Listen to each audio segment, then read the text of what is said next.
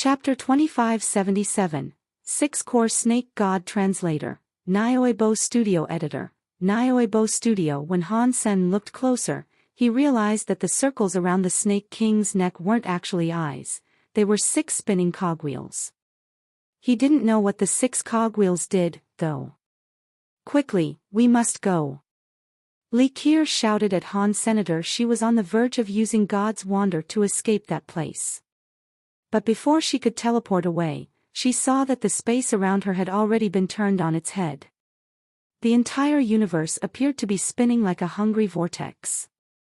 Han Sen also tried to teleport away, but he found that he couldn't tear space and escape through it like he would need to. It was like he had lost his connection to the outside world. Oh no! We're trapped in 6 space.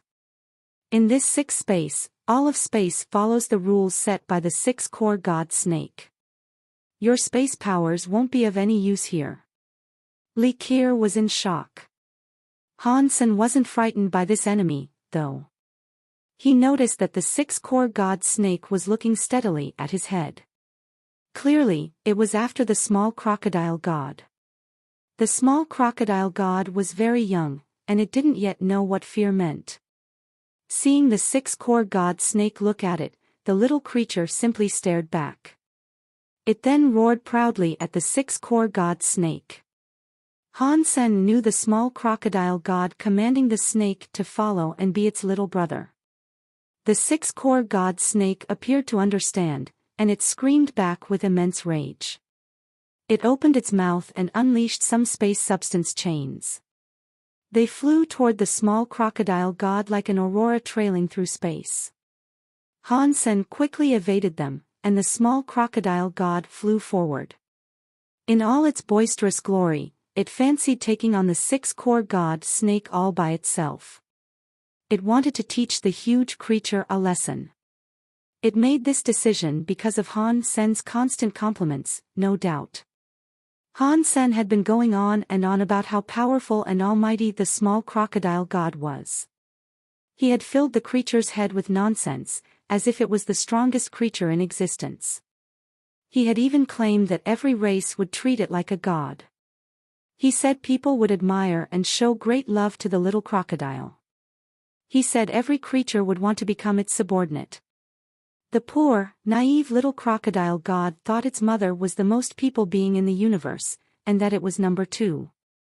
It thought all other creatures were tiny by comparison, so it wasn't going to stand for the 6-core god snake's offense. Han Sen hadn't run far before coming to a stop. He wanted to watch the fight between the snake and crocodile. Run! The small crocodile god isn't a worthy opponent for the 6-core god snake. We should leave now before it is too late, Exquisite said, flying over to Han Sr. The small crocodile god's power should be as good as a primitive deified here, right? Can anything else in the core area be stronger than it? Han Sen asked. The 6-core god snake is one of the strongest xenogeneics in the core area, Li Qier explained. The snake isn't as strong as the big crocodile god, but it is as good as a primitive can get. Plus, its space powers are so strong, and in addition to the fighting experience it has compared to the little crocodile god. Well, the newborn crocodile god doesn't really stand a chance of fighting back. Pang! What Li Qier said immediately came true. There was a loud noise, and when Han Sen turned to take a look, he saw that the little crocodile god had been sent flying away by the 6-core god snake. The little creature rolled end over end through space. It eventually hit a planet, and the planet blew up. So strong. Han Sen thought in shock. He took the bronze furnace with him as he flew away. The space around them was under the snake's control, so they couldn't teleport away. Even Exquisite and Li Qier were forced to fly away instead of teleporting. The space behind them seemed to groan with a strange sound. Han Sen couldn't help but look back. There, he saw that the small crocodile god's face was swollen and discolored. It started to cry. Its small eyes were streaming with tears. I'm sorry, little crocodile god. You can't beat him, and neither can I. At least you are a deified xenogeniac. You should just run while you still have the chance to. Don't take it out on me. We aren't being cruel, here. You took us as hostages, remember? We are enemies, Han Sen said over his shoulder as he flew. Han Sen followed the very high women as they flew away, but some unexpected pangs of regret were striking Han Sen's heart. He thought that the teary eyes of the small crocodile god were meant for him. So, why did the six-core god snake want to kill the small crocodile god? Han Sen asked Li Qier as he continued flying. The six-core god snake is one of the rare core xenogeniacs that can evolve. Its name wasn't always six-core god snake. It used to be known as the two-core god snake. Its neck only had two cogwheels back then. Whenever it eats a deified core gene, it can create another cogwheel, and its power increases. It now has 6 cores, and so the power it has should make it the most powerful primitive deified out there. Plus, it has scary space powers. It isn't like the Gold Armor General or those other core deified xenogeniacs, Li Qier explained. Does the 6-core god snake have a weakness? Han Sen asked with a frown. It does. Its power is very strong, but core xenogeniacs always have flaws. The same applies to the 6-core god snake. Its weakness is those cogwheels. 4 of them were obtained by eating 4 other deified xenogeniacs. They aren't as good as the creature's original cogwheels. That is its weakness, Li Qier said. You guys should go on ahead, Han Sen said. Then, he suddenly flew back. What are you doing? Li Qier and Exquisite asked in confusion. They weren't quite sure what Han Sen was planning. You guys should leave now. I'm going back to watch, Han Sen said. He felt something weird in his heart, and so he decided to go back. Is he going to save that small crocodile god? Li Qier watched Han Sen leave. She couldn't believe that what she said was actually happening. He is controlled by his emotions way too much. He will be at a constant disadvantage like that. While his talents are exceptional, he is too dangerous to take on as a silkworm, Exquisite said emotionlessly. But if I was trapped and couldn't fight back, I wish there was someone out there driven by an emotion that made them want to save me, Li Qier said with a conflicted expression. Everything must die. With an attitude like that, your practice with the very high sense will not go very far. Exquisite frowned. The small crocodile god had been captured by space substance chains. It hung in space, unable to move. Thankfully, its body was too strong for the chains to dig into its scaled flesh. The space substance kept hitting it, but the blows could only make the small creature bleed. The 6-core god snake was staring down at the small crocodile god like a hungry demon. Its substance chains kept raging, lashing the little creature over and over. The small crocodile god continued to cry out as more and more bloody wounds appeared across its body. The small crocodile god's powers weren't enough to break the space substance chains. It was unable to avoid the hits. It was just hanging where it was, being lashed over and over. Streaks of blood ran down its body. Although it wasn't heavily injured, it was in agony. Its tears streamed off its face to fall like droplets of rain.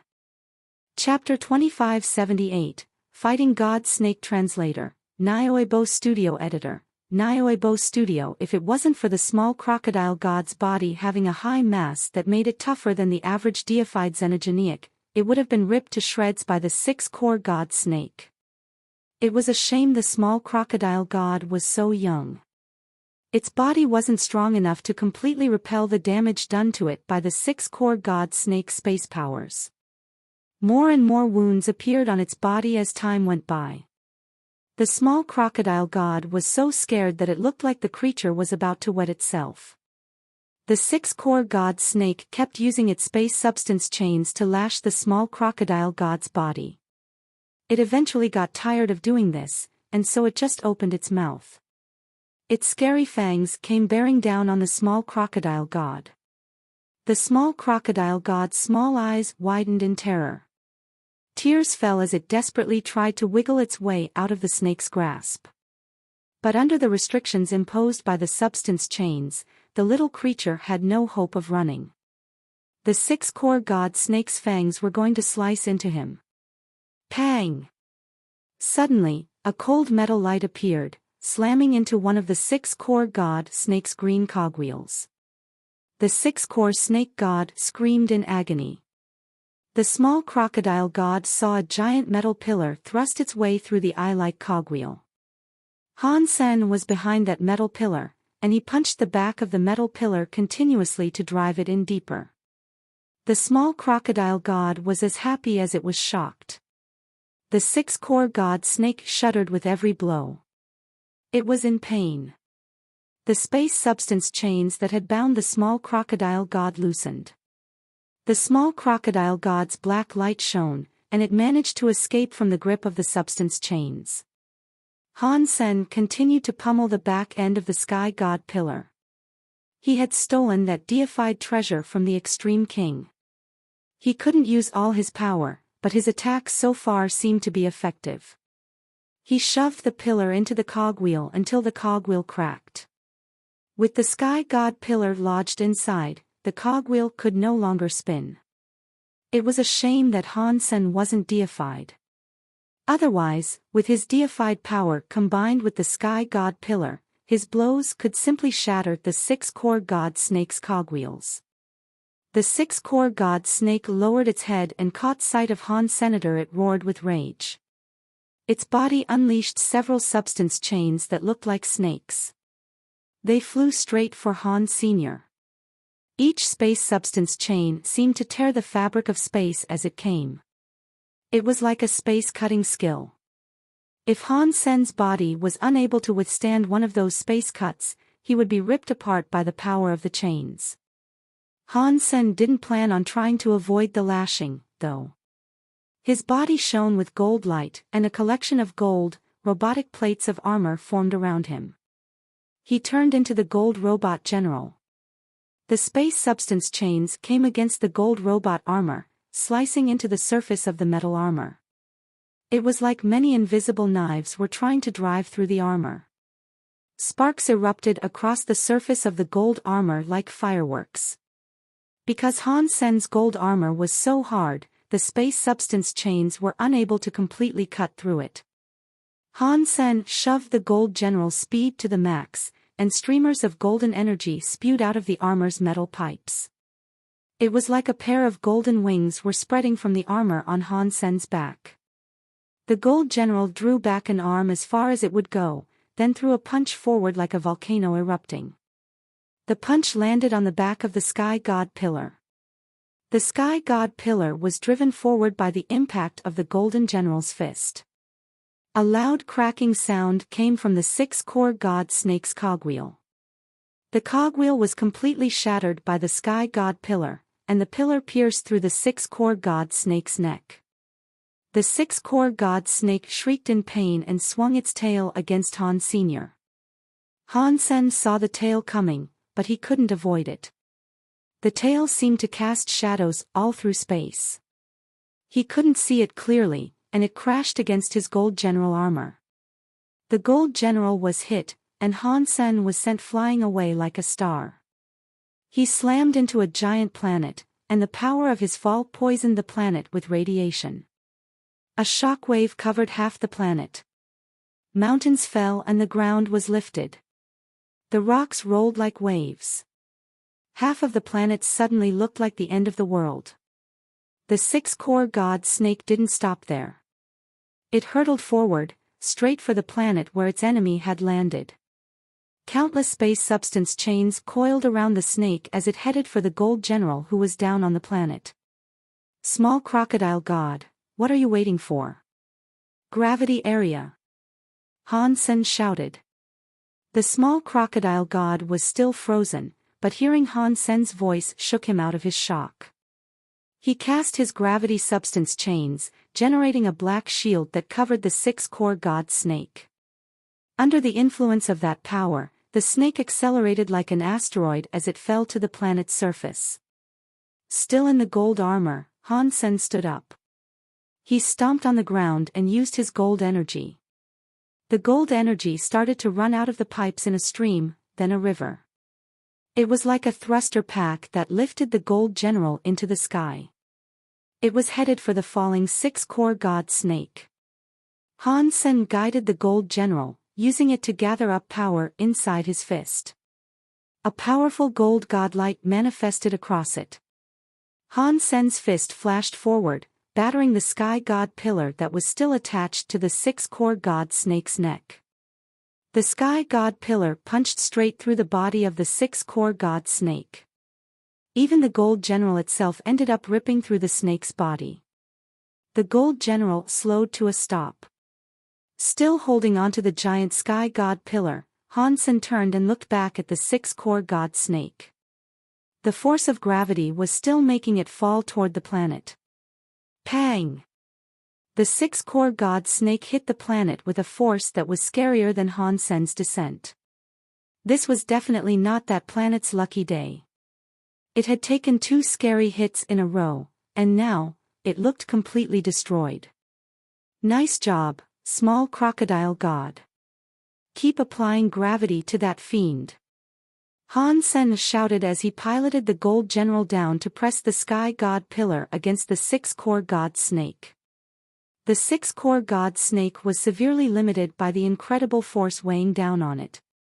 The creature's movements were incredibly slow, and it was completely unable to dodge the gold general's attacks. The six-core god snake shrieked strangely. Countless space substance chains opened like a chrysanthemum, then came for Han Senator. They stretched forward to hold him off, trying to keep him from directly approaching the six-core god snake. Han Sen's face didn't change, and he didn't dodge. He pushed the power of the gold general to the max as he headed for the six-core god snake.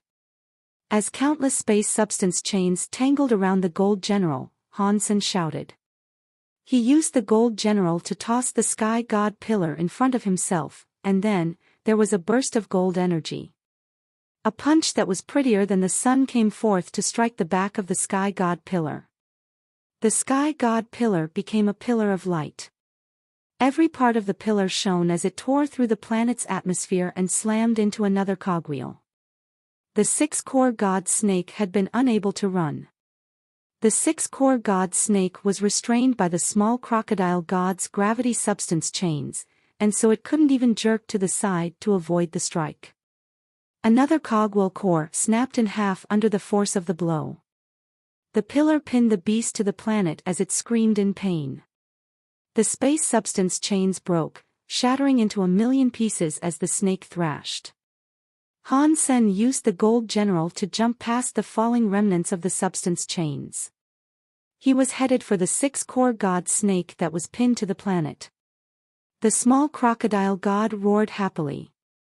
Chapter 2579, Claiming Another Deified Beast Soul Translator, Audiobook Studio Editor, Audiobook Studio. With Han Sen controlling the six-core god snake, the small crocodile god became cocky. The six-core god snake had beat him up earlier, and so he gnashed his teeth now in rage. His body unleashed a black light, and even more heavy substance chains thudded into the six-core god snake. The six-core god snake's movements slowed to a crawl. There was no way that it could escape the planet now. 2 of its cogwheels were destroyed now, and it was heavily injured. It moved with snail-like speed. The small crocodile god's gravity substance chains were pinning it in place, keeping it from avoiding Han Sen's attacks. Pang! Pang! Pang! Pang! The gold general flew over to the six-core god snake that was pinned to the planet. Instead of pulling out the pillar that was pinning the snake, he used his fists to strike the creature. Gold energy carried each swing. It was like a glowing storm was raining down on the captured snake. The six-core god snake remained pinned in place. The small crocodile god's substance chains had it trapped, and there was nothing it could do to defend itself. Under the gold general's continuing barrage of attacks, the cogwheels broke one after another. In seconds, another two had crumbled to dust.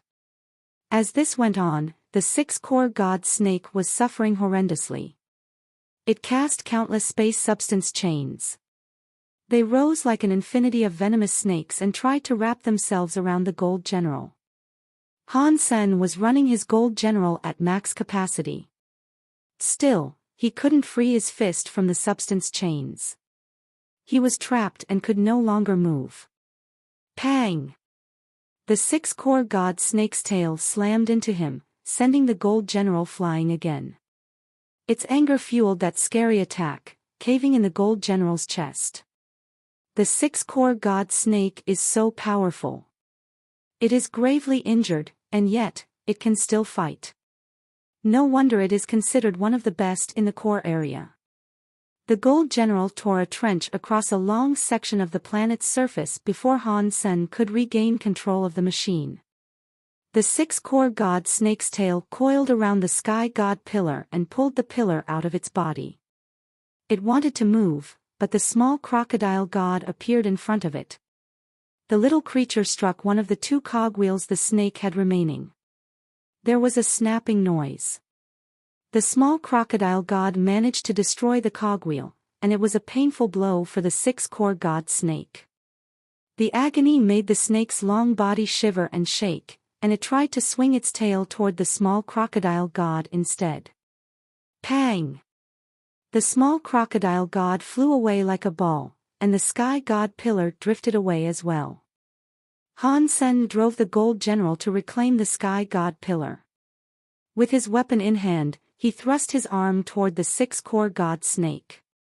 While the snake was still contorted in pain, Han Sen penetrated the creature's final cogwheel. The six-core god snake thrashed and twisted. It tried using its tail to smack the gold general away again, but the small crocodile god was furiously returning to the fray. A heavy substance chain landed across the snake and slowed it even further. The gold general approached as this occurred. Han Sen's fists angrily pummeled the wounds of the six-core god snake. A frenzy of gold punches hit the snake like a crazy and wrathful storm. The six-core god snake's body was slowly driven into the planet. Chunks of rock flew everywhere. Pang! Han Sen continued to punch, and the six-core god snake and the planet exploded. The scary explosion spread through space like a beautiful firework. Core deified xenogeneic hunted, six-core god snake. Deified xenogeneic gene found. Obtained six-core god snake beast soul. I got the beast soul. Han Sen grinned. Far away in space, Exquisite and Likir were frozen. They had used their very high sense to watch the entire battle unfold. They thought Han Sen was quite amazing when he turned into the gold general, but then he cooperated with the small crocodile god to defeat the six-core god snake with relative ease. It really was Dollar that stole the sea sky eye and the sky god pillar. Likir's heart was a confused mess of emotion at that moment. She had thought from the beginning that the gold-armored general had some connection to Dollar, but she hadn't suspected that Dollar himself could have been that gold general. What is that? Exquisite's normally emotionless face looked shocked. She recognized the gold general, but she didn't understand how Dollar was able to become the foe he had once defeated. I do not know. Likir shook her head with a wry smile. She knew that was the gold general, but she didn't know how Dollar could transform into it. She could not imagine what forces could allow that. The small crocodile god ran to the six-core god snake's corpse. It kicked and bit it savagely. It was a shame that the little creature didn't eat meat. And the six-core god snake's body was like metal, anyway. There was probably nothing worth eating there regardless. Han Sen put away the gold general that had been badly damaged. The six-core god snake was strong. Even the gold general's powerful defensives had taken a lot of nasty damage. Some parts of it were broken entirely. If the small crocodile god hadn't used his gravity substance chains to restrict the snake, the gold general would have been cut to pieces. Digging out the 6-core god snake's core xenogeneic gene, Han Sen noted how it was a jade-green cogwheel. It was only around the size of a fist, and it had spun continuously in the 6-core god snake's head. That is some good stuff. Han Sen could feel the scary presence emitted by the cogwheel, and so he complimented it. But he still couldn't absorb deified genes just yet, so he put it away for now. The small crocodile god spent the last of his anger on the corpse of the snake. He flew to Han Sen and began to make noises that were a mixture of screams and crying. It was like the little guy claiming that Han Sen had lied to him. Small crocodile god, you are so powerful. You killed such a powerful xenogeneic. You must be the strongest creature in the universe. Han Sen looked at the small crocodile god with admiration and complimented it profusely. The small crocodile god was about to continue ranting at Han Sen, but as he heard all this, he became cocky. He squinted his little eyes and looked very proud. He looked as if he was strong and almighty and forgot about his argument with Han Sr. Kids are easy to trick, Han Sen thought, looking at the prideful little crocodile god with a smile. The small crocodile god leaped back onto Han Sen's head. It raised its head and roared. It seemed to be telling Han Sen to go and find more xenogeneics for it to kill. Han Sen flew away. And as he went, he examined the core deified beast soul he had obtained from the 6-core god snake. Core deified beast soul, 6-core god snake, weapon, a weapon beast soul. It's a weapon beast soul. It is finally here. I wonder what it will be. Since it came from a snake, perhaps it will be a spear. Maybe it will be a sword. Or maybe it will end up being a dagger. Han Sen was so happy. He had wanted a deified weapon for the longest time. And this was a space power weapon beast soul, so it had to be something special. Without hesitation, Han Sen summoned the 6-core god snake beast soul. A green compound bow appeared in his hands. The bow looked so cool. It had mechanical arms, and its body was decorated with 6 wheels. It had the features of a mechanical cold-based weapon. It was chilly to the touch, and it looked frightening. He could already tell that it would have unparalleled accuracy. The cold-based weapon exuded a murderous feeling. Something about its styling reminded Han Sen of a complex machine. Han Sen could see the bow shimmer with the shadow of the 6-core god snake. This is a bow. Han Sen looked at the 6-core snake bow in his hands in surprise. Chapter 2580, The Snakes Are Coming. Translator, Audiobook Studio Editor, Audiobook Studio. Han Sen immediately loved his new bow. He had recently used Autumn Wind's wind string, but the bow already possessed an owner. Forcing it open hadn't felt good. But this 6-core snake bow was different. Han Sen held its body and pulled the string effortlessly. The cogwheels across it spun as he drew the string back, and it didn't cost him any strength to make use of it. And the power the bow could unleash was just as great as he had hoped. In fact, this bow was capable of shooting projectiles with more power than wind string could have managed. Han Sen could feel the space power coming from the bow, but he didn't know how that space power would affect the use of the 6-core snake bow. This was the first time Han Sen had gotten the opportunity to make use of a deified beast soul weapon. It was difficult to gauge the amount of power it possessed. Han Sen didn't plan on trying it out immediately. He was willing to save this bow for his true identity as Han Senator for $. The gold general already provided enough power to battle deified beings. Plus, it wouldn't even be possible for Han Sen to use the bow while he was using the gold general. Therefore, keeping the bow as $. Would be pointless. However, the weapon couldn't be more perfect for Han Sen's identity. The Peacock King's soul robe wouldn't affect his use of the bow, and it would actually give the bow even more power. It would definitely give him more security.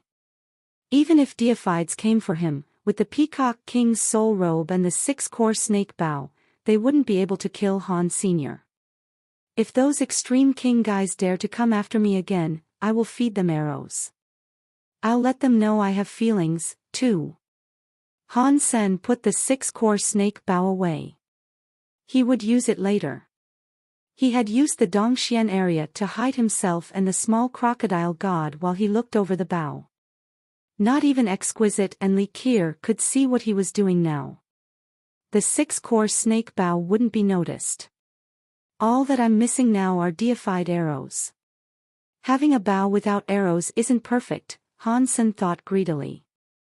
Exquisite and Li Qier were going to chase after Han Sen, but they soon realized he had vanished from their abilities of detection. They could no longer detect his presence, no matter what method they used. They ran to the place where Han Sen was last seen, but he seemed to be long gone. Not even the very high sense could find a trace of him. This dollar is a very mysterious individual, Exquisite said with a frown. Not just mysterious. Everything he does is a little beyond belief, but it will be hard to convince someone like that to become my silkworm. Li Qier sighed. No matter how strong he is, he cannot elude the very high forever. If you really want to pick him, we can go back home and have the elder unearth his identity. Then, we can formulate a plan to take him, Exquisite said. Li Qier shook her head.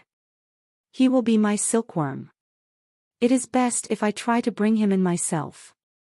Exquisite said nothing, but she didn't have much hope for Li Qier's efforts. Before she met Dollar, Exquisite would never have expected that a potential silkworm might refuse an offer from the very high. But Han Sen was so amazing that she was even double-guessing the prestige of her race. It would be very difficult to convince someone like that to become a silkworm. Plus, Li Qier's very high sense wasn't perfect yet. But Li Qier insisted, so Exquisite saw no reason to argue. Han Sen brought the small crocodile god around with him to hunt.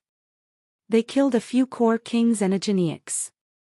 The small crocodile god was happy at first, but now he was growing tired. Han Sen brought out some wine to make the creature happy again, but the small crocodile god was becoming harder to please. He wanted to see the outside world more and more.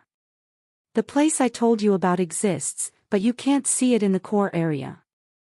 You are a creature of the core area. You cannot leave. So, how can I take you to see what is out there? Han Sen was annoyed by this prospect, too. Fortunately, the bronze furnace was there. It was able to help Han Sen by making the small crocodile god much happier. The small crocodile god had killed many Xenogeneics for the bronze furnace, and now, there were many swords inside the furnace. Han Sen used glasses to examine the furnace. Its potential was 5 stars, too. That was the max a king class could be before becoming deified. What a shame. The Xenogeneics from the core area cannot leave. If they could, I could keep them by my side at all times. Han Sen sighed. Han Sen had the bronze furnace lead them around. Han Sen soon left the core area, though, and he returned to the white whale. In the past, whenever Han Sen returned, the pirates would happily welcome him. But this time, no one even noticed when he appeared. Everyone was watching something outside of the white whale, and they seemed to be frozen with shock. Even Bauer was. Han Sen didn't know what was going on. He followed everyone's gazes and found that there was a group of snakes coming to the land. They were emerging from the Black Sea, and the white tiger was trying to fight them off. These battles had happened many times before, but this time, it was different. There were too many groups of snakes coming out of the Black Sea. There were many times the number of snakes that had appeared on any previous occasion. The snakes slithered onto the island in hordes and began munching on the mushrooms. They were scarier than a swarm of locusts. The white tiger was killing them, but there were too many snakes. It was unable to kill them all. The snakes slithered onto the island in greater and greater numbers. Oh no! Fang Qingyue suddenly breathed upon seeing the snake hordes. Oh no, what? The pirates looked at Fang Qingyu. Fang Qingyu looked terrible, and he said, if the white tiger cannot stop the snakes, all the mushrooms here will be eaten by the creatures. That means we will have no food for ourselves. Pa, I thought you meant something more severe. That is no big deal. We can trade for food in the core area with others, a pirate said. It's not that simple. Listen, if all the mushrooms are gone, then the white tiger might get hungry and come after us. And how about the snakes themselves? Aside from the mushrooms out there, before Fang Qingyu finished, everyone knew what he meant. They all looked at the mushrooms on each other's heads. They felt a chill. If the snakes treated them like food, they would have to stop the snakes' advance. And that probably wouldn't go too well for them. They had seen how scary the snakes were, as many of them could be king class. But the snakes also came in seemingly infinite numbers. It would be impossible to kill them all. If the white tiger couldn't stop the snakes, there was little they could do. Little Red Bird, go out and help, Han Sen said to the little red bird. If the snake group took over the island, it would be quite the annoyance for them. That was why Han Sen allowed the little red bird to help the white tiger fight off the snakes. But before the little red bird did anything, a harsh wind blew across the Black Sea. It created giant, tumultuous waves as a giant monster emerged from the black water. Chapter 2581, Tentacle Monster Translator, Audiobook Studio Editor, Audiobook Studio. That monster was breathtakingly ugly. It was like a giant worm, but countless hair-like tentacles writhed from the sides of its body. The beast crawled out of the black water, its body still dripping the corrosive liquid of the sea. When the white tiger saw the monster, its expression changed. It roared to the sky, its mouth stretched wide open. Then, a mushroom rain began to storm down on the big monster. The mushrooms exploded near the monster, turning into giant spore clouds that hung in the air. Mushrooms began to grow on the heads of the snakes all around the spores. As the small mushrooms grew, the bodies of the snakes were sucked dry. They collapsed onto the ground like dust. Fang Qingyu and the pirates stared at the battle with wide eyes. The pirates were so scared, and they screamed, if our mushrooms grow big, will they suck us dry, too? Everyone was scared, but Han Sen reassured them by saying, don't worry. The mushrooms on our heads are different from the mushrooms plaguing those snakes. The crew felt much safer after Han Sen said that, although their nerves continued to rattle. The ugly monster stood in the center of those spore clouds, and the clouds were heaviest right around the monster's body. But even so, it didn't seem to be afflicted with the power-draining mushrooms. The monster moved onto the island. It ate a lot of mushrooms, and the strange snakes moved with it. The white tiger was unable to do anything to stop them. The white tiger kept firing its mushroom rain, but that attack only seemed to affect the smaller snakes. It did nothing to that horrendous beast. Furthermore, the monster was so unaffected that it completely ignored the white tiger. It simply dragged its mountainous body toward the mushroom forest. It opened its mouth wide and began gnashing its teeth to bite and chew. It was able to swallow a few acres of forest in no time. No matter how many mushrooms the island contained, it clearly wouldn't be enough to sate the hunger of that monster. The white tiger became extremely upset as it watched the enormous beast. The white tiger dug its head into the ground and disappeared. No way. It ran away so soon. Fang Qingyu and the others hadn't expected that. But the next second, the white tiger emerged underneath the monster. Its claws tore into the white tiger's belly. For a split second, everyone thought that the white tiger had cleverly gained the upper hand. Then the monster's silky tentacles moved, reaching down and tying up the white tiger like a zongzi. The white tiger struggled and roared, but it couldn't escape from the tentacles. Those tiny tentacles appeared to be alive. They traced the white tiger's mouth, ears, eyes, and nose. Then the lecherous things began drilling into each orifice. The white tiger began to release horrendous, deafening screams. Everyone felt a chill while watching it. Their bodies flared with goosebumps. They had seen many people be killed before, and not even watching a person be dismembered would make them flinch. But seeing all those hair-like tentacles drilling into the mouth, ears, eyes, and nostrils of the white tiger was enough to give them a proper chill. The white tiger kept struggling. It tried to gnaw and bite off the silk-like tentacles, but once the tentacles were bitten free, they could still move of their own volition. They were like worms, drilling into the creature's body. The sight made people feel itchy. "Little Red, go and help him," Han Sen said to the little red bird.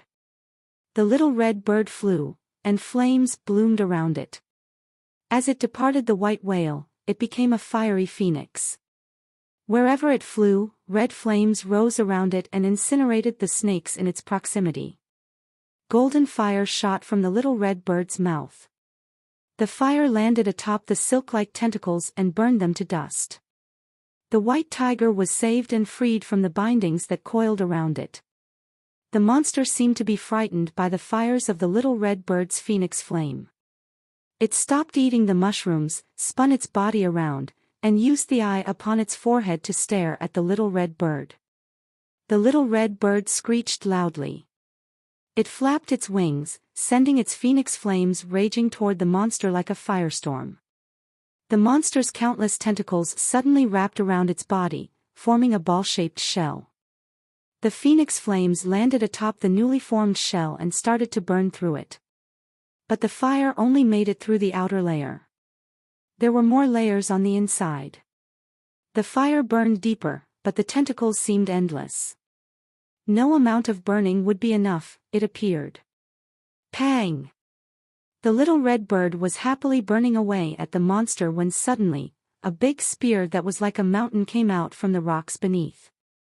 The spear hit the little red bird before it could react and sent the little red bird spinning away amidst a haze of fiery explosions. Han Sen had a closer look, and he found that the giant spear had been formed from the monster's smaller tentacles. After the hit that the little red bird had taken, its fire seemed to be weaker. It screamed in rage. And when it screamed, the strength and vigor of its flames returned. It hurled itself back into the fight with the monster. The monster moved its silk tentacles, letting them writhe together. Many wings formed around the monster's body, and those wings began to beat in tandem to make the body of the creature fly very quickly. It was no slower than the little red bird. The monster and the little red bird chased each other through the air. The silk tentacles on the monster seemed innumerable, and they could take on any shape. They could form shields and weapons if they wished to. The little red bird's fire could drive back the tentacles for a while, but no lasting damage was ever done. A lot of the weird snakes were still headed for the island, and the white tiger remained there to deal with them. But there were still too many of them. And it didn't matter how many were killed, as more and more would show up. They refused to retreat from the island. "Whoever is king class or above should go out there and help," Han Sen said. Then, he summoned his peacock king's soul robe and hastily departed the white whale. Bauer jumped onto Han Sen's shoulder to go with him. Gu Qingcheng and Elysian Moon went with him, too. The Extreme King knights and pirates also went out to fight. They knew this was a matter of life and death, and so nobody thought twice about going out there to fight. Han Sen didn't go after the horde of snakes, though. He was headed for the little red bird and the monster that were still fighting in the sky. His body glowed like a rainbow as he flew toward the monster. The monster reacted to his approach incredibly quickly. It continued to fight the little red bird, but it also spawned many more tentacles that formed a shield to stop the corrosion induced by the rainbow light. While the rainbow light quickly melted through the makeshift shield, the tentacles were able to immediately form a new one. It would continue doing so until the rainbow light cast by Han Sen was finished. When Han Sen got close to the monster, the tentacles formed a big hammer that tried to strike him. Han Sen looped through the air like a phoenix to avoid the hammer. He cast a rainbow light across his body. But the rainbow light was blocked by another shield of tentacles. Although the monster was fighting two enemies, it was dealing with Han Sen and the little red bird's attacks with perfect precision. Chapter 2582, Retreat Translator, Audiobook Studio Editor. Audiobook Studio. The monster was like a fighting machine. It could rotate 360 degrees in a moment, and it could release tentacles from any part of its body. The tentacles could weave themselves together to create whatever weapon or defense best suited the needs of its fight. The scariest thing about it was that the tentacles were deified class. And the whole composition of the beast had a strong life power. No matter how many times it was struck, it could recompose itself. Facing such an opponent, Han Sen and the little red bird weren't sure what to do. Han Sen and the bird were attacking the monster together, but they were at a disadvantage. Real deified xenogeneics are scary. Those fake deified xenogeneics in the core area are nothing compared to this. Han Sen was shocked. He couldn't think of a way in which they could defeat this foe. An idea occurred to him, and he summoned his 6-core snake bow. He didn't have any deified arrows for it, so he had to summon a king-class arrow beast soul. He placed the arrow on the 6-core snake bow and pulled the string. Whoosh! The moment Han Sen let the arrow fly, the 6-core snake bow's 6 wheels spun. The arrow was imbued with a strange power, and it immediately disappeared. When the arrow appeared again, it was in front of the monster. It soared right into the eye upon the monster's forehead. The 6-core snake bow gives space power to the arrows it shoots. Han Sen realized with pleasure. That meant every arrow the 6-core snake bow fired would teleport. That was better than Han Sen's skill for drilling arrows. When people were shot by an arrow from this bow, they wouldn't be able to trace its path toward them. Plus, Han Sen was also able to tell that the arrow could tear through the fabric of space. That was the power the 6-core snake bow could imbue upon the projectiles he used with it. The king-class beast soul arrow received enough of a buff from the 6-core snake bow to pierce through the monster's eye. Half the arrow embedded itself firmly in the eye, and blood sprayed out around it. This is a nice bow, Han Sen thought happily. The bow's power was perfect for Han Senator, but Han Sen didn't stay happy for long. Tentacles grew from the injured monster's eye. The tentacles wrapped around the beast's soul arrow and removed the power Han Sen had given to the projectile. Then the monster pulled out the beast's soul arrow and cracked it. That injured eye was covered by tentacles and swiftly healed. Is the monster's entire body made of silk? Han Sen wondered. Quickly, Han Sen's guess was confirmed. He used his 6-core snake bow to strike the monster's body. The same result was achieved. No matter where Han Sen fired, tentacles would appear and patch up the monster in no time at all. I believe I can kill you. Han Sen added his turtle spell to the arrow in a bid to slow the beast down. The turtle skill was applied to the monster. It managed to make the monster's body slower, but Han Sen was soon surprised to learn that the monster could shed the parts of its body that contained turtle. That removed the effects of the spell from the greater mass of the beast. Han Sen tried to apply the turtle symbol in many different ways, but ultimately, it was ineffective. The monster was like a gecko that could keep reproducing its tail. This creature could cut off any part of its body to no negative effect. This guy is more disgusting than Bar, Han Sen said. The little red bird and Han Sen didn't know what to do against the monster. The monster kept using its tentacles to form all sorts of different weapons to attack them. Some of its attacks changed weapons unexpectedly at the last moment. It could make knives, spears, swords, and sticks. It could also make shields and fists. The monster was like an invincible killing machine. It was giving Han Sen and the little red bird a headache. Gu Qingcheng and the others were helping the white tiger tackle all the smaller snakes, but things weren't going so well for them either. More and more of those weird snakes slithered up onto the island. Their numbers were growing. Whenever the defenders killed one snake, 2 more took its place. Half the island was now wholly swarmed by the snakes. The white tiger suddenly meowed to the sky. Its cry was directed at Han Sr. Han Sen didn't understand what the white tiger wanted. The white tiger jumped and drilled into the ground. When it reappeared, it was 100 miles away. Then, it called to Han Sen again. Han Sen now understood. It wanted Han Sen to follow it. Although Han Sen didn't understand what the white tiger was thinking, he knew that fighting like this was futile. Even if he and the little red bird could survive, Fang Qingyu and the others would likely be killed. Bauer, you drive. Follow it and let's go. Han Sen threw Bauer into the white whale. Bauer dropped through the air. When the ground came near, she flipped and landed softly upon the white whale. She hurried inside and fired it up, then piloted it toward the white tiger.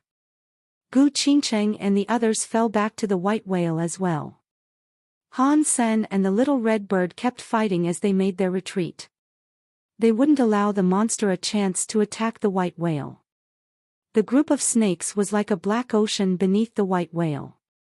They destroyed everything in sight. The fairy-tale-like Mushroom Island was turned into a ruined, rocky crag. Han Sen and the little red bird flew a great distance away from the monster, but it no longer seemed to be going after them. It started to gorge on the mushrooms now that it could do so uninterrupted. Han Sen and the little red bird no longer provoked it. They flew next to the white whale to protect it. And as they did, they all proceeded to follow the white tiger. Their situation was a dire one. Food was now going to be a problem. The scariest thing was that the snakes and the monster were both issues that they had no idea how to solve. The white whale flew over the island. As they moved beyond the snakes, they saw the mushroom forest behind them get consumed. Suddenly, Han Sen's face grew pale as he looked at one snake among the writhing mass. After eating a lot of mushrooms, its body became larger. It swelled to 10 times its previous size, and its body started to grow tentacles. It was like a smaller version of that Goliath monster. They aren't snakes. They're baby versions of that big one, Han Sen and the others now understood. They looked quite glum. One monster was hard enough to deal with. If they all became monsters, it would be disastrous. And as everyone was trying to process the new information, a few more of the snakes grew bigger. They became just like the monster that was covered in tentacles. But their auras didn't reach the horrifying level of the largest one just yet. They were king class, most likely, and almost as good as a half-deified. Is this a joke? One the pirates mumbled in shock. No one answered him, and that was because no one knew what it was. The white tiger kept running through the mushroom forest, but if the white whale started to lag, it would stop and roar up at them. It went back to running when they caught up. It was like it was leading them someplace. Chapter 2583. It's hard to tell if it's good or bad. Translator, Audiobook Studio Editor. Audiobook Studio. Han Sen and the others had explored this island many times before. Aside from the mushrooms, there was nothing special to be found. They had searched the broken battleship repeatedly, but nothing important was ever discovered. Where is the white tiger taking us? Is he going to take us away from here somehow? Han Sen wondered, intrigued. But Han Sen was soon disappointed. The white tiger wasn't planning on leaving the island. They came to a giant mushroom that was around 3 stories tall. The tiger walked up to the mushroom and slapped it.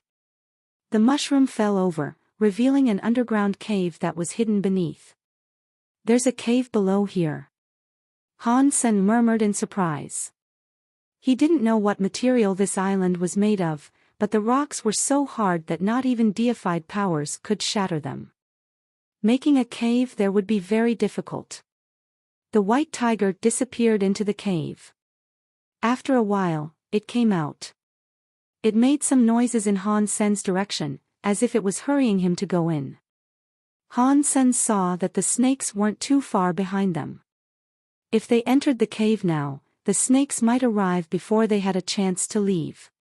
That would thrust them into the maw of another nasty fight. But as Han Sen thought about it some more, he realized that they had little choice if they wanted to stay on the island. The snakes would be their enemies as long as they remained on the island, and there was little they could do against the snakes in their current state. Everyone disembarked the white whale. Han Sen shrank the white whale and put it away, then dropped into the underground cave. The others couldn't do anything except follow. They had been inside the cave for less than 30 seconds when the snakes arrived, covering the ground like a black blanket. Many of the slithery serpents poked their heads into the cave. Because there weren't any mushrooms, however, the snakes didn't seem to be very interested. After looking around the cave briefly, they crawled back out. Han Sen and the others continued to follow the white tiger. Han Sen soon realized that the cave was a natural formation, not a man-made hollow. That made him feel very relieved. If it was man-made, then whatever made the cave could be very dangerous to them. If it was natural, on the other hand, there was a chance it was just an ordinary cave that could help them avoid disaster. Why would that white tiger be so kind, bringing us to a cave to avoid disaster? Or is this part of a greater conspiracy? One of the pirates asked. Regardless, we need to keep walking. Unless you want to fight those monsters outside the cave, that is, another pirate said. Stop talking. We might as well explore the cave fully. Maybe that is where the white tiger stores its treasure. Who knows? We might be able to get something good out of it. The pirate crew was chattering among themselves when suddenly, they felt something emerge from deeper in the cave. In fact, they did not see anything. They just felt something come forward. The next second, everyone felt a chill. Their clothes billowed as a cold wind rushed up from deeper in the cave. The cold wind wasn't very strong. It was the type of wind that would only make tree leaves flutter gently, so it wasn't harmful to Han Sen's group. However, the wind made everyone feel weirded out. One of the pirates said, "Weird. There is wind underground. Does that mean there is an exit?" Fang Qingyu's eyes brightened, and he said, "We're assuming that we've been in the black hole spider's stomach, right? If the ocean is the creature's stomach, there should be some organs that connect to it. Maybe accessing those organs can lead us to an exit." *T. Does that mean the wind was a fart? A pirate exclaimed, turning green. Fang Qingyu's explanation made the others feel uncomfortable. But more than anything, they were just surprised. If this was true, they had a chance of escaping this hellish place alive. Escaping through the creature's intestines did not sound pleasant, but it would be better than dying. No matter how nasty the trip might be, life was more important. Everyone was full of hope. Their morale was given a big boost, and they followed the tiger at an eager pace. The tunnel twisted and corkscrewed, but in general, it was headed down. Some places were wide enough to let a plane fly through. Other places were so narrow that only one person could squeeze their way through at a time.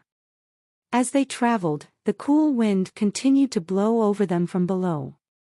It was a very soft wind at first, but the deeper they went, the stronger it became.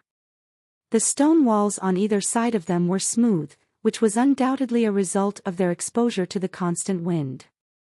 It was like they had been caressed for 1 billion years. And then, they heard another wind-like sound.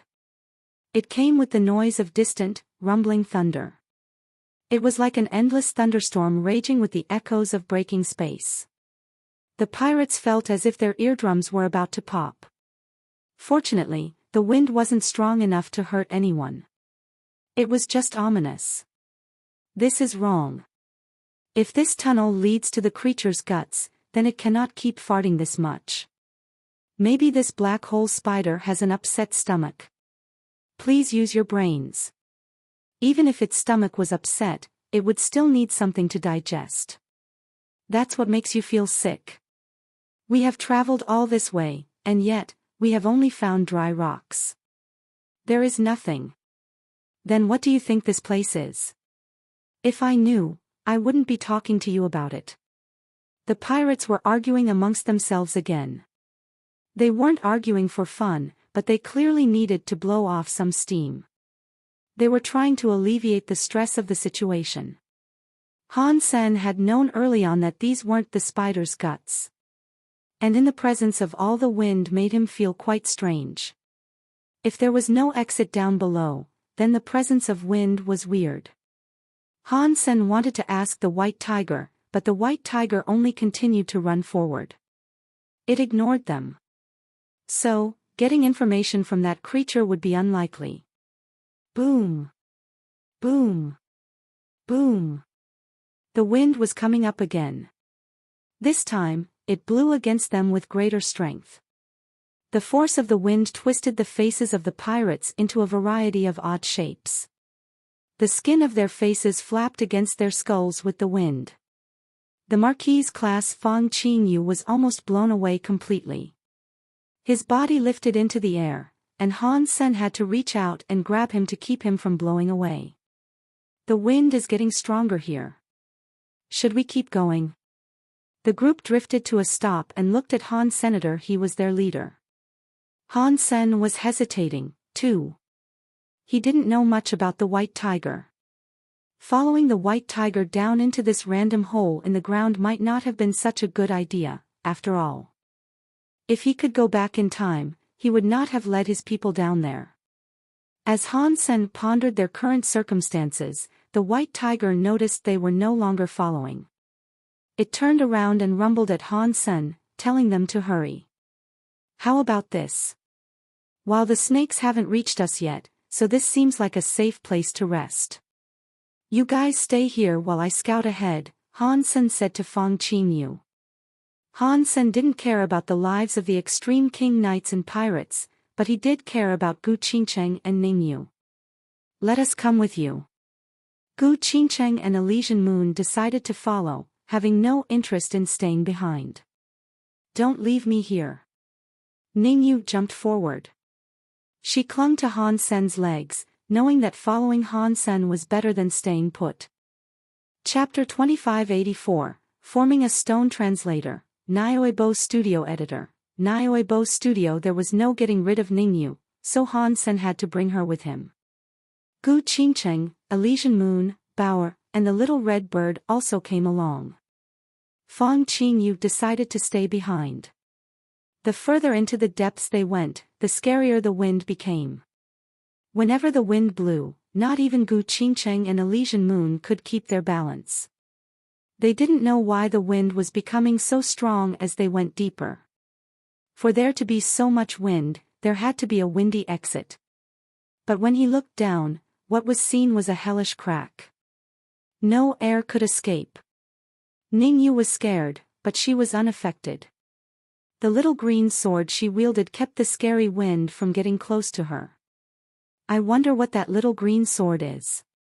Its abilities are too scary, Han Sen said with a sigh. As Han Sen was thinking, the white tiger suddenly disappeared. It was like it had just vanished into thin air. Why has the white tiger disappeared? Ningyu shouted in fear. Before Han Sen could answer, the white tiger was there again.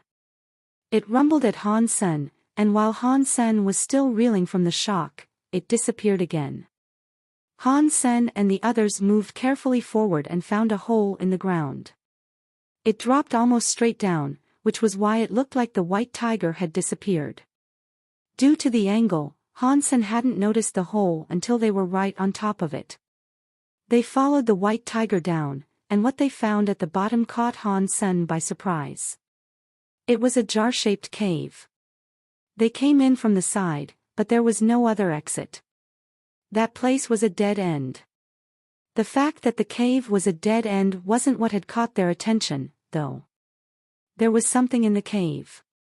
Han Sen didn't recognize the device. Most of it was obscured by the stone that covered it, and only about 1 foot of it could be seen.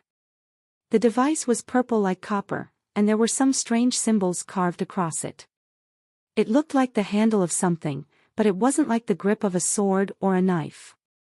That was because this handle was only as thick as a couple of Han Sen's fingers. And even with the little they could see right now, the group knew that it was too long to be a normal handle. Boom! Han Sen and the others were still looking at that purple copper object that was buried by rocks when suddenly, a weird symbol shone with purple light. And right after, a scary storm came out of the purple object. Everyone was blown away by the wind. They bounced around the cave like rubber balls until the wind escaped through the passage they had used to enter. The respite afterward allowed them to get back on their feet. Han Sen and the little red bird had been left rather disheveled by the abrupt gust. The wind was far stronger than what they had experienced before. The wind was comparatively gentle when it entered the tunnel, but inside that cave, they were exposed to the full power of the gusts. What is this? How can it be so powerful? Han Sen looked at the purple copper object with shock. His eyes were glowing. Meow. The white tiger had walked over to stand next to the purple copper object. It used a paw to point at the item, and then it called to Han Sr. You mean, you want me to get it out of there? Han Sen asked. Meow, the white tiger said with a nod. Gu Qingcheng was staring intently at the purple copper object, and she made a guess. Maybe this thing can restrain the monster outside.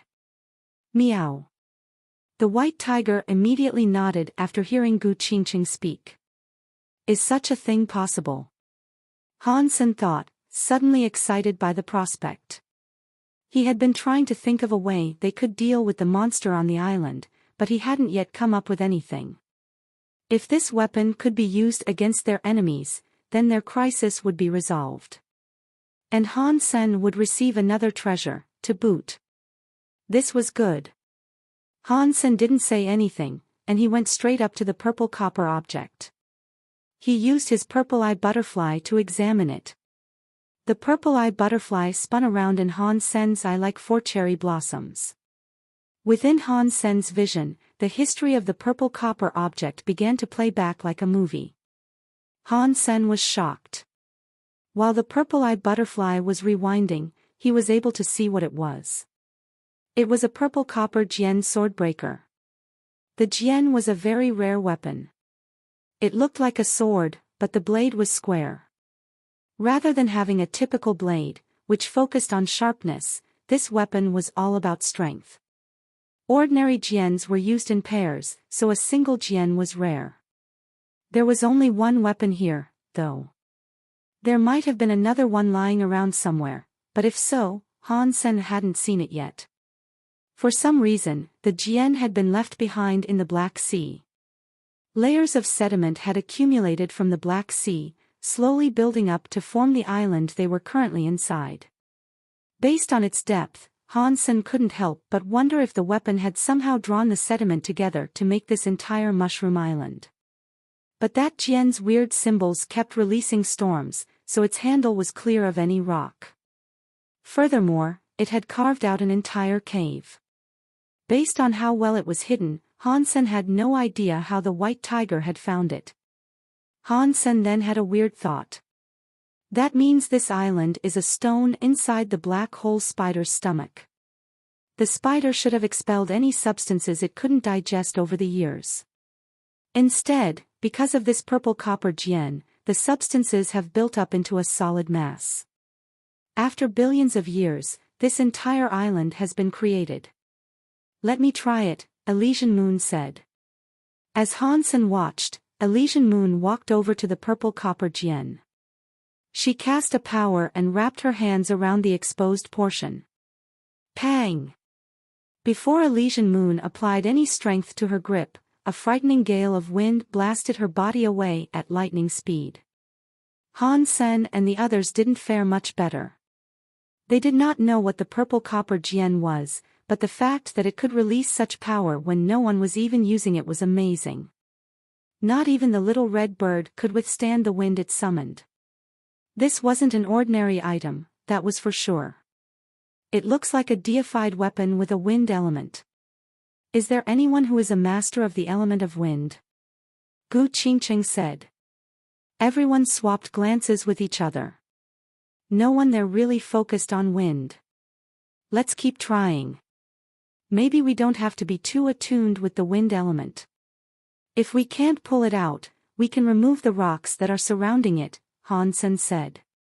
Elysian Moon nodded and drew her paper umbrella. She used it as a sword and slashed at the rocks atop the purple copper jian.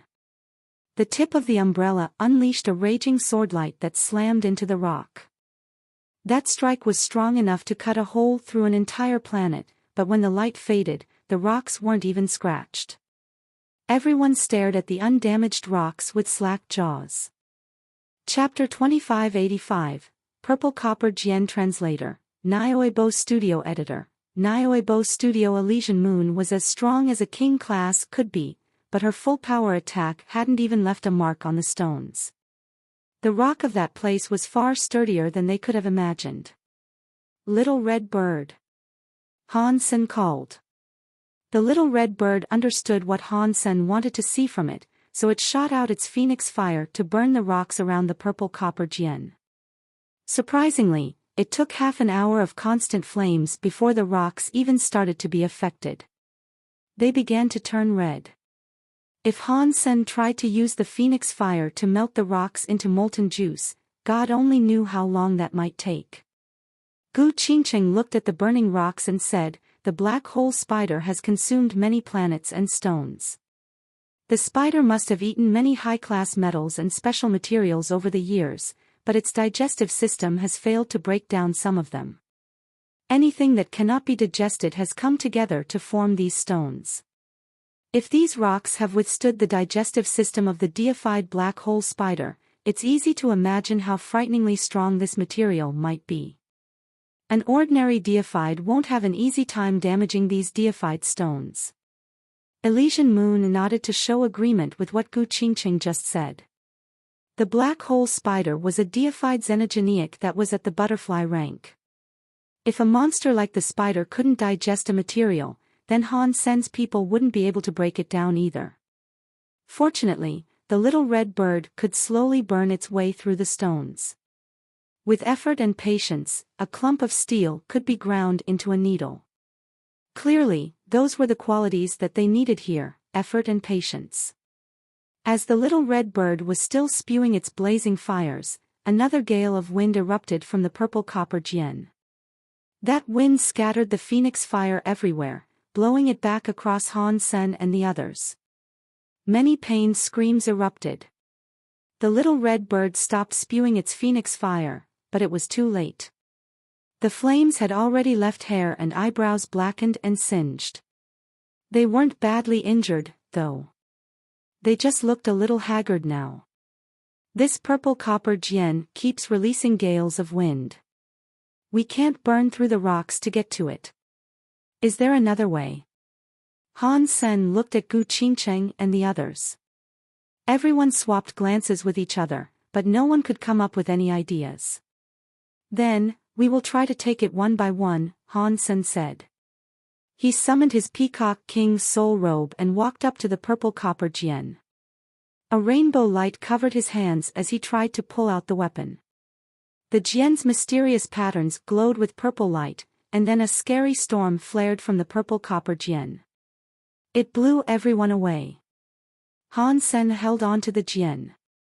He lodged his feet against the rocks, and he tried to pull the purple copper jian free.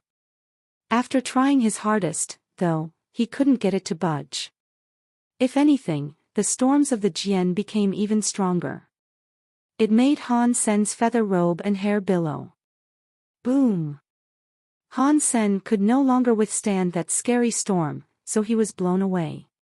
He bounced off a few rocks, but the wind was so strong that it continued to push him until he was thrown out of the cave. A while later, Han Sen flew back in. The storm in the cave had finally calmed down. "Ningyu, give it a try. Maybe you'll have greater success," Han Sen said to Ningyu. Ningyu shook her head and retreated a step. She said, "If you guys cannot do it, then I surely cannot. Just give it a shot. If you don't, I'll throw you to the snakes," Han-sen threatened.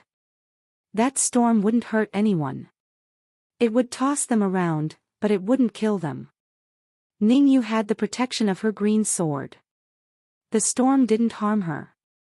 Perhaps she would be able to truly pull out the purple copper gem. Ningyu felt awful. She was so scared, but after Han-sen's threat, she reluctantly moved forward. Slowly, she placed her hands on the purple copper gem. Pang! Ningyu only had to touch the gem for the scary storm to return and blow her away. The power of the green sword didn't protect her this time. Ningyu rolled around for quite some time before coming to a stop. "I told you I didn't want to try, and yet you forced me." Instead of getting up, Ningyu sat where she had landed, her hair a jumbled mess. She almost cried. Han-sen felt a headache coming on. No one there was able to pull out the gem. Normally, if a treasure seemed to be truly unobtainable, Han-sen would leave it be. But now, if he didn't take that purple copper gem, he wouldn't be able to take out the monsters. They would be trapped in this cave. That was a miserable thought. "Dad, do you really want that purple copper gem?" Bauer asked, tugging on Han-sen's sleeves. "Yes, we need that purple copper gem. Do you have any ideas?" Han-sen asked Bauer happily. "Just pull it out," Bauer said. "If we were able to pull it out, we wouldn't be standing here doing nothing," Elysian Moon said. Ningyu cried and said, "Yes, this thing is so weird. When you touch it, the wind comes and it cannot be repelled." Bauer blinked and jumped toward the purple copper gem. She reached out her hand to grip the gem's handle. As she did, everyone readied themselves to weather the storm. They didn't want to get blown away again. But after Bauer's little hand grabbed the handle, no storm came. Bauer held the purple copper gem tightly and then pulled it out as if she was unearthing a carrot. The purple copper gem hadn't shown any indication that it would move for anyone else, but it slid out easily in Bauer's grip. Ningyu and the others stared with wide eyes, unable to believe Bauer was able to do what she had just done. Bauer pulled out the 1-meter-long purple copper gem completely. It turned out to be taller than her. She delivered it to Han-sen and smiled. "There you go, Dad. Bauer, you are so good. Dad will buy you ice cream later." Han-sen took the gem, a wide grin stretching his mouth. Strangely, when the gem was below the rocks, it would unleash storms whenever it was touched. Now that Han-sen was holding in his hand, there were no storms. Han-sen looked at the purple copper gem. It was the same as the one he viewed through his purple-eye butterfly. It was 1.2 meters long, its blade was square, and it was crafted out of some sort of purple copper. It was quite heavy. On all 4 sides of the tool, there were strange symbols. But those weird symbols were different from the strange symbols on the handle. Han-sen tried putting his power into the purple copper gem to see if he could activate it. It was a surprisingly smooth process. After the power of the Dongxian Sutra entered the purple copper gem, its symbols lit up. Then, it glowed with purple light. Han-sen was pleased to see the light shining from the activated weapon. If he couldn't use it after retrieving it, that would be very frustrating. It seemed as if he had worried too much about it. The purple symbols on the gem lit up. Everyone in the cave could feel that the gem's true power wasn't actually wind. It didn't resemble the power that had been released from its handle, at least. Buzz! The gem's purple light grew stronger, then slowly transformed into purple flames. The purple copper gem became enshrouded in fire, and the intense purple fire followed Han-sen's hand and started to spread across his body. Chapter 2586, Purple Copper Gem's Power Translator, Audiobook Studio Editor, Audiobook Studio. As Han-sen held the purple copper gem, his entire body was bathed in purple light. It was like an infinite number of purple stars were dancing around him. His whole body appeared blurry, as if his form was being obscured by purple clouds. Some strange power was at work, but Han Sen couldn't tell what it was. It felt so mysterious and difficult to understand. I wonder what this does, Han Sen wondered, intrigued. He swung the tool at the stone wall, and the purple starlight struck the rock. But the stone wall didn't move. Not a speck of damage was inflicted, and the purple stars were gone.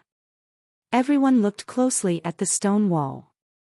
They thought that some sort of change would happen eventually, but after a while of waiting, the wall looked the same. Is it over? Ning Yu asked in disbelief. I think it is over, Han Sen said as he looked at the purple copper Jian weirdly. He didn't know what all that had been about. The Jian had been brimming with power earlier as it repeatedly blew them to hell. But now, when he swung the Jian himself, nothing occurred. It was very strange.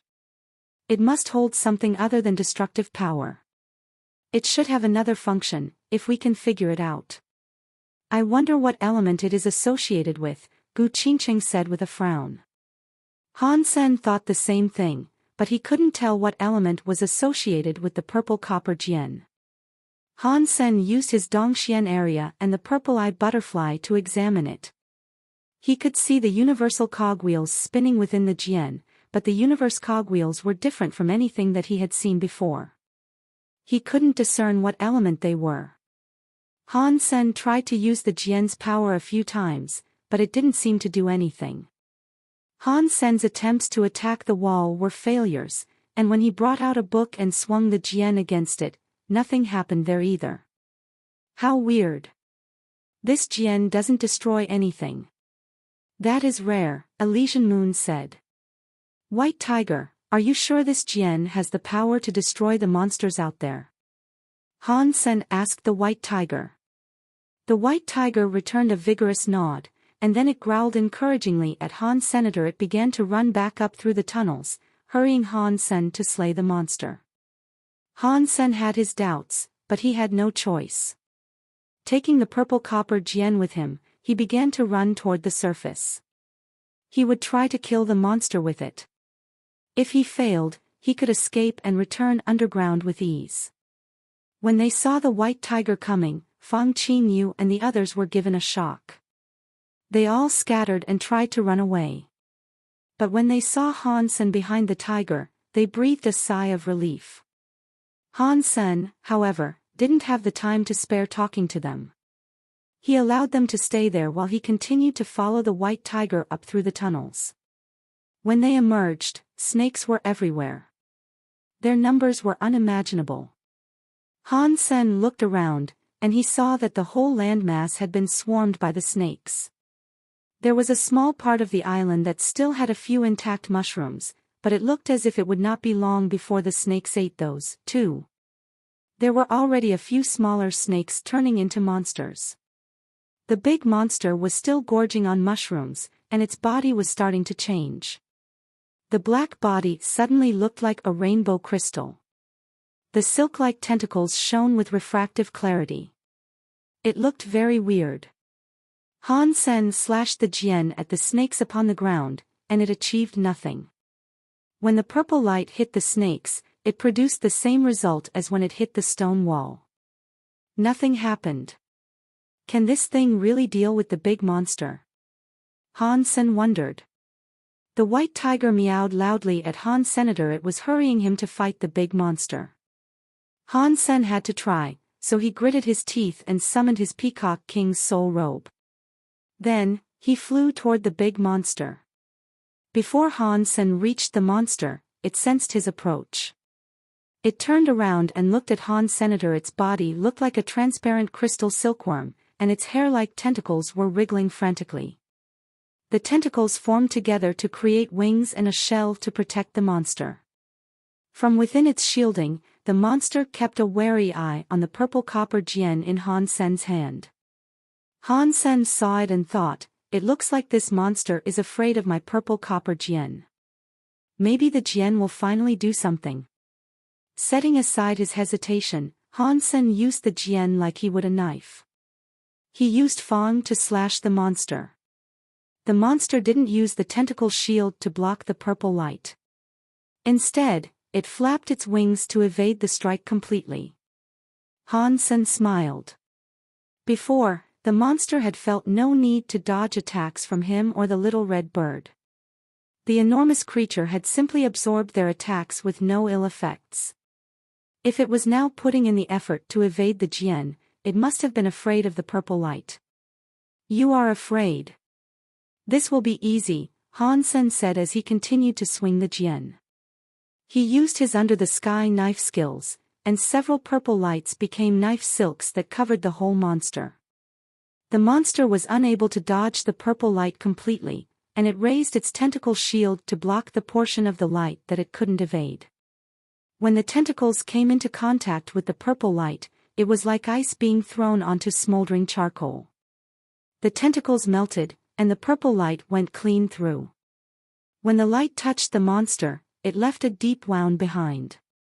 The monster gave a weird, high-pitched scream. Han Sen was surprised to find that where the monster had been hurt by the purple light, the tentacles couldn't come back to patch up the damage. "It works!" Han Sen was exultant. The purple light continued to shine as it headed for the monster. The purple light didn't deal damage to anything except the monster. The monster had once seemed invincible, but now it was defenseless before the purple copper jian. It shrieked as the purple light tore its body apart piece by piece. The monster no longer seemed interested in eating the mushrooms of the island. It turned around, intent on returning to the depths of the Black Sea. Han Sen teleported next to the beast, though, and he continued to strike it with the jian. The monster's form was corroded pretty badly, and as its body started to rot, dead tentacles were strewn over the ground. Through the corroded holes, Han Sen could catch a glimpse of the interior of the monster's body. There was a transparent crystal core inside. It looked like a soft, transparent version of a human head. Han Sen waved the jian, and the purple light struck the crystal core. The crystal core broke and oozed some sort of sticky liquid. Pang! When the crystal core broke, the monster's body exploded. The body and the tentacles liquefied instantly. Han Sen froze. He hadn't heard the hunting announcement. He didn't hear a single word about a xenogenic gene nor anything about a beast soul. The snakes never dropped any items either. Han Sen had thought they were a part of the big monster and that killing the big monster would yield a xenogenic gene and beast soul. However, destroying the big monster had given him nothing. Chapter 2587, Weird Changes Translator, Audiobook Studio Editor, Audiobook Studio. The big monster died, and afterward, the hordes of snakes departed like a receding tide. They all slithered back into the Black Sea, retreating far more quickly than they had attacked. In moments, they had completely disappeared. What were those things? Han Sen's heart was confused. He looked at the purple copper jian. The jian was so weird. It only seemed to be capable of affecting the monster he had defeated. There must have been some sort of problem with it. When Han Sen first saw the big monster surrounded by the smaller snakes, he had theorized that they were essentially the same being. If that was true, then the purple copper jian should have been able to damage the snakes as well as the larger monsters. But Han Sen had tried to strike the snakes many times, and they completely ignored the purple light. Something strange was going on. Han Sen looked at the white tiger. It was likely that only the tiger knew the secrets of the purple copper jian. But the white tiger had no interest in talking with Han Sen, in addition to the fact that it couldn't talk, anyway. As this was going on, the white tiger began to chase the remaining snakes off of the island. And as it moved, it released a mushroom rain. When the mushroom spores landed on the snakes, mushrooms would grow on their bodies, sucking the moisture out of the snakes and leaving them as desiccated husks. Although he didn't completely understand what had happened, Han Sen knew that killing the big monster had been a good thing for them.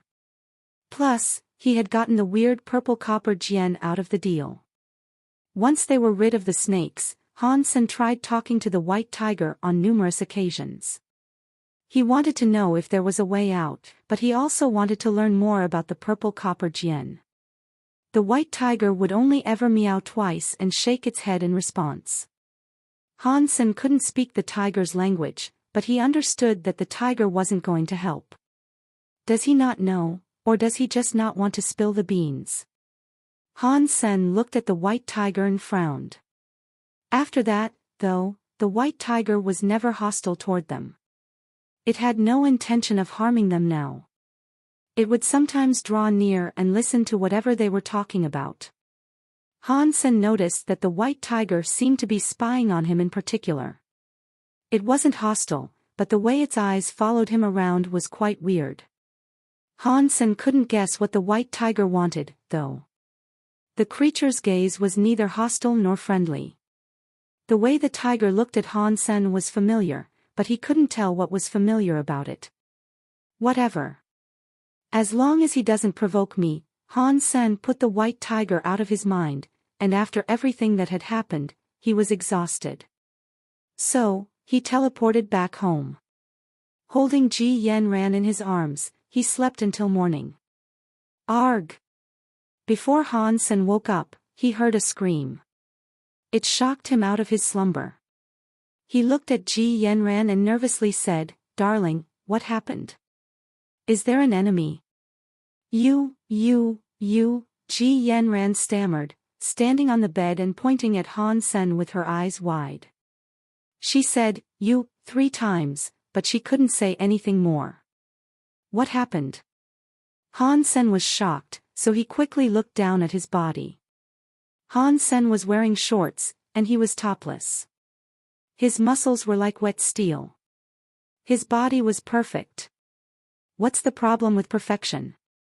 My body is still super fit. Did the fact that I've become even more handsome scare you? Han-sen posed before her, flexing cockily.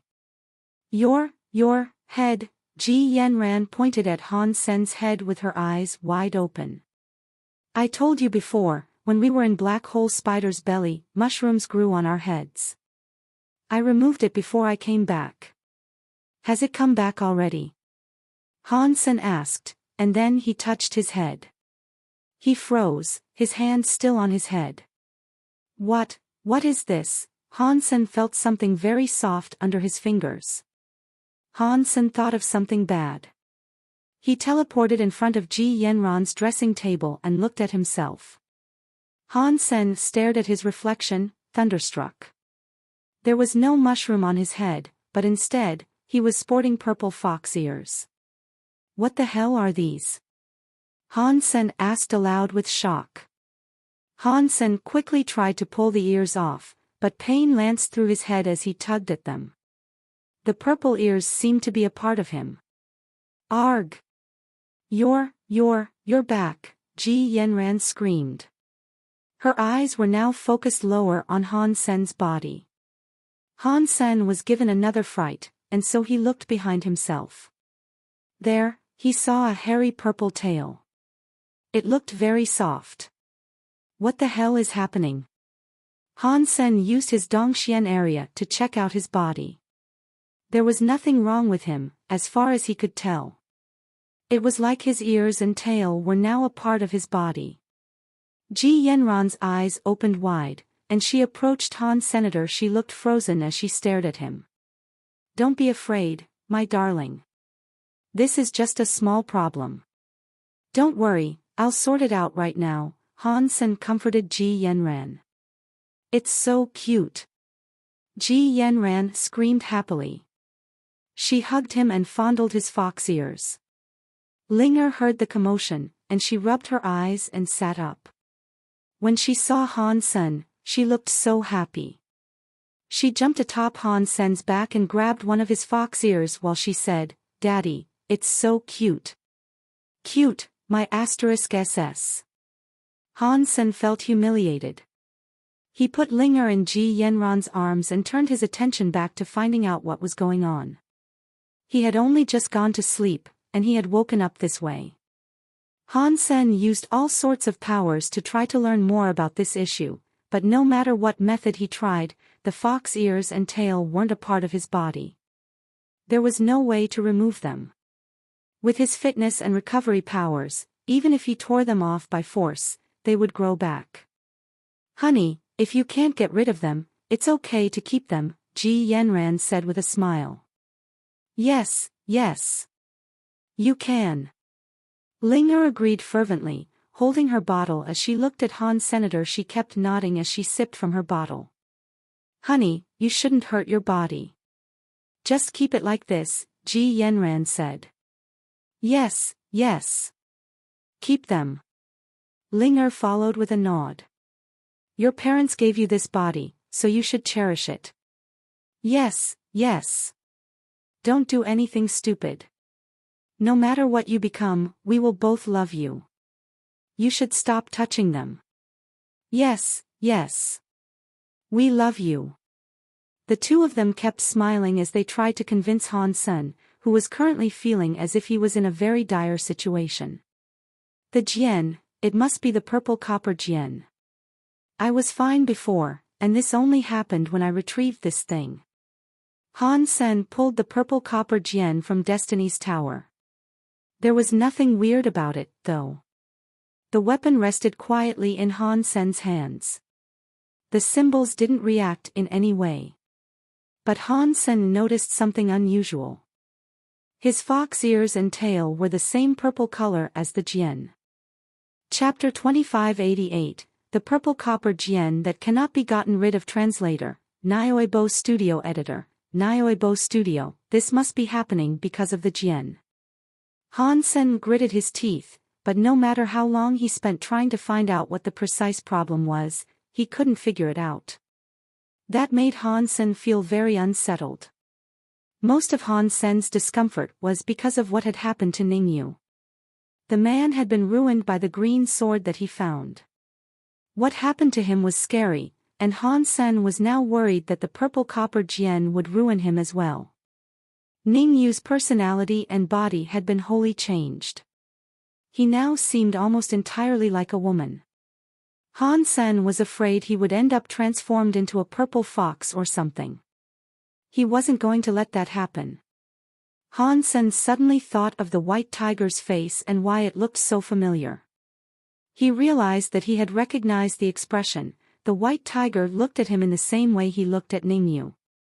That D***MN tiger knew something like this was going to happen. Han Sen felt so angry.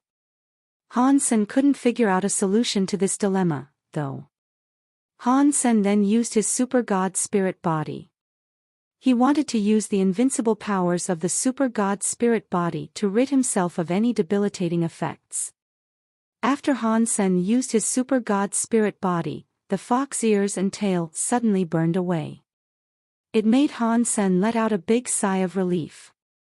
"It is lucky I have a super god spirit body. I won't end up like Ningyu with this," Han Sen said, pounding his chest. When Ji Yanran and Linger saw that Han Sen's fox tail and ears were gone, they looked disappointed. It was like they had lost their favorite toy. Han Sen didn't care about their disappointment, though. He didn't like looking weird. After deactivating the super god spirit body, he stroked his head and touched his behind. Everything was okay now. He felt much safer. But Han Sen's joy was short-lived. When he went for a walk with Linger later that day, the people in the street started pointing at him. One girl giggled hysterically. A worried sensation began to gnaw at Han Sen's stomach. He touched his head, and he realized that the fox ears had suddenly grown back. The tail was back as well, lifting his clothes awkwardly. Han Sen's face changed. Linger, on the other hand, was happy. She sat on Han Sen's shoulder, playing with the ears with one in each hand. She kept rubbing them, looking delighted. Han Sen quickly flew to a place with no one around. And then, he teleported home. He used his super god spirit body to rid himself of the queer physical attributes. Without hesitation, Han Sen immediately teleported back to the Geno universe. He threw the purple copper gem into the Black Sea. Once he made sure that the purple copper gem had sunk below the waves, he returned to the sanctuaries. Not long after, Han Sen noticed that the purple copper gem was attached to the belt on his waist. How is that possible? Han Sen was shocked. He was now in the sanctuaries, and yet the purple copper gem had somehow reappeared next to him. It was unbelievable. The purple copper gem had only been with him for a matter of seconds, and already his ears and tail were growing again. Han Sen tried to get rid of the gem many times.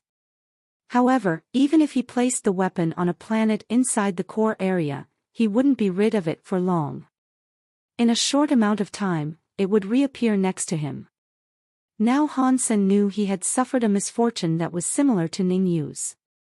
A weird weapon was stuck with him, and there was nothing he could do to get rid of it. Now Han Sen regretted his recent choices. He shouldn't have taken the purple copper gem. If he had known this was going to happen, he would have allowed Gu Qingcheng or Elysian Moon to take and wield it. It was more acceptable for a woman to have fox ears and a tail. It was too late to think of that now, though. When they saw Han Sen, Gu Qingcheng and Elysian Moon tried their best not to laugh. They pretended there was nothing amiss, but Han Sen could sense that they were laughing incredibly hard on the inside. Can anyone tell me what this is? Han Sen asked, throwing the purple copper gem in front of the white tiger. Meow, the white tiger said. It smiled with its moon-like eyes. Han Sen didn't speak the language of beasts, but he could tell it was laughing. F***CKU. Tell me now, what is this? Tell me how to get rid of it. If you don't, I'll skin you alive, Han Sen threatened the white tiger, grabbing it angrily. The white tiger mewed a little, but Han Sen didn't understand what it was trying to tell him. When Han Sen let the creature go, it hurriedly disappeared amidst the rocks. Han Sen couldn't do anything. He made many attempts to separate himself from the weapon, but he couldn't be free of it. But fortunately, the situation didn't become any worse. Aside from the fox ears on his head and the fox tail on his butt, there was nothing else wrong with him. The only silver lining in all this was that the head mushrooms were no longer an issue for Han Senator. When the fox tail and ears grew, the mushroom on his head didn't. The mushrooms are gone, but now I have the ears to contend with. What do these things think my brain is? A hotel? Han Sen was very angry, but he had no way of resolving the matter. Dad, you look good like this.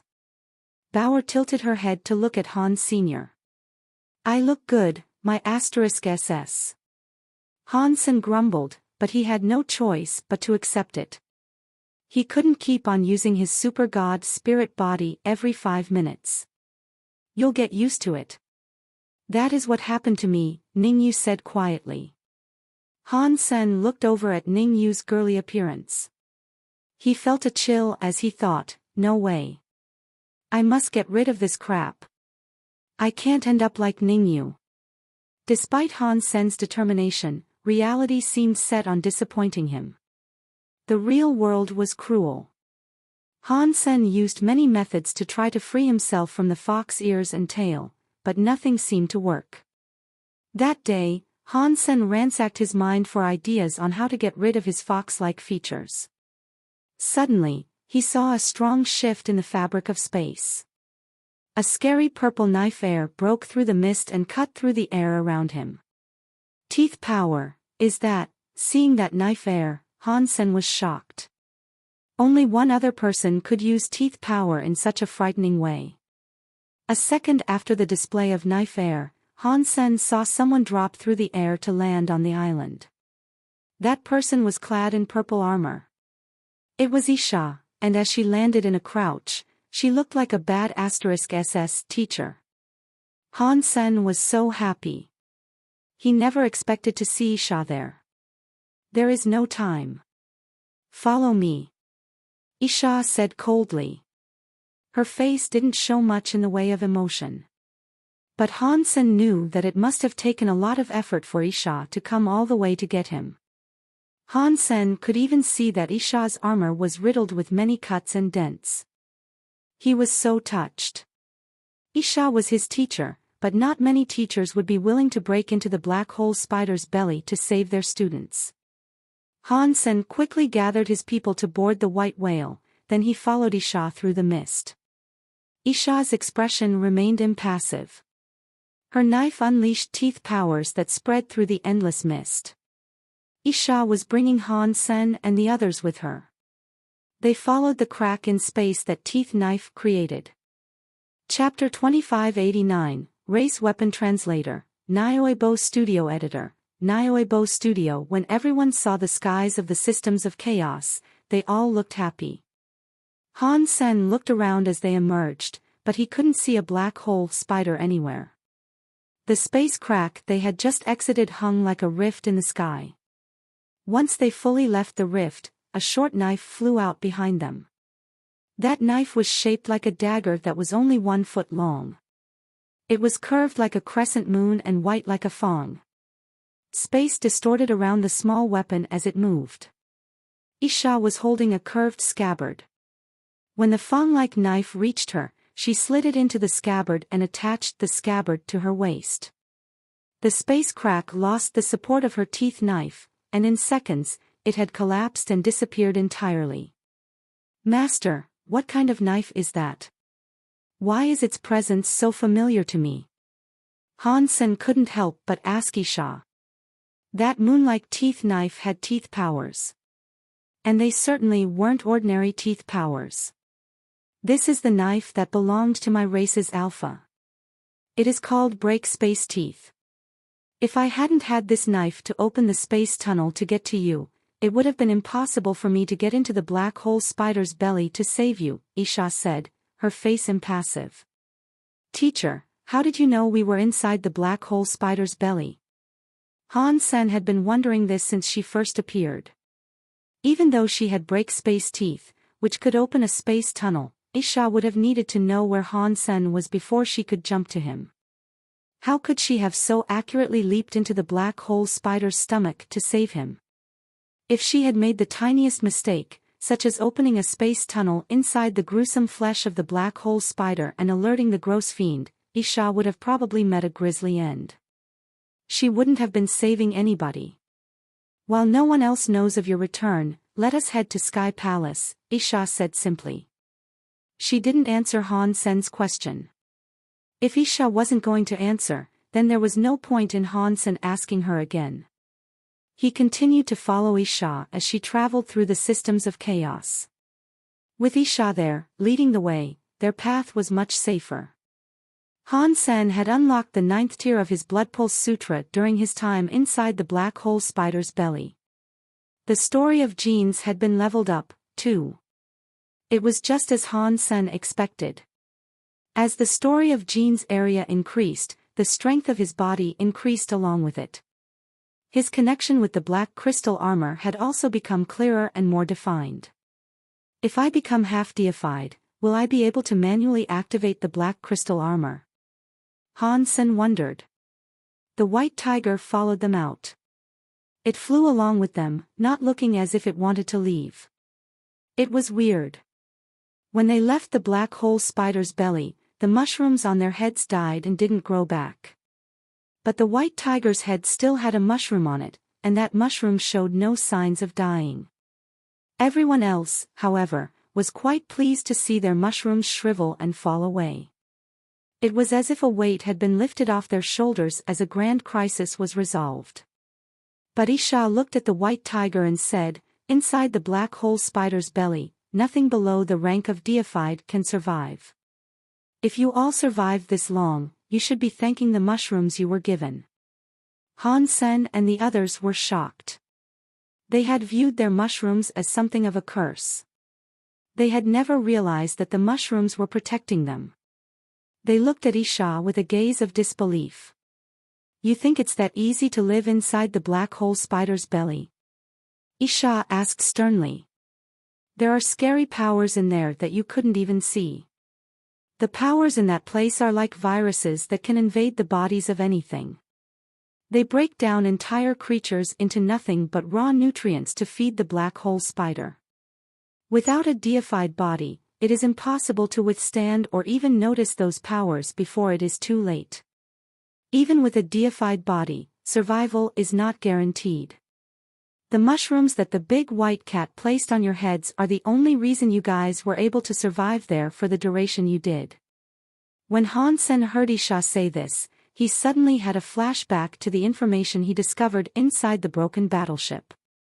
He thought to himself, when that woman conducted the tests that we saw, was it to allow the white cat to survive there? If what Isha says is true, then it seems pretty likely. The mushroom on the white cat was probably invented by that woman. It was a vaccine to resist the viruses that would have otherwise ravaged the white tiger's body. We were saved by it. Han Sen wasn't sure if vaccine was the right word to describe a mushroom with magical healing powers, but he decided to go with it. So, ever since we first arrived in that place, the white tiger was sustaining our lives. Without it, even if I survived, everyone else would have died. But how did that woman get inside the black hole spider's belly in the first place? And why did she leave by herself, leaving the white tiger behind? Han Sen really wanted to find that woman and ask her. But he had no clue where she might be found. Ever since they parted ways in Two World Mountains, he never heard from her again. What is up with you? Isha asked, looking at Han Sen's head. Bauer was sitting on Han Sen's shoulders, playing idly with Han Sen's fox ears. She kept squeezing them. She seemed to be having a lot of fun with them. Han Sen told Isha about what had happened in the tunnels under the island, and when Isha heard what he said, she looked stunned. Let me see the jian. Han Sen brought out the purple copper jian to show Isha. Isha didn't take it into her hands, but after a while, she nodded and said, "That's it. That is the fox's race weapon." It's a race weapon. Han Sen didn't understand. He had never heard that term before. Isha sighed and said, "Right now, not many know about race weapons. In ancient times, all the races that lit up a Geno lantern were able to make a gene weapon with the fire of the lantern. That race weapon would be fused with the genes of the race that forged it. It would gain incredible power and become a very special weapon. Some strong race weapons are like true god-level deified weapons. They might even be stronger. But each gene lantern can only ever forge one race weapon.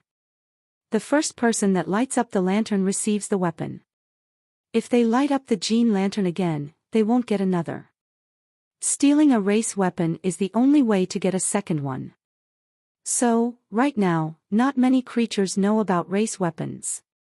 Even if they encountered one, most people would just think it was a powerful deified weapon. After a brief pause, Isha said, "The fox's race weapon is called 9-Spin Destiny Mirror, but from what I know, it was a race weapon that the foxes stole. It didn't originally belong to them. I have heard that their real race weapon, the one they received when they lit their lantern, is the purple copper jian. I've never seen it myself, but I think that might be it." Han Sen was thrilled to hear that, because the 9-Spin Destiny Mirror was also in his hands. He just didn't know how to use the 9-Spin Destiny Mirror. He heard from Fox Queen that the 9-Spin Destiny Mirror only worked for foxes who became deified. He didn't know if that was the truth. "Teacher, is there a way to remove this ailment of mine?" Han Sen looked at Isha, his eyes full of hope. She knew where the purple copper jian came from, so she must have known a way to fix it. Chapter 2590, Fighting Meng Lai Translator, Nioebo Studio Editor. Nioebo Studio. Race weapons are deified as soon as they are created, Isha said, shaking her head. They are smarter than the average deified weapon. They are stronger, too. If the weapon was used by a creature from the race that created it, the weapon would be incredibly beneficial to them. There wouldn't be any such side effects. If it was activated by someone of another race, however, they would adopt the traits and powers of the race the weapon belongs to. Their bodies would be invaded by the race's genes, which would turn them into something weird. Unless you gain enough power to overwhelm the race weapon, you won't be able to hold off its effects. Is there no other way? Han Sen asked with depression. Well, I can't say with certainty that there isn't some way to be rid of its influence. If there was an elite that could use force to suppress the power of the race weapon and erase the fox genes within it, perhaps your genes could be placed in the weapon instead. You could probably get rid of the gene weapon's side effects that way. It is like the fox's 9-spin destiny mirror. A scary fox elite erased the original genes inside the mirror and replaced them with his own. That way, it became a race weapon of the fox. Isha paused and said, but the genes of the foxes are very good. I have heard that when they lit up their gene lantern, their ranking was quite high. This purple copper gen's power might indeed be true God class. Unless you can find a true God class elite that is willing to spend some energy wanting to help you, there is no other way. Does that mean I'm done for? Han Sen looked as if he was going to cry. He didn't have a true God deified to help him. He didn't know of any to begin with. Even if he did, there was no reason for someone else to expend so much effort erasing the fox genes inside the purple copper gen on his behalf. You look quite good the way you are, Isha said. Then, she continued flying. It took a while for Han Sen to wake up from his disheartened daze. Han Sen equipped glasses to hide his face, then used the item to inspect Isha's genes. The numbers on the display kept cycling. It took a while for her details to be produced. The rebate wasn't a very rich race, but Isha's gene potential was at 8 stars. If the potential is 8 stars, then that means she can become a butterfly. If she wants to become a true god, a grand opportunity will need to come her way and offer her a boost. It is a shame my Blood Pulse Sutra is only king class right now. I can't boost the genes of a deified. If I could, I'd definitely help Isha perfect her genes. That way, she would have a greater chance of becoming a true god, Han Sen thought to himself. Before, Han Sen had tried to use the power of the Blood Pulse Sutra on the little red bird, but it didn't work. His king class Blood Pulse Sutra was unable to push the self-cogwheel of a deified being. Han Sen looked at the white tiger. He noticed that its potential was the same as the small crocodile god. It was 9 stars. Han Sen asked Isha to look at Ning Yu's little green sword. She was unable to determine what sort of weapon it was, but judging from what had happened to him, it was likely a race weapon. Which race exactly? She didn't know. The white whale had almost fully recovered. Han Sen invited Isha to ride inside the white whale, and it was an offer she didn't refuse. The group rode inside the white whale for the remainder of their journey to Sky Palace. They didn't see elites from any other races as they traveled through the systems of chaos. They often encountered space xenogenics, though. And luckily, Isha was there to help them in such engagements. With Han Sen and the little red bird's deified powers, they were in no danger. That white tiger slept inside the ship day and night.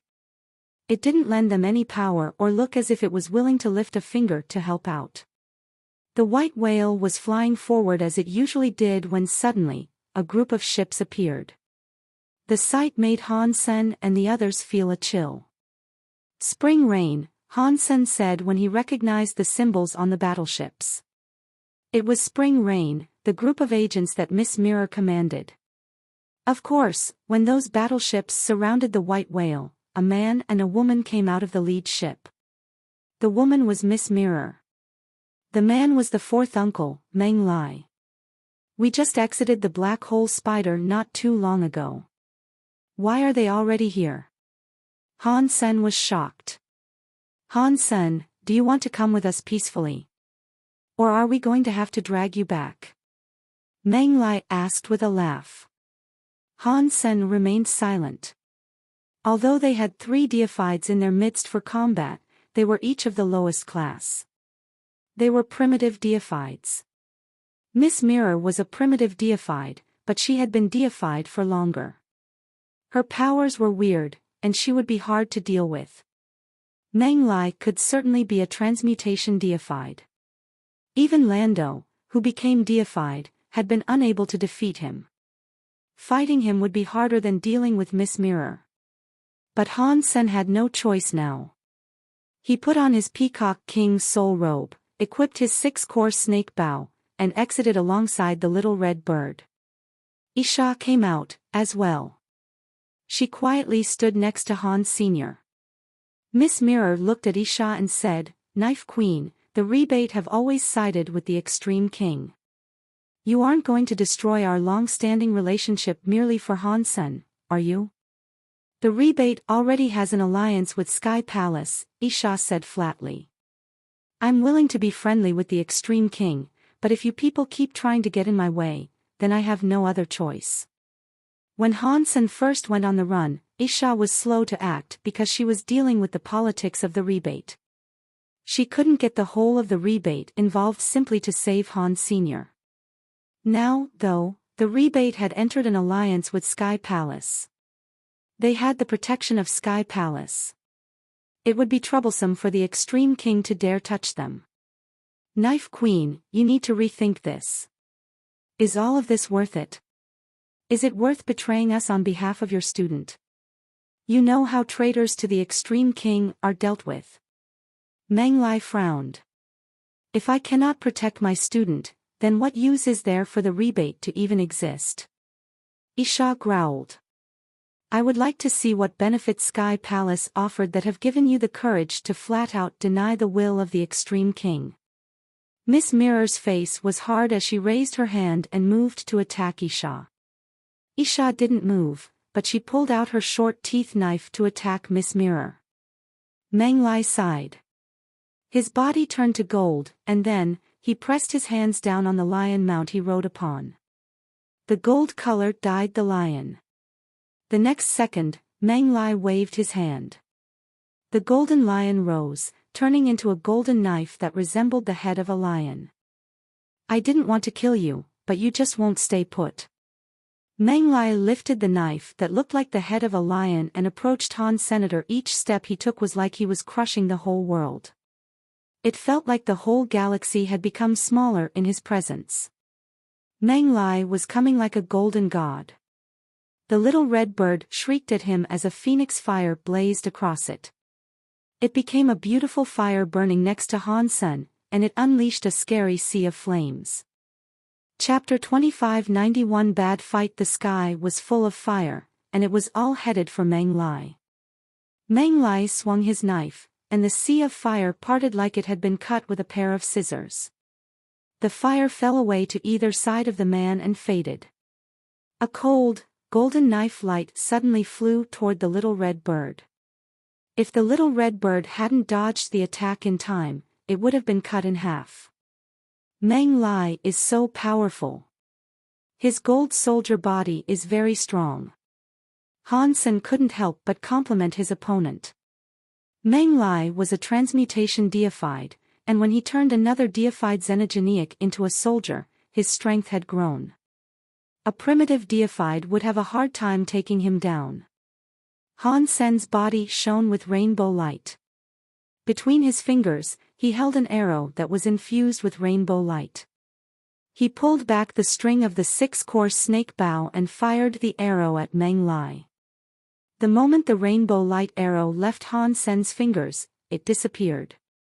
When it appeared again, Meng Lai's golden lion head knife hit the arrow of rainbow light. It broke the light arrow with ease, which shocked Han. Senator Meng Lai had somehow seen the arrow as it teleported. He had broken the arrow easily. A power like that was terrifying. Transmutation class powers are that scary? Then how strong must a true god be? Han Sen sighed. Meng Lai came slashing at Han Sen like a golden god spirit that was dominating the whole sky. That knife consumed all of space. It made Han Sen feel as if he couldn't dodge. If Han Sen practiced the real God's Wander, he could teleport anywhere he wished to. He could have teleported far away from that golden knife light. But with his current skills, such techniques were beyond him.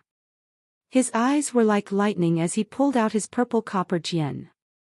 He used a stance that would allow him to blow up the sky. Pang! A knife silk was broken by the scary golden god light. Han Sen and the purple copper jian flew away. The purple copper jian shook violently, and Han Sen's arms were almost cut off.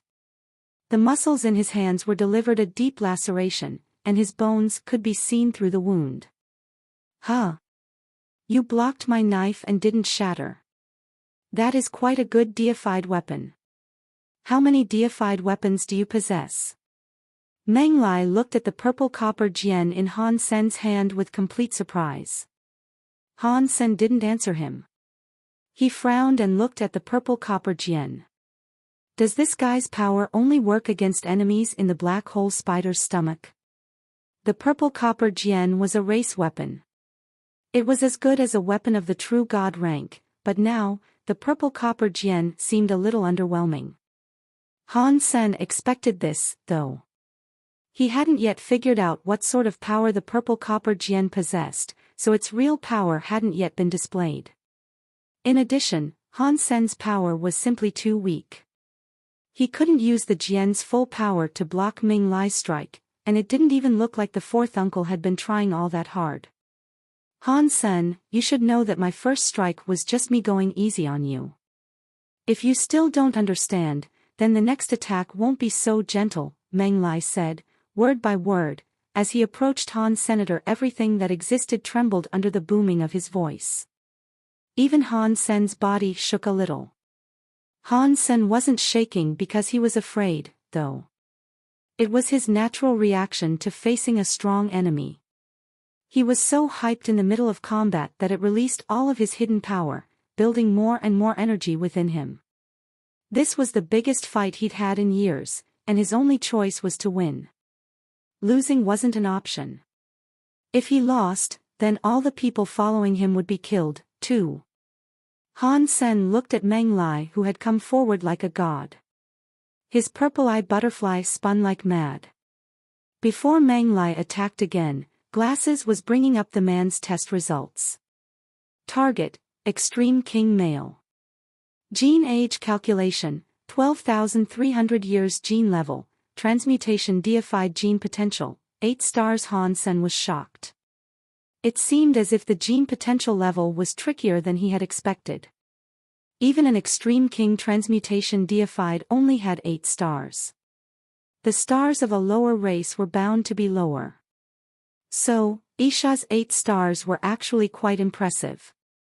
Right now, though, Han Sen didn't care how many stars Meng Lai had. The man's potential wasn't something that mattered right now.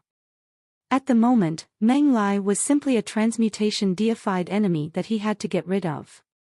Target, Lion Male. Gene age calculation, 163,000 years. Gene level, primitive deified gene potential, 6 stars. This was the data of the deified xenogeneic that had been turned into a knife that resembled the head of a gold lion.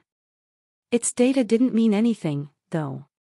Under the influence of Meng Lai's gold soldier body, the xenogeneic had been transformed into a knife and gained more power than ever before.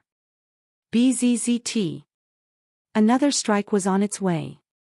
The gold sword light tore through the universe, effortlessly cutting through the fabric of space. Han Sen's eyes flashed red, and his whole body turned red as well.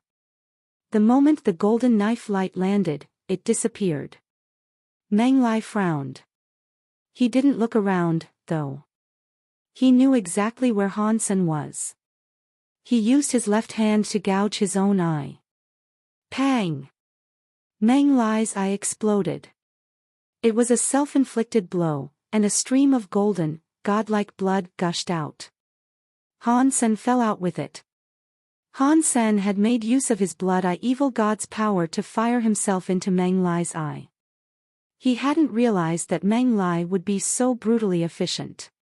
He was happy to poke and obliterate his eye, which sent Han Sen rolling out.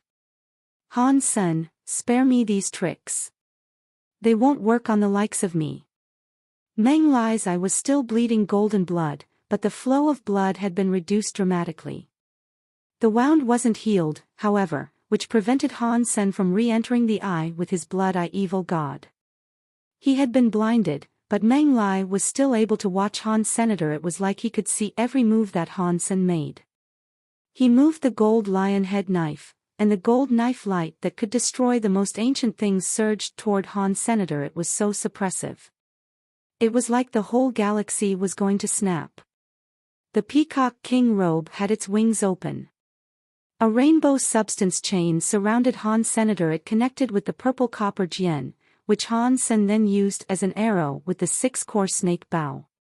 Facing this scary gold knife light, Han Sen pulled back the string of the 6-core snake bow. He fired the purple copper Jian. The purple copper Jian disappeared in a hazy rainbow light.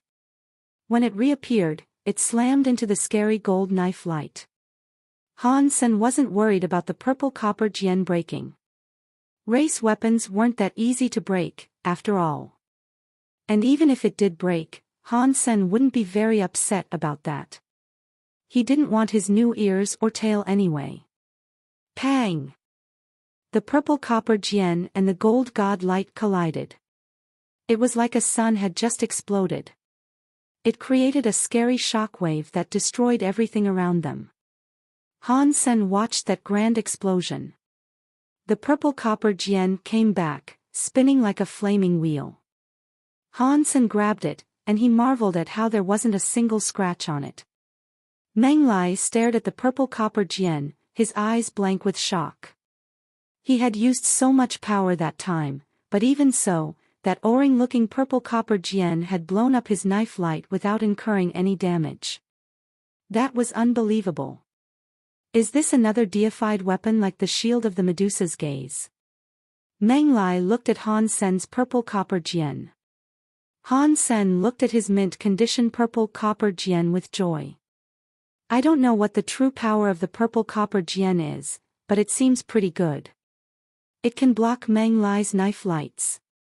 As Han Sen thought this, he put the purple copper Jian back against the string of the 6-core snake bow and aimed at Meng Lai. Chapter 2592 Charming Gods Jian. Han Sen fired the purple copper Jian like an arrow once more. This time, he put even more power into it. The moment the Jian left the string of the 6-core snake bow, it teleported and disappeared. Teleportation won't work against me unless you can teleport without causing a ripple in the fabric of space, Meng Lai said coldly. And then, he reached his hand out into the air. The purple copper Jian emerged from space and appeared right where Meng Lai had placed his hand.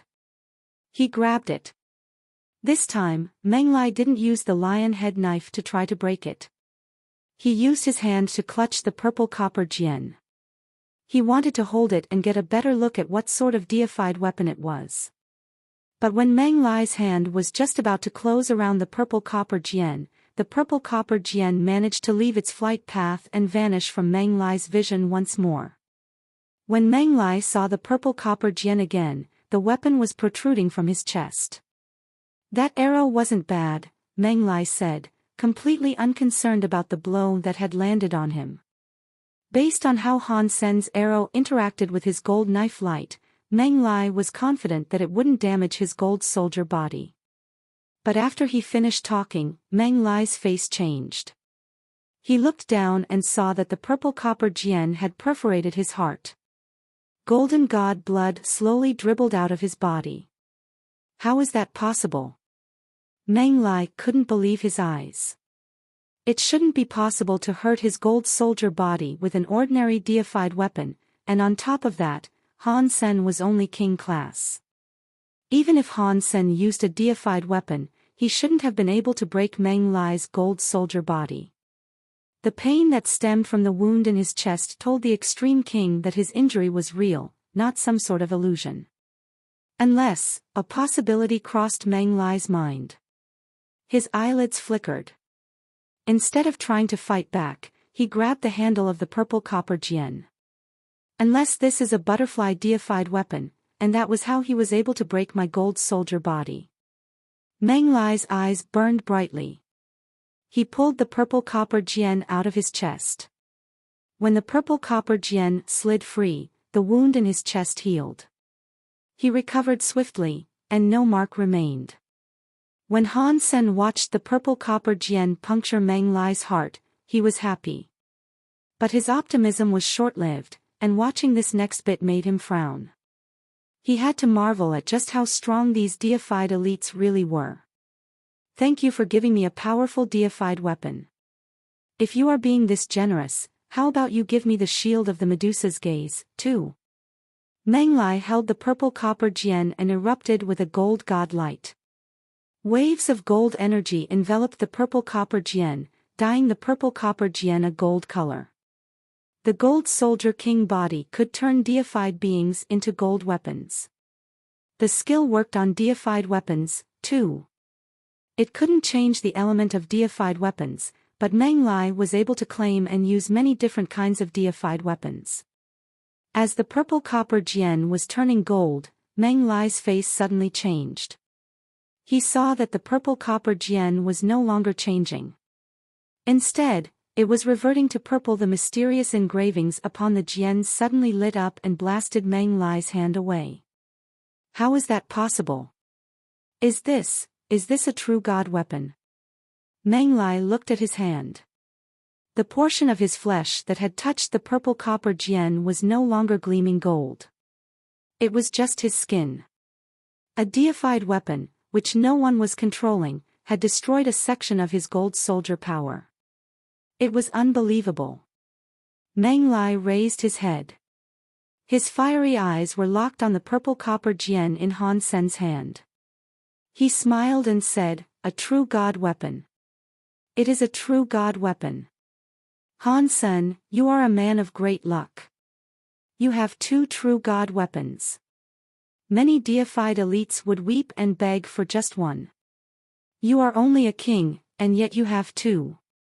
If you know that I have great luck, why must you insist on troubling me all the time?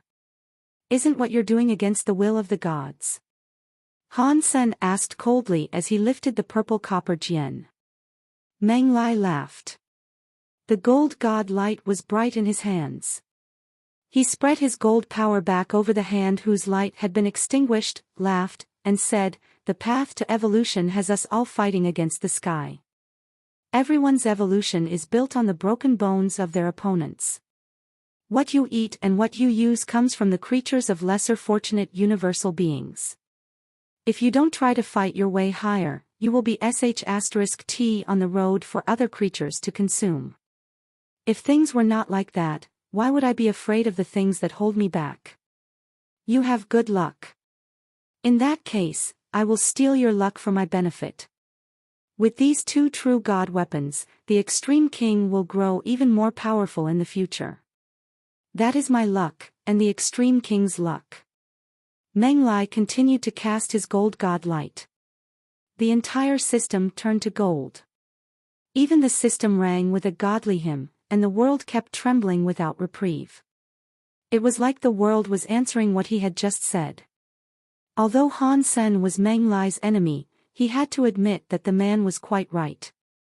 In that universe, a blade of grass, a log of wood, a stone, a drop of water, all of them held life. Whether you were an extreme king or a human, if you wanted to live, you would have to do it by standing on the blood and bones of others.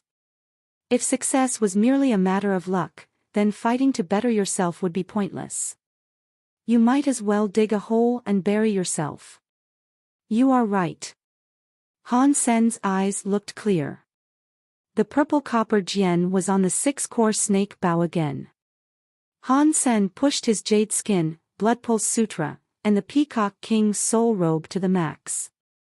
The flesh of Han Sen's whole body seemed to vibrate with strength. Blood surged and roared through his vessels, and his heart was like a generator that could not stop spinning. His body began to swell, and he looked very excited. The feather robe gleamed with rainbow light, which spread to cover the purple copper jian. The purple copper jian's marks seemed to brighten under its touch. It was like they were turning into mysterious symbols of light that surrounded the purple copper jian. Even the ears on Han Sen's head and the tail on his back glowed with a purple light. Seeing Han Sen and the purple copper Jian, Meng Lai's excitement was through the roof. He shouted, "Now I understand. I finally understand. That weapon belongs to the foxes. It is Cupid's Jian. No wonder it was able to damage by gold soldier body. Cupid's Jian. What on earth?" Han Sen thought that name was so weird. Meng Lai laughed and said, "Cupid's Jian is also called the charming god's Jian. I thought it was destroyed when the Fox Elder went to the Geno Hall. I cannot believe it still exists, and it is now in your possession. God is helping the Extreme King on this day. With the charming god Jian, the reputation of the Extreme King will only increase." Meng Lai was so excited. He looked at the purple copper Jian with his blinded eye and summoned gold light. Chapter 2593 Shield of the Medusa's Gaze. It sounds like you know something about the charming god's Jian, but do you know what power it has? Han Sen's heart leaped at the possibility. Meng Lai might be able to tell him the type of power the purple copper Jian possessed. Meng Lai looked at Han Sen as if he knew what he was thinking. But he still said, "I'm afraid you will be disappointed. The charming god's Jian is the strongest race weapon in existence, and it is also the weakest race weapon in existence. It is strong because it has the power to supercharge a person's charm. The Fox Alpha used it to attract everyone. If it was used well, it could make 1,000 races obey that alpha. I also say it is weak because its powers of simple destruction are bad. It won't help you now. So, you are saying it has no attack power. And therefore, it is useless." Han Sen didn't believe him. He fired at Meng Lai. A shockwave was created in space, and with it, the purple copper Jian disappeared. When Han Sen had used the purple copper Jian to defeat the monster in the black hole spider's belly, it had revealed its true strength. Han Sen didn't believe it lacked destructive powers. Pang! When Han Sen's attack reappeared, Meng Lai slashed at the Jian. His strike came against the purple copper Jian. Han Sen's face changed. Both of his hands moved to grab the purple copper Jian, but the weapon's power was still active. Han Sen tried his hardest to hold its grip, but the purple copper Jian struck his chest. He was sent flying, like an asteroid striking a planet. He was pinned to a mountain. Han Sen lowered his head and looked at the purple copper Jian in his chest. That Jian had previously pierced through Meng Lai's chest, but he didn't expect karma would repay the same strike so soon. Han Sen clutched the handle of the Jian and tried to pull it out. But before he could use any strength, Meng Lai's gold, godly body appeared. He attacked with his gold lion head knife. His scary gold knife light looked like it was going to cut the planet in half. The little red bird screeched like a phoenix. The fire in its mouth became a sea of angry flames that rained down on Meng Lai. It tried to stop Meng Lai casting that knife light to destroy Han's senator, but the little red bird was still only primitive, and the knife in Meng Lai's right hand had the same level of power. His right hand turned that power into a shield that covered the sky. It extinguished the little red bird's fire. Seeing this, Miss Mirror sighed. In the end, Han Sen still needs to die. It would have been okay if he had just killed Bai Yi. He might have still been allowed to live. But now that he has the true god shield of the Medusa's gaze and the race weapon of the fox, he must die. Boom! A scary gold knife light appeared, and the whole planet exploded. The destruction caused by the gold knife light was so bright that the entire galaxy shone with its radiance. Shockwaves washed through the system. Han's senior Isha was engaged with Miss Mirror, so she couldn't go and help. When she saw that explosion of power, her face fell. Captain!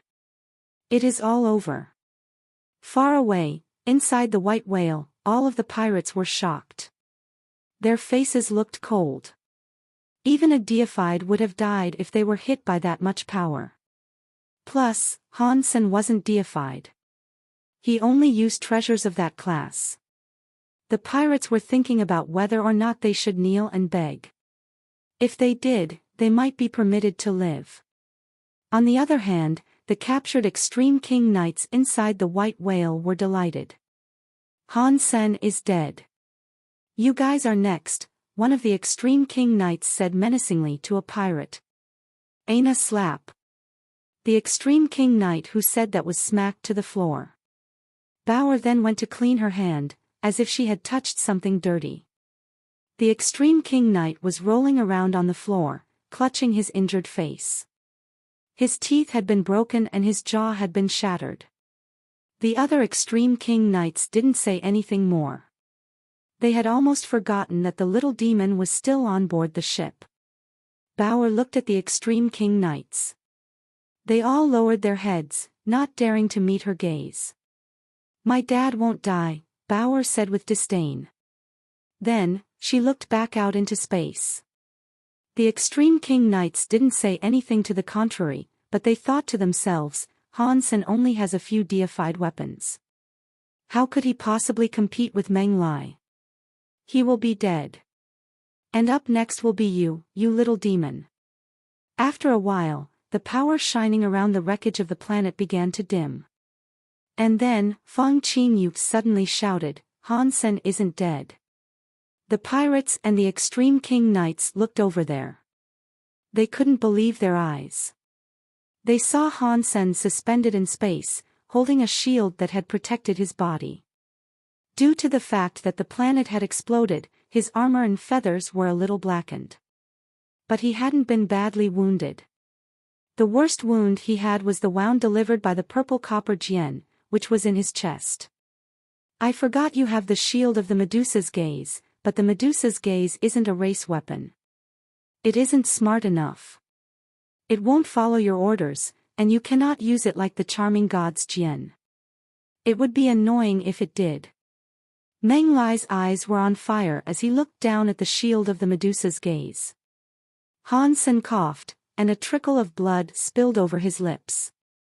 He looked at Meng Lai coldly and said, Are you sure I cannot use it?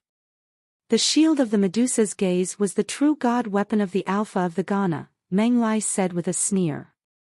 Back then, it was a deified weapon that was in the top 10 in existence. Its power was comparable to the Ghana's race weapon Purgatory Heaven. But there is a big difference between true god weapons and race weapons.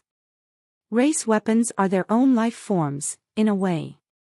They can think for themselves and make judgments. If they approve of a user, then the user can still activate their power, even if the creature's level is low. But true god weapons are different. Without true god powers, you cannot make use of a true god weapon's power. If a low-level deified has the same element as the true god weapon, they can use a little of its power. But you aren't deified, and your power isn't compatible with the shield of the Medusa's gaze.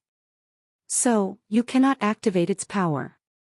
You cannot tap into January 10th, 000th of its power. You can only use it as an ordinary shield. It is a shame that the shield of the Medusa's gaze is a shield. Despite that, its power doesn't lie in defense. Meng Lai said all of this, and then he generated a scary gold power. The gold lion head knife now possessed a god light that shocked the whole world. It was like the universe was going to be cut in half by this god light. Seeing that Meng Lai was going to unleash that knife light, Han Sen's face didn't change. He still held the shield of the Medusa's gaze tight. As he watched that seemingly all-powerful knife light form, the power in his body madly rushed into the shield of the Medusa's gaze.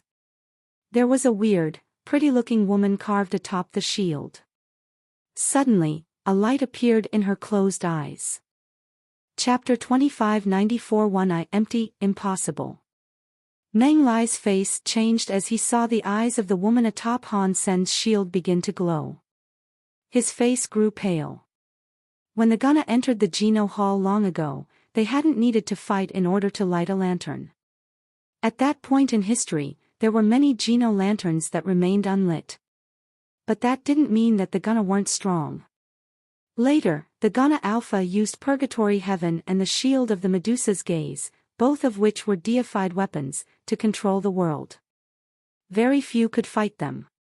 People like Ancient Water God couldn't even enter the door to the Geno Hall, but the Gunna Alpha had fought inside the hall for a few days before she fell. That proved how strong she was. For ordinary races, the strongest deified weapon would be their race weapon. The Gunna Alpha had the Gunna's race weapon Purgatory Heaven, but her strongest deified weapon was the Shield of the Medusa's Gaze. Because of this weapon, she was able to control most creatures in the world and fight them. Meng Lai heard about how powerful the Shield of the Medusa's Gaze was, but he had never seen it himself. If he had been able to choose, he would have opted to never lay eyes on the terrifying power of the Shield of the Medusa's Gaze. And the last thing he would ever hope for would be to end up as its target. Die! Meng Lai roared, gnashing his teeth. He sent all his power into his Gold Soldier King body. A scary knife light fell with incredible power. He wanted to kill Han Sen before he activated the Shield of the Medusa's Gaze. Meng Lai couldn't allow that ancient weapon to fully activate. The gold knife light was like a cosmic aurora that could break the sky and destroy the ground. It wasn't something a mere shield could block. That scary power was everywhere. Han Sen would be killed even if he hid behind the shield. Han Sen had no other choice. He gritted his teeth and poured all of his power into the Shield of the Medusa's Gaze. He used his power for a final gambit. The people in the White Whale were in shock.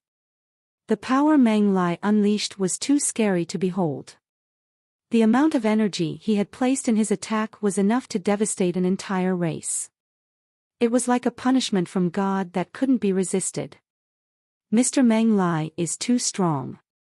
He earns his reputation as a deified of the extreme king. He is much better than the deified elites of lesser races. Of course, our royal uncle is very special. The extreme king knights were all so happy. They hoped Meng Lai's destroying the sky and breaking the Gru Endi attack could kill Han Sen, and save them from Han Sen's people. The pirates and Fang Qingyu were all scared. Even if there had been 1,000,000 of them, that strike had enough power to reduce all of them to dust. They couldn't comprehend the amount of power that was being unleashed. The pirates had traveled around the galaxy for years, and they had never seen this sort of power before. Their legs all quivered, and they thought, "It is over, it is over. It looks like the captain is going to die here." The captain was quite nice. He didn't mistreat us. If we end up under the extreme king's thumb, it's hard to tell what will become of us. I don't know if we will be permitted to live. Gu Qingcheng and Elysian Moon looked ill. That power was stronger than they knew. Ning Yu was holding Bauer, and she was crying. Is he going to kill us, too? I don't want to die. The little red bird's mouth continued to spew out its phoenix flames. Its fire became a sea of flames that tried to subdue the gold knife light. But the sea of fire couldn't stop the gold knife light. The flames would explode like fireworks when the light touched them, and the light showed no sign of slowing down. Isha's expression hardened. The teeth knife in her left hand swung through the air, and a space crack headed in Han Sen's direction. A rift appeared next to Han Senator. If Han Sen went through that rift, he could avoid Meng Lai's wrath. But Han Sen didn't see the space crack. His eyes were red. They were too red. It was so scary. He stared at Meng Lai. Han Sen didn't remain immobile because he didn't want to escape. He simply couldn't. All the power in Han Sen's body was being sucked up by the Shield of the Medusa's Gaze. The moment the Shield of the Medusa's Gaze lit up, Han Sen felt as if his power was a wild horse that had escaped its reins. It went thundering into the Shield of the Medusa's Gaze. His body seemed to have been sucked dry. The power from his 4 Geno arts drained out of him within a second. Han Sen suddenly became emaciated. He looked like a skeleton. It was like some witch had consumed all of his blood until he was nothing but a bloodless husk. His muscles were dying, and his skin was tight against his bones. He had become a dried-up human. Even the light of the peacock's soul robe dimmed. The rainbow light extinguished, and the peacock king beast's soul almost died. The eyes of the woman on the shield of the Medusa's gaze opened a little. It was like she was half awake and half asleep, with her heavy eyelids barely parted. As those eyes opened, two weird purple lights emerged. They shone on the gold knife light that could destroy the universe. In the future, onlookers would have a very difficult time describing what happened next. The strange light from the Medusa's eyes met the terrifying gold knife light, and the knife light froze in place. It wasn't just the gold knife light either. Wherever that weird light shone on, everything froze. Even Meng Lai, who had previously seemed like an untouchable god. Both he and his gold lion head knife were motionless, still caught in mid-slash like a freeze frame from a movie. The purple light continued to shine. It wasn't just Meng Lai beneath that weird light. The purple color was spreading so fast, and many asteroids and planets were caught within it. They were frozen. And still, the light spread. If this continued, perhaps the whole system would be frozen. Blurg. Han Sen coughed up some blood. He separated himself from the shield of the Medusa's gaze. The moment Han Sen moved away from the shield of the Medusa's gaze, the eyes of the weird woman on the shield shut. The weird purple light vanished. But that region of space was still frozen in a purple hue. Meng Lai, the gold lion head knife, and the scary knife light hung in space like statues. And the nearby planets had once been spinning, but now they were purple and still. The scene was surreal and unsettling, something that shouldn't have been able to exist. The whole system looked dead. Everyone who could see this stared with open mouths. No one made a sound. The sight before them was too frightening for them to think about, and too strange to understand. They didn't even know how to respond. Miss Mirror waved her hands, and a mirror appeared. She stepped into it and disappeared. Chapter 2595 Chase Star Whip, Let's Go. Han Sen returned to the white whale and allowed Bauer to fly the white whale away. He felt terrible. The energy in his body was all gone, and his flesh was about to collapse. Even his Peacock King's soul robe had been drained. If he hadn't used the super god spirit body to separate himself from the shield of the Medusa's gaze, he and the Peacock King's soul robe would have been reduced to ash. Too scary, Han Sen thought, still reeling from what had happened. The price of using the shield of the Medusa's gaze was far greater than he could willingly accept. Furthermore, the eyes of the woman on the shield of the Medusa's gaze had only opened a little. Who could fathom how much power would be required to open both of her eyes completely? Until he became deified, Han Sen was no longer going to use it. It would kill him. Fortunately, after what happened, no one bothered to hunt him down. Aside from a few space xenogeniacs, nothing living bothered him. It wasn't like the Extreme King or other races couldn't find Han Sen, they simply didn't dare to. Meng Lai hung in space like a purple ice sculpture. The people who wanted to chase Han Sen down witnessed everything, and they decided that going after Han Sen was no longer worth it. The Extreme King paid a high price to remove Meng Lai from space. Han Sen could use the shield of the Medusa's gaze. Every race thought this was unbelievable. It was a true god weapon, and ordinary deifieds couldn't touch it. Han Sen was only a king, yet he had somehow accessed the weapon's horrifying power. It made every race fear him. Until Han Sen figured out how far he could go with the shield of the Medusa's gaze, no one dared to trouble him. If Han Sen was able to activate the entire power contained within the shield of the Medusa's gaze, no one would be able to defeat him aside from a true god deified.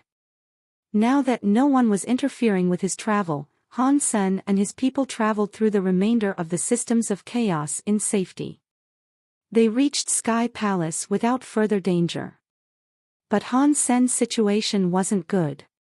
The shield of the Medusa's gaze had sucked his body dry.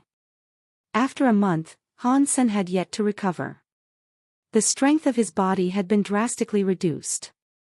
His legs were soft when he walked. It would take him another 2 or 3 years to fully recover. Fortunately, no one from the outside was aware of what had happened to him. They were in Sky Palace now, as well, so there was no need to worry about security. Sky Palace sent a few elders to welcome Han Sen and Isha. They weren't showing such respect because of Isha and the rebate, though. They had come because Han Sen was a very important individual. Han Sen was able to bless deifieds. And he owned the charming gods Jian and the shield of the Medusa's gaze. Those things made Han Sen more valuable to them than the entire race of the rebate. It made Sky Palace treat him seriously. If they knew Han Sen also had the 9-spin destiny mirror and the Gana's race weapon Purgatory Heaven, who knew what they would think? Han Sen rested in Sky Palace. Sky Palace sent many powerful deified elites skilled in healing to treat him, but they didn't achieve very good results. Han Sen wasn't just injured. He had exhausted his genes, and recovery wouldn't come easy. They were there for a few days when Isha told Han Sen that Han Menger was there. It made Han Sen very happy. Han Sen thought that Narrow Moon might have been affected because of what he had done. It was good that Han Menger and the others were allowed into Sky Palace. But Han Sen hadn't seen Han Menger and the others just yet. Isha smiled and didn't explain. She invited Han Sen to come with her. They left the xenogenic space of Sky Palace and headed to a nearby system that was also owned by Sky Palace. Sky Palace owned many systems, and this was an important one within their domain. As Han Sen flew alongside Isha, he noticed that his surroundings weren't as he remembered. There used to be many stars in this area of space, but now, it was empty. There wasn't even an asteroid. Did a big fight take place here? Did the people of the Extreme King come? Han Sen asked Isha with confusion. Isha laughed and didn't say a word. She looked out across space. Han Sen followed her gaze. There, he saw many stars. It was nothing special. But soon after, Han Sen heard the sound of thunder echo through space. Even the vacuum couldn't stop that sound from being transmitted. Han Sen looked in the direction that the sound had come from, and then, his mouth dropped open in shock. He couldn't believe his eyes. He was looking at Narrow Moon. All the planets of Narrow Moon moving toward him, heading for the empty section of space that he and Isha hovered in. The scene was extremely shocking. A scary elite of Sky Palace was behind the star. He had a whip. Every time he swung the whip, the crack of thunder sounded. The cluster of stars were like many fat sheep. They were slowly being pushed forward.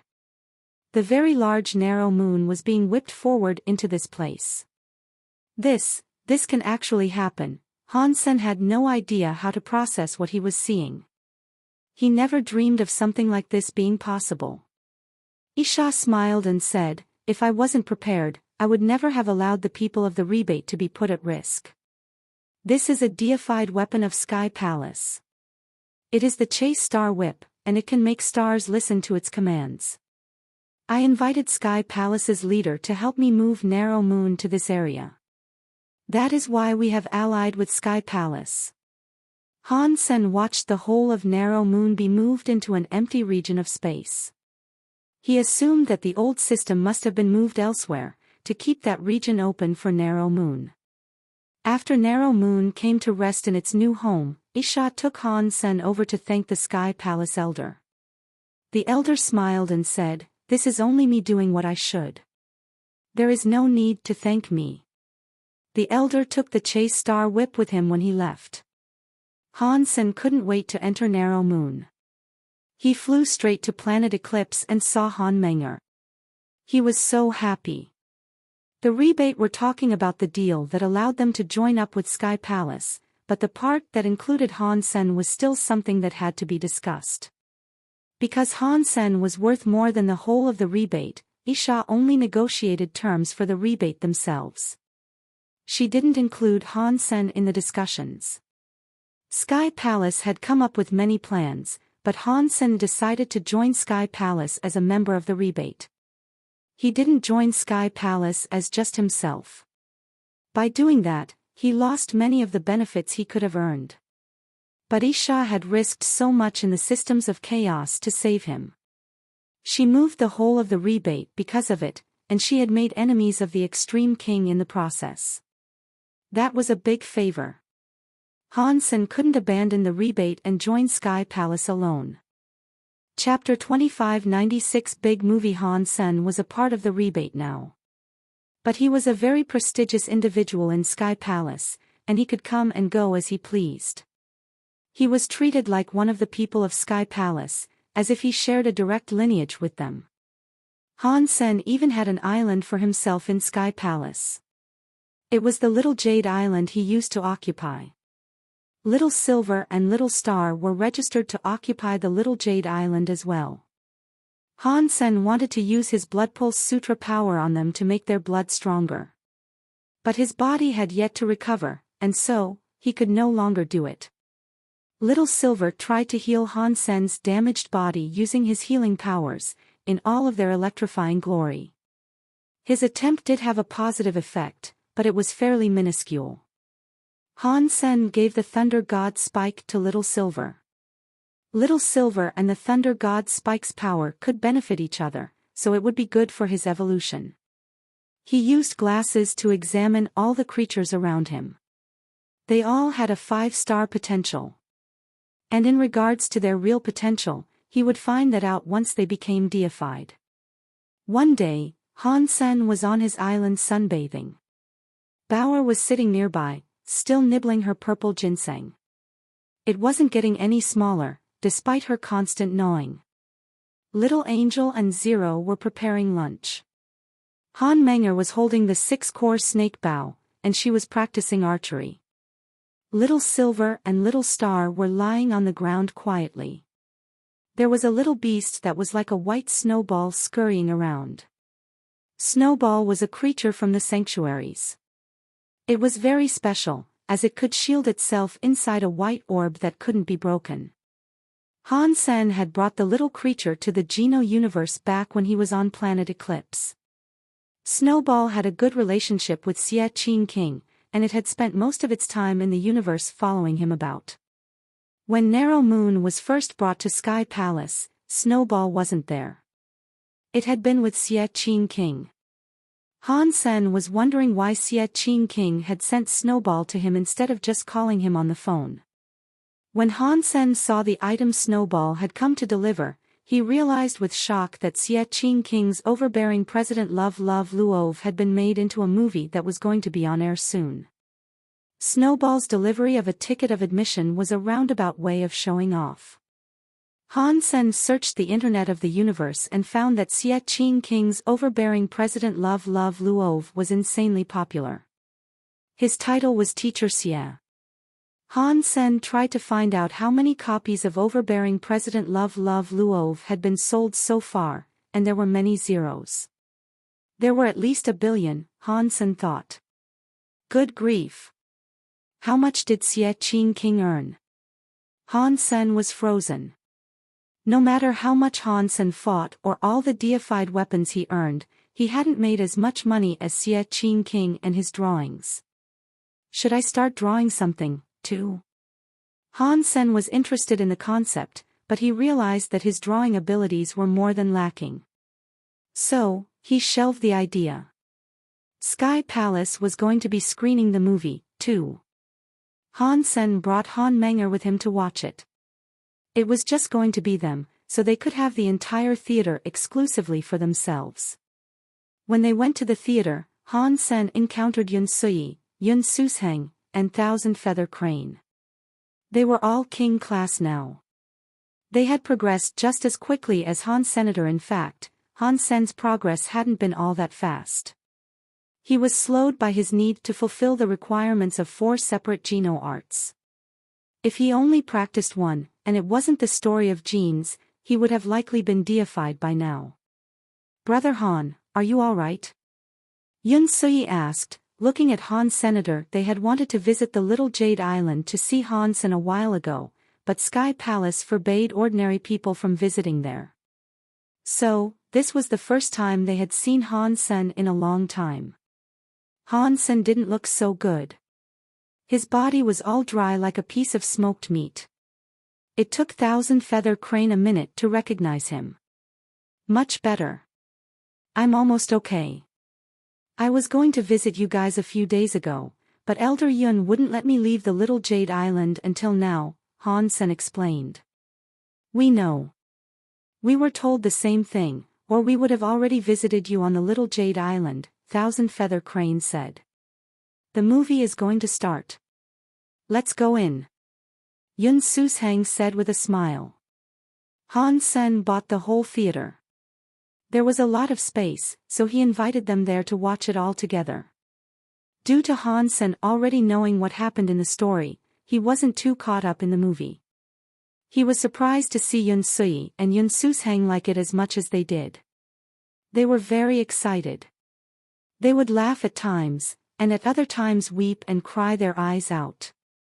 In the end, the main character rescued a female character. When they kissed, Yun Sui and Yun Sushang were so touched, their eyes almost turned into the shape of little hearts. It doesn't matter how strong a woman might be, they all have the same heart.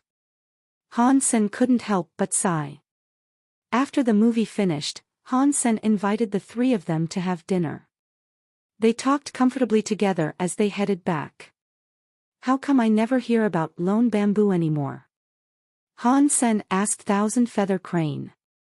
He had asked other people about Lone Bamboo, but they were all so dodgy about the subject that he never really received an answer. Thousand Feather Crane hesitated, but Yun Sui said angrily, "It is because of that exquisite." Exquisite? Han Sen was shocked. He knew the name, but he didn't think exquisite would have anything to do with Lone Bamboo. Sui, stop talking. Thousand Feather Crane frowned. Is this something I'm not allowed to know about? Han Sen asked, glancing at Thousand Feather Crane. Thousand Feather Crane shook his head and said, "Not exactly, but this incident cannot be helped. Even if you know, there is nothing you can do. If it isn't taboo, then why don't you just tell me?" Han Sen said. Thousand Feather Crane still hesitated. Yun Sui had practically told Han Sen the whole story, anyway. There was a good connection between Sky Palace and the Very High. People often believed Sky Palace was the mouthpiece for the Very High. Although Sky Palace wasn't one of the 3 highest races, the Extreme King were quite scared of Sky Palace, as well. In fact, Sky Palace depended on the power of the Very High. So, Exquisite and the other Very High came to Sky Palace. They asked Lone Bamboo and Yushanshin to join the Very High, and it was a request that Sky Palace couldn't refuse. Yushanshin agreed, whereas Lone Bamboo refused Exquisite's offer. This created some tension and a widening rift between Sky Palace and the Very High. The Very High didn't relent in their request, though. And Lone Bamboo didn't waver or give in to their demands. So, the leader of Sky Palace locked Lone Bamboo up. Couldn't Lone Bamboo refuse to join the Very High? Han Sen asked with a frown. Thousand Feather Crane shook his head with a wry smile. The relationship between Sky Palace and the Very High is very complicated. It seems as if there was some sort of agreement in place. Our leader is in hot water right now. He cannot refuse the demands of the Very High. If Lone Bamboo is locked up, does that mean that they've dropped their demand? Han Sen asked with a frown. Thousand Feather Crane chuckled and said, "Were it so easy. The Very High haven't said anything. They haven't yet said whether or not Lone Bamboo has to go. If they haven't cancelled their request, we have to respond somehow. We cannot sweep this matter under the rug. Chapter 2597 Lone Bamboo's Persistence. Han Sen didn't have many ideas on how to resolve the matter. If two armies were fighting and Lone Bamboo was in danger, he would gladly join the fight. But right now, Lone Bamboo was incarcerated by the powers presiding over Sky Palace. Furthermore, they weren't at war with the Very High. Therefore, Han Sen had no way of helping. This is a hard situation to deal with. The Very High didn't want Lone Bamboo to join them permanently. It was supposed to be a temporary thing. Plus, they would have given Lone Bamboo a lot of resources. Others would beg for the benefits he would have been given for free.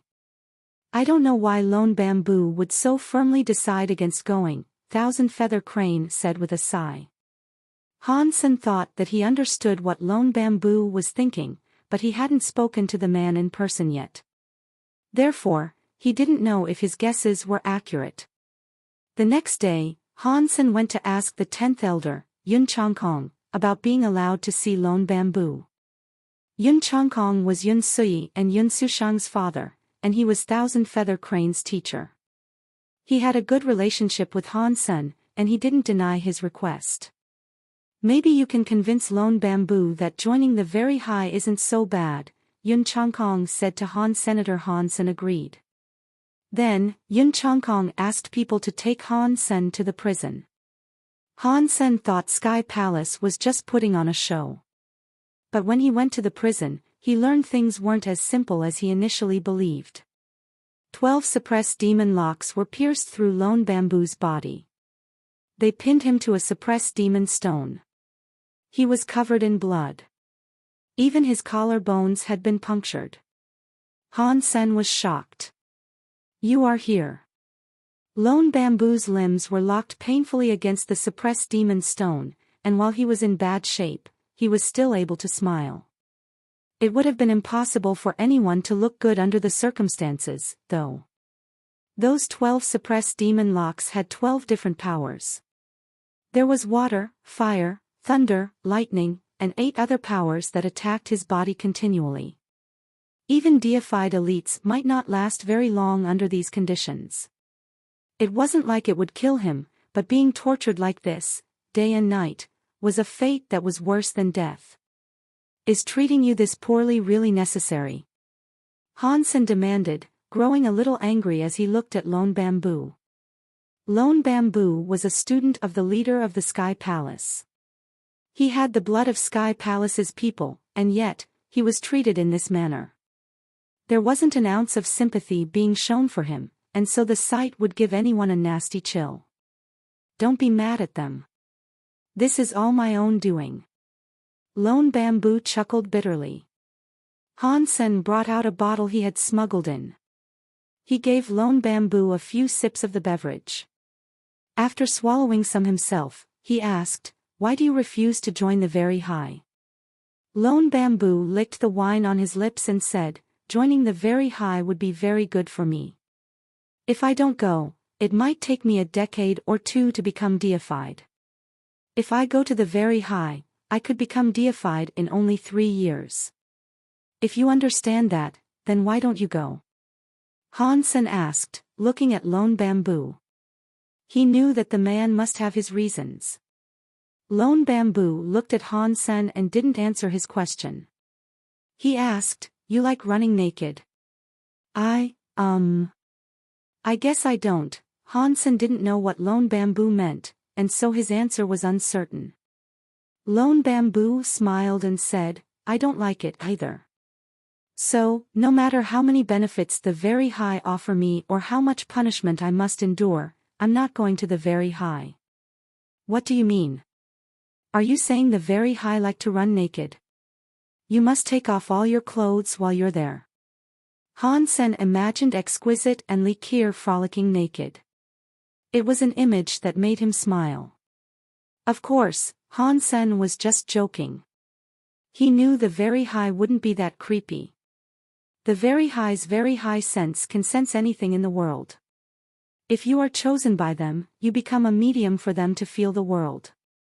They can feel everything you do. If you eat, They can taste the saltiness, sweetness, sourness, or spiciness of your food. When you shower, they will know if it is hot or cold. Your emotions, your hobbies, or even your feelings when you sleep with a woman, the very high will get to experience everything. If you were in my position, would you go? Lone Bamboo asked, looking at Han Sr., are the very high that sick? Han Sen's eyes were wide. This is merely my perspective. Of course, they might not be interested in which woman you sleep with, but regardless, you have no way of shutting off their power to feel whatever you do. Once you are plugged into their ability, there is no cancellation. They will always have their hooks in you, and I doubt they would ever willingly sever such a connection, Lone Bamboo said. Are you sure that's how this works? Han Sen asked seriously. Lone Bamboo smiled and said, if there is a race in this universe that can understand the very high the most, it would be us, the sky. Although there is no real evidence, many generations of the sky have worked for the very high. This is a 90% accurate hypothesis. If things are like that, then I wouldn't go no matter what, Han Sen said with a nod. Han Sen held the bottle of wine up for Lone Bamboo to have a few more sips. He asked, but if you continue to refuse, will the very high let you go? I don't know, Lone Bamboo admitted with a shake of his head. Han Sen didn't ask anything further. He chatted with Lone Bamboo for a bit longer, and after he finished his wine, he left the prison. Han Sen was walking away, and as he did, he thought to himself, why would the very high want Lone Bamboo so badly? There must be a way I can help him. He left the restricted area and saw a man sitting on a white crane. The man was smiling at Han Sr. Uncle Yu. Han Sen raised his eyebrows at the sight of Yu Shanshin. Yu Shanshin had gone to the lands occupied by the dragons to save Han Sen once before. So, Han Sen was very polite whenever he saw the man. Yu Shanshin smiled and said, we should walk together, assuming that is okay with you. Are you coming for Lone Bamboo? Han Sen asked Yu Shanshin as he followed him. No, I'm here for you, Yu Shanshin answered. That surprised Han Senator. Before Han Sen said anything, Yu Shanshin went on to say, Sky Palace made a deal with the Very High. So, whoever the Very High selects must go. If Lone Bamboo doesn't go, then we must find a worthy replacement. That person you are suggesting can't be me, can it? Han Sen smiled wryly.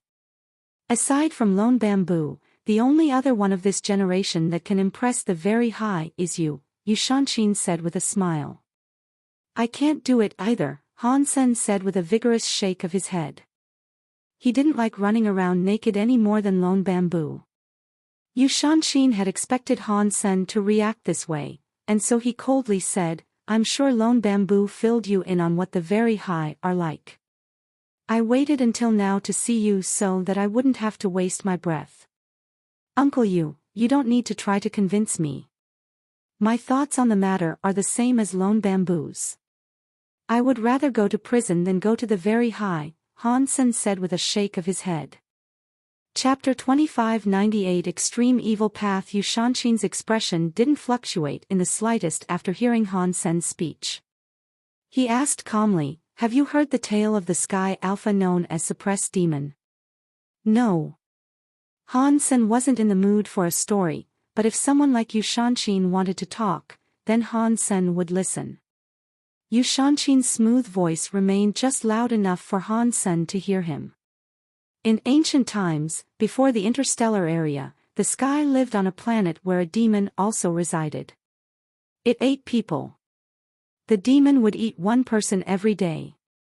But the demon didn't have its own body. If it wanted to eat someone, it would have to possess the body of one sky to devour the body of another. Because they were unable to prevent the demon from possessing them, the sky had many incidents involving fathers eating their sons, wives eating husbands, or even children eating their grandparents. Those things continued to happen until our Alpha rose to the challenge. He offered himself to the demon and allowed the demon to assume control of his body. And did the Sky Alpha somehow imprison the demon? Han Sen was curious. No. Our Alpha's power wasn't vastly superior to that of the average Sky. The demon gained control of his body, too. The demon used him to eat many Sky, Yu Shanshin said flatly. That answer wasn't what Han Sen had expected. Yu Shanshin looked at Han Sen and went on to say, although our Alpha was controlled by the demon, he managed to accomplish something more than most possessed Sky. Other Sky, when they were controlled by the demon, still had their will. But they didn't hate the demon. They were scared of it like a tiger. Even if they pretended not to be, they couldn't lie to the demon. That was because when the demon possessed a Sky, it could peer into their thoughts. No matter what that person did, they couldn't lie to the demon. So, it didn't matter what they said or did. The demon would still see into their thoughts. The demon would control them and force them to kill themselves. The Alpha was the only exception to this use. What did he do? Han Sen had become very curious. He didn't do anything. He befriended the demon, Yu Shanshin said. I thought you said the demon could see through the thoughts of the Sky. How could the Alpha trick a demon like that? Han Sen asked with confusion. The Sky's Alpha must have hated the demon. Yu Shanshin laughed and said, that is why Master Alpha was different. He faced an enemy that he hated the most, yet he was able to let go of that anger and treat the demon so kindly. It was as if he considered the demon to be his own son, and no matter how much the demon did wrong, he still forgave it.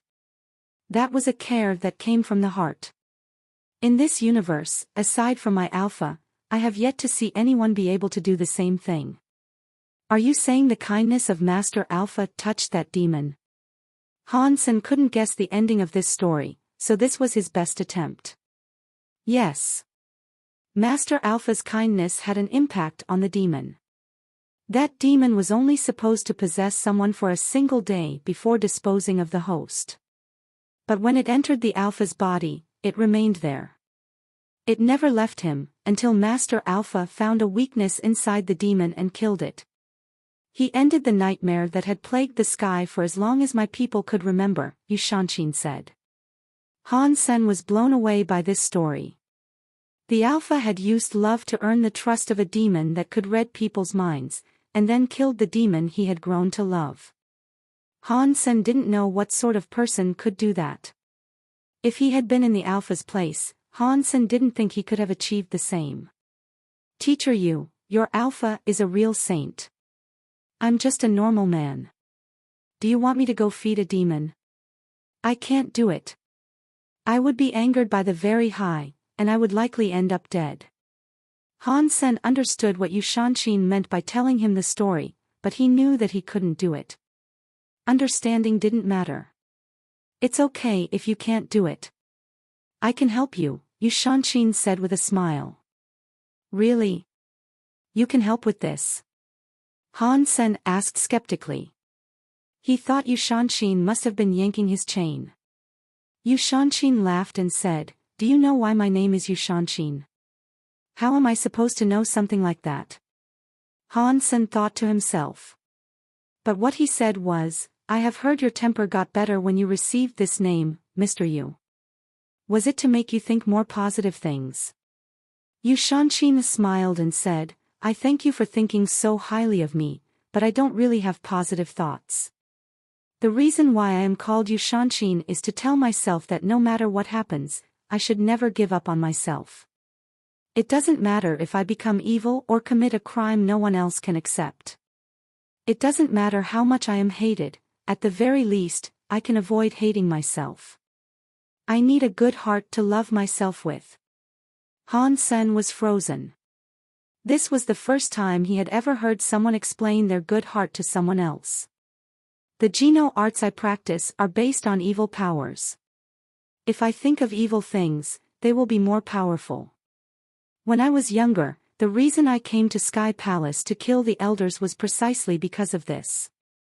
But the stronger this Geno art becomes, the more it claims me. I didn't practice the skills of killing, I trained the mental fortitude of not allowing myself to ever be claimed by evil. Only I can control myself in this world. No one else can use me. Not even God. Yu Shanshin was speaking so quietly, but Han Sen could feel the overbearing weight of the man's words. But Han Sen didn't understand how this conversation had anything to do with the very high.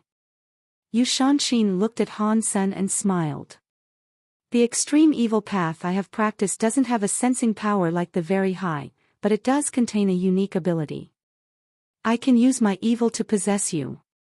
And when the very high use their senses to invade your mind, they will only touch the evil of my mind.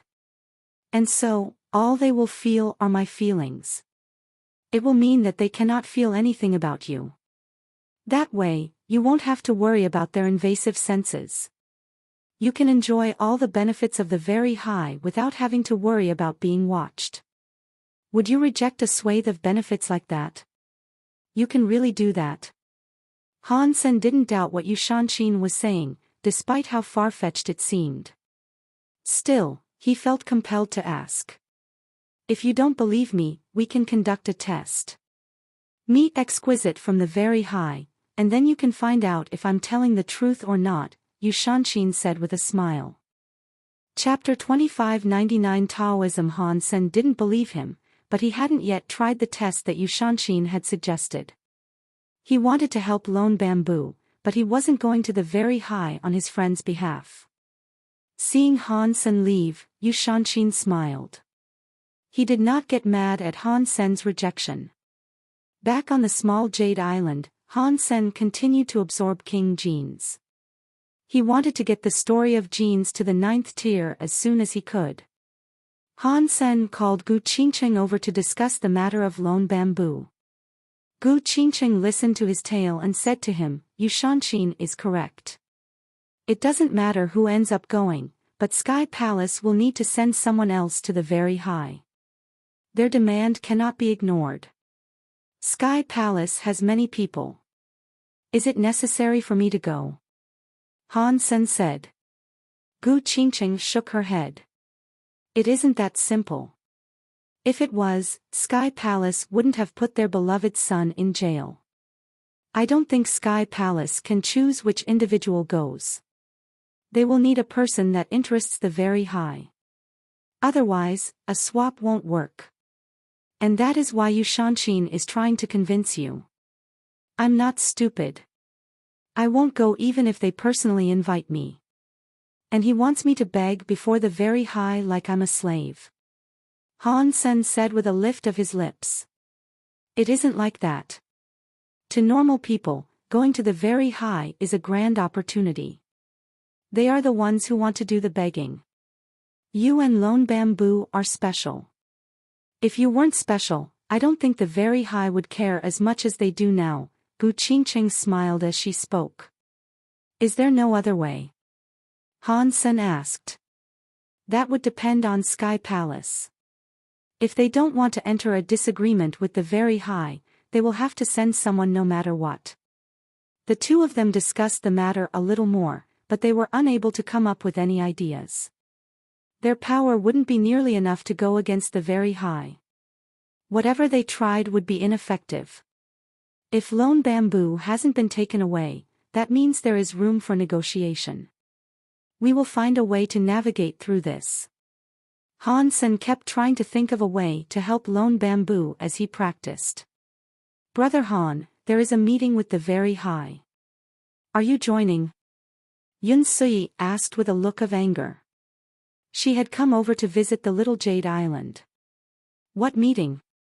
Han Sen asked with confusion.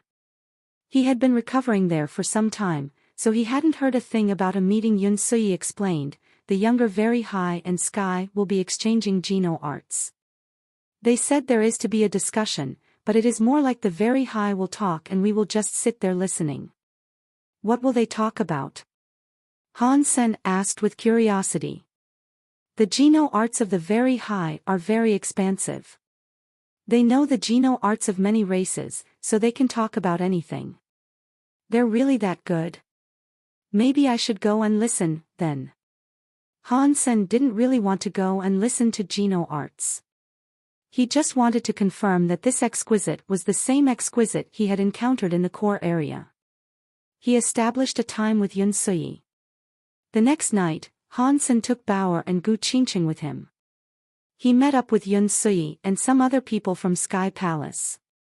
Together, they joined the meeting. The meeting was taking place on Thousand Lake Island. That island was strange. Its center was a lake, and the lake's water constantly spilled onto the lower levels of the island. The whole island was like a sloped collection of lakes.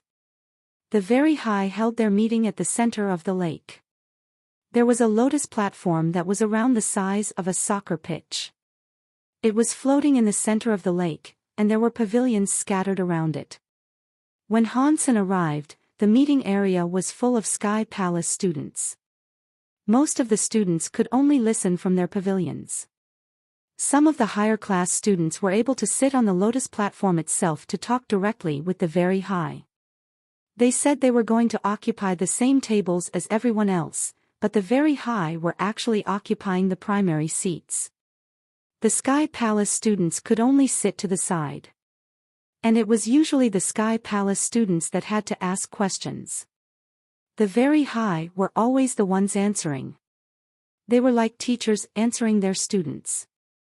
Thousand Feather Crane and the Yun sisters brought Han Sen and Gu Qingqing to the lotus platform.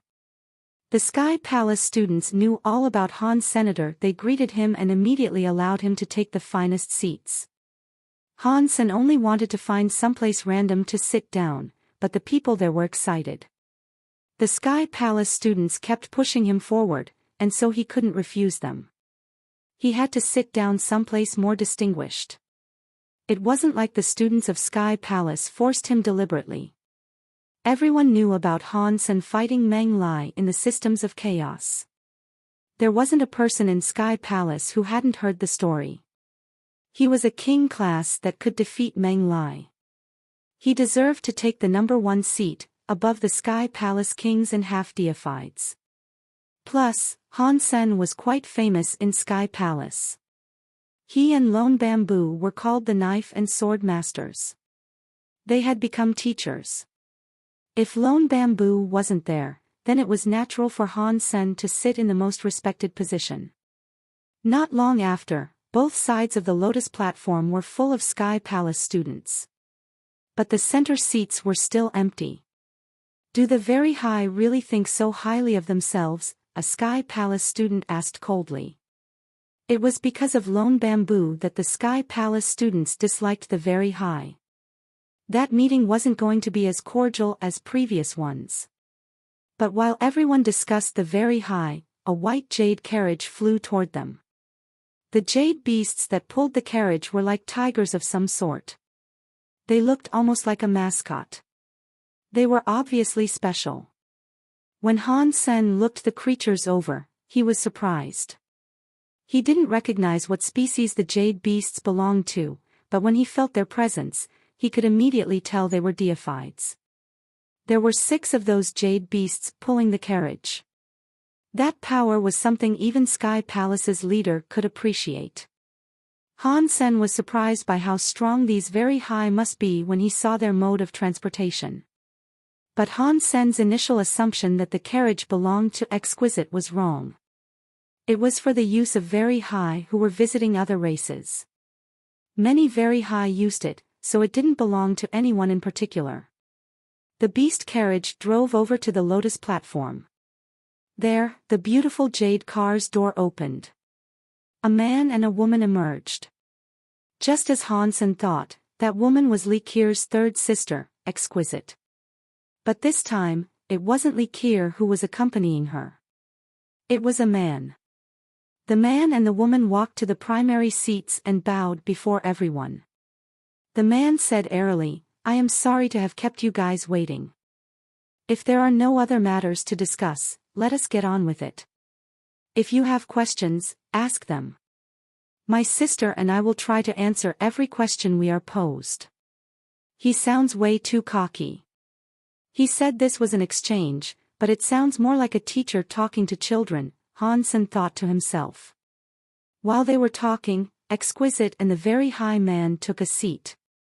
The man looked at the Sky Palace students on both sides. He saw Han Sen occupying the first seat with Gu Qingcheng next to him. When the man looked at Gu Qingcheng's face, his own face froze. He stared at her a little, and then pulled his gaze away. Chapter 2600 God's Spirit Touch. Gu Qingcheng's face was breathtakingly pretty. Even those who were close with her, like Han Sen, would find themselves staring at her ethereal beauty now and again. The very high man had only looked at her for a moment or two before turning away. He had an impressive amount of self-control. Exquisite looked at her as well. But her vision paused on Han Sen for longer. After all, he was seated in a place of honor. That meeting had no deifieds. All the attendees were young elites, but if someone was sitting in the first seat, it had to mean that they were someone of prestige and importance to the Sky Palace. But at that moment, Han Sen wasn't looking good. He looked dry and thin, like a refugee that had spent too long without food. He was only skin and bones. "How might I refer to you?" Exquisite asked, looking at Han Senator. She had seen Han Sen's videos, but that was before he incurred his most recent injuries. He looked completely different right now, so she didn't recognize him. "I am Han Sen," Han Sen answered truthfully. Upon hearing Han Sen's name, that very high man couldn't help but turn to look at him. He clearly knew about Han Sen and what he had accomplished. "You are the one who owns the charming god's Jian and the shield of the Medusa's gaze. It is no wonder you look so special," Exquisite said emotionlessly. By special, she was referring to his physical appearance. She wasn't really complimenting him. From what she could see, Han Sen had simply lucked out by collecting 2 true god treasures. He was lucky and nothing more, that was her general conclusion. She believed the true merit of his power was nothing substantial. Han Sen's face looked sour. He didn't respond. He knew that Exquisite wasn't actually complimenting him. "If no one has any questions, I will start first. Let's talk about phenomenon," the man said calmly. After the man said this, the expressions on the faces of the students of the Sky Palace looked somewhat strained. Phenomenon was a secret Sky Palace Geno art, although it wasn't as special as the textless book. When the man said he wanted to talk about phenomenon, it was his way of saying, "The way you practice Geno arts is bad. Allow me to show you how it is done." The way the man spoke made many of the Sky Palace students upset. But they were seated before one of the very high, and so, no one did anything. The Sky Palace students stared at the man, waiting to hear what he was going to tell them. Han Sen could tell the man had selected this Geno art on purpose. He wanted to use this opportunity to build up his image before the young people of the Sky Palace. That was why he spoke in such a condescending way. Han Sen wanted to listen to him, too. That very high man was called Bishi, and Han Sen was keen to hear what input he could provide on phenomenon. Phenomenon refers to the universe's phenomena. Phenomenon is the reason for life existing. But people are stupid, and they cannot see through things without phenomena. People require clear signs to clarify the unknowable. The Sky students who heard this weren't impressed. It was an ordinary speech that didn't mean much to them. If they were required to speak, they would have said the same thing. It seemed as if the man knew what everyone was thinking, and so he coldly went on to say, "I am one of those people, too. I cannot get rid of this foolishness. I cannot see through things without phenomena. So, there is a saying, and it goes like this: only if you go into phenomena and feel the phenomena, and experience what is inside, do you have the chance to understand." That is the so-called Taoism. When I practiced phenomenon, the teacher talked about this the first day. "Mr. Bishi doesn't need to explain this, so just get to the point," a Sky Palace student said hurriedly. Bishi didn't speak, and his face was unreadable. Since he first met her, Han Sen thought Exquisite merely pretended to be detached. But now, seeing Bishi, he noticed this emotionless expression was the only one they were capable of. This wasn't a pretense. Everyone knows Taoism, but in regards to how they know it, everyone has a different saying. There is no correct answer, Bishi said. Taoism is natural. Everyone has their own way of learning it. An answer isn't required, a student of Sky Palace said. I just said that a moment ago, Bishi replied. Phenomenon refers to the phenomena of the universe. If there are phenomena, there are rules. If there are no rules, there would be no reasons. Then, you would not need to learn it. The Sky Palace student fell quiet. He continued listening in silence. Bishi set something down on a table in front of him. Everyone looked at it. It was a square and transparent box that looked to have been made of crystal. It was 12 centimeters wide. Within the box, they could see a crystalline ladybug. It sort of looked like a beetle. It was fairly cute. Bishi opened the crystal box, and the ladybug climbed out of it slowly. Then he said, every living creature has a path to follow, but understanding the reason for each path isn't easy. This is a beetle xenogenic called God Spirit Touch. It is a very rare xenogenic. Through this, we can understand some of the rules and reasons here. After that, Bishi reached out his finger. He sliced his finger and pushed out a drop of his own blood onto the ladybug. The ladybug opened its mouth and drank that droplet of blood. And then, it stopped and remained still. It no longer moved. Everyone was shocked. They didn't know what Bishi was doing. As they watched in confused silence, the ladybug that had sucked up Bishi's blood began to show some weird changes. The ladybug was changing its skin. As it did so, its face contorted. It pulled its new body forward, leaving a perfect shell behind. And the process wasn't over either. After changing a layer of its shell, the ladybug started twisting its body again. It quickly left a second, smaller shell behind. The fist-sized ladybug kept changing its skin. Every time it shed a skin, its body became smaller, and the shells it left behind were like perfect crystal beetle art. Each discarded shell was smaller than the last. As everyone watched, that beetle swapped its skin 9 times. Its body was eventually reduced to the size of a small coin. After that, it stopped moving. It just laid down where it was, looking very tired. Everyone looked at Bishi, waiting for his explanation.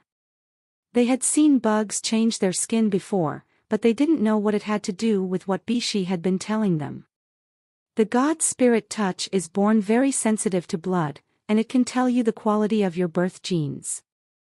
The stronger the gene blood, the more effect it will have on the beetle. Ordinarily, the genes of low-tier creatures can enable a beetle to swap its skin once or twice.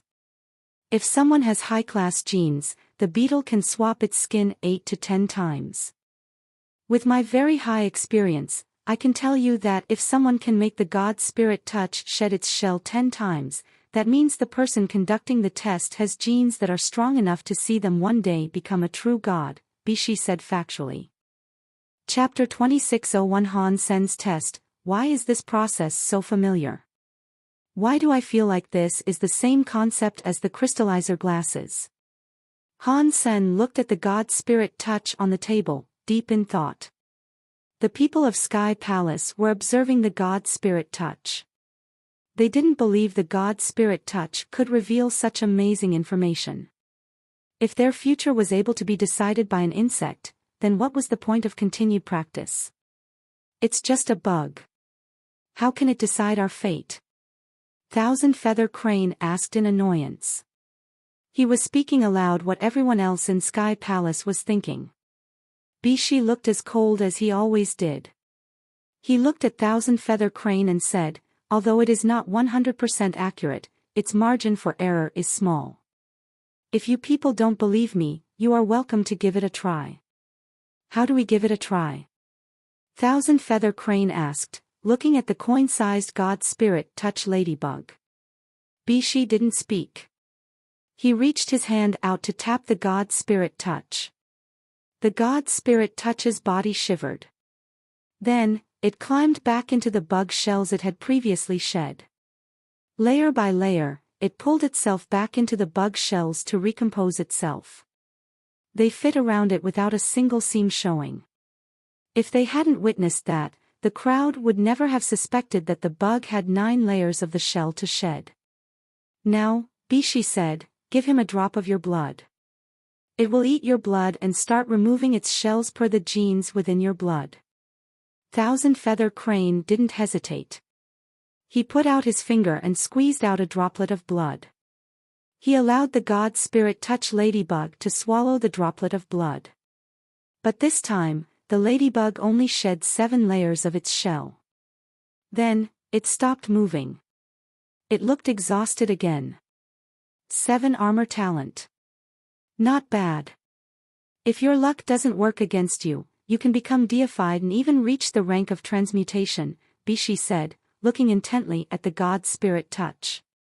I just say this bug has gotten tired, and that is why he stopped moving after taking off 7 layers of its shell, Yun Sui said with a slight sneer. All of the Sky Palace students agreed.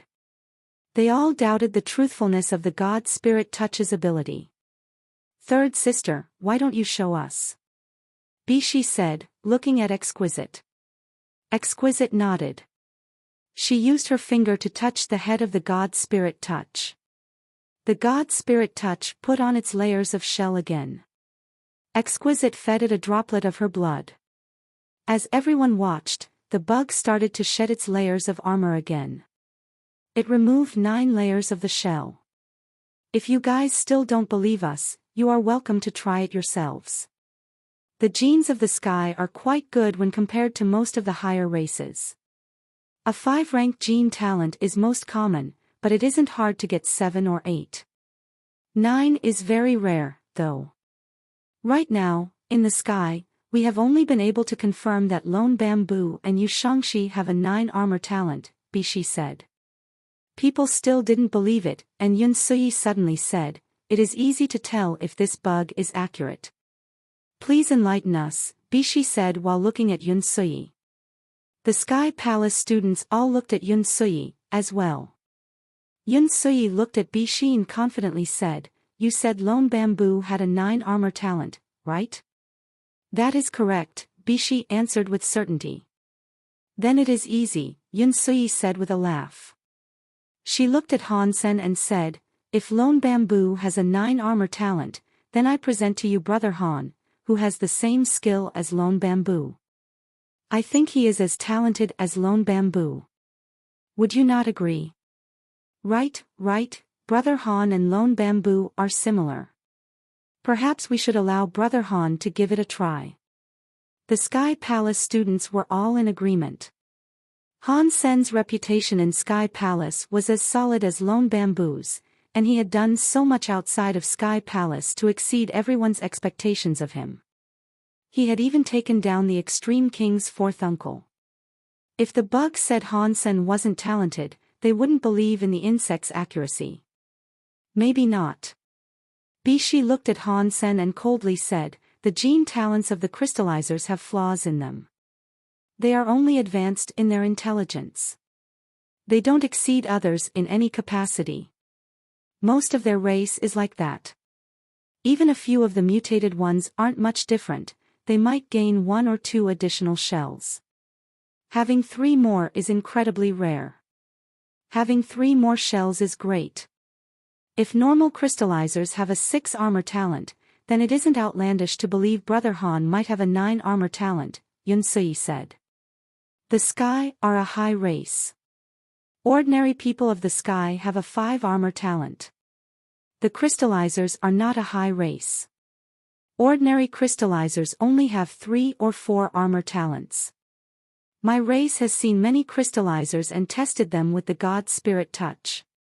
4 armor talents are very rare, and I have never seen one with a 5 armor talent, Bishi said levelly. If Brother Han cannot test and display a 9 armor talent, then it proves the God Spirit touch isn't accurate, Yun Sui surely said. I agree.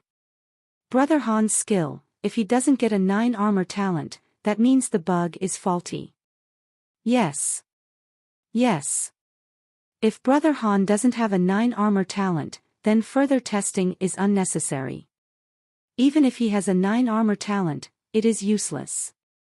We cannot reach Brother Han's achievement. That means the results from this thing are pointless. All of the Sky Palace students were excited. Some of them weren't actually suspicious of the God Spirit touch, but this was about Lone Bamboo. Bishi and the others had made them mad. The Sky Palace students weren't fond of Bishi and Exquisite, and that was why they were so excited. I cannot tell you if it is real or not. We will have to find out through further testing.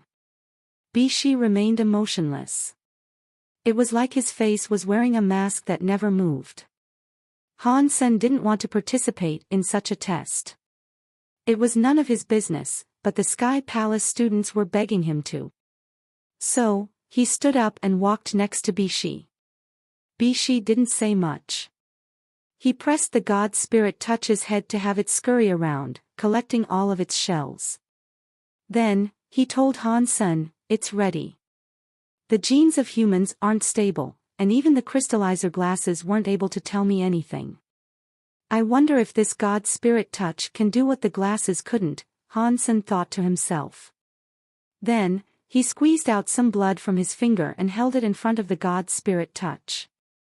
The God Spirit touch sucked Han Sen's finger, pulling Han Sen's blood into its belly. The people of Sky Palace observed the God Spirit touch nervously. Bishi and Exquisite watched the God Spirit touch, as well. They were interested to see how much armor talent he had. As everyone watched, the God Spirit touch's body shivered.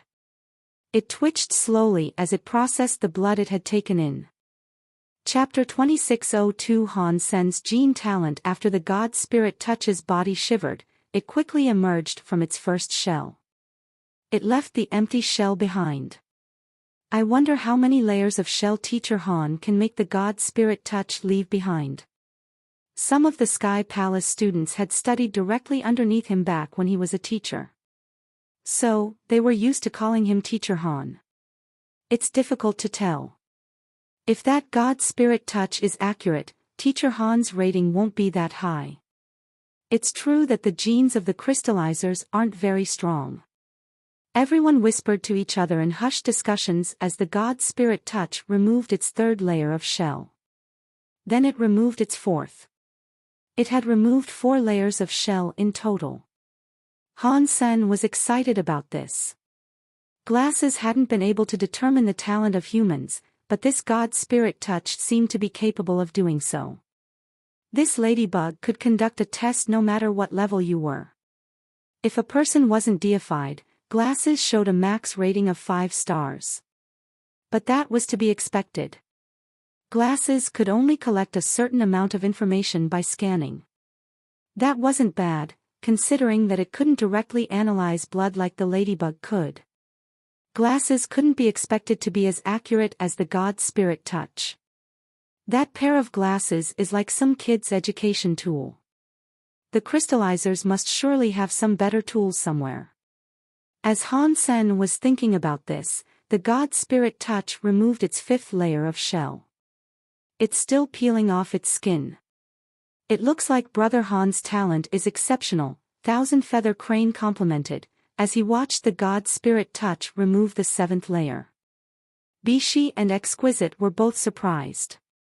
The evolutional capabilities of crystallizer genes were not high. It wasn't bad to have a 4 armor talent, but a 7 armor talent was a little too much. He must have experienced a lot of mutations to see the gene potential reach such numerical heights. But then, after the God Spirit touch removed its 7th armor, it continued to peel off more. He has an 8 armor talent. Exquisite and Bishi were shocked. The concept seemed impossible. One of the crystallizers shouldn't have been able to evolve that much. Even if a deified placed his deified genes into the body of a crystallizer, it still couldn't guarantee that a weak crystallizer could show an 8 armor talent. But it didn't seem to be ending there either. The God Spirit touch, after the removal of the eighth shell, continued to shiver and shake. It looked as if it had an itch, and that was why it was removing its skin. When the God Spirit touch removed another layer of its shell, the Sky Palace students were beaming with unbridled joy. It looks like this bug is accurate, after all. It is better than some guy making a random judgment. No wonder Brother Han is considered an equal to Lone Bamboo. His gene talents are excellent. Teacher Han is so smart. If he worked harder, he could be greater than the very high. That is all a 9 armor talent can do. Brother Han reached that prestige easily. What was that guy saying? Didn't he say crystallizers can't have a 9 armor talent? The Sky Palace students weren't fond of Bishi and Exquisite due to the very high's treatment of Lone Bamboo. They wouldn't let this opportunity go. The kings and half-deifieds didn't say anything horrible, but the nearby students wouldn't stop talking. They mocked the two very high continually. Bishi and Exquisite weren't paying attention to the snide remarks of the Sky Palace students, though. They merely looked at Han Sen and frowned. The gene talent of crystallizers cannot reach 9 armors, unless this Han Sen isn't one of the crystallizers. Either that, or his genes evolved due to some very unique circumstances. That's the only way he could achieve a 9 armor talent. No matter what the cause, though, we should be wary of this Han Sen, Bishi said seriously. Exquisite nodded. 9 armor talents are rare. I didn't expect to see this result from a crystallizer. If he evolved, he must have received a boost that we can't possibly fathom. That is how his genes have evolved so much. Exquisite didn't doubt that Han Sen was a crystallizer. Crystallizers were easy to recognize, and when Kong Fei lit up the lantern to create the race of the No, many of the elites saw Han Sen accompanying him. They had immediately known that he was a crystallizer. Back then, Han Sen was too low level. The deified elites were able to see through his genes with ease, and there was no way for Han Sen to hide the identity of his genes back then. There was no way he could have masked his race.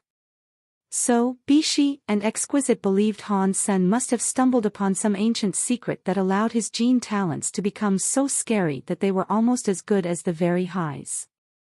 But neither of them thought there was anything sketchy about the fact that he had a 9 armor talent. 9 armor talents, while rare, did exist. Some of the Extreme King and the Sky could produce the 9 armor talent result. That was especially true of the Extreme King.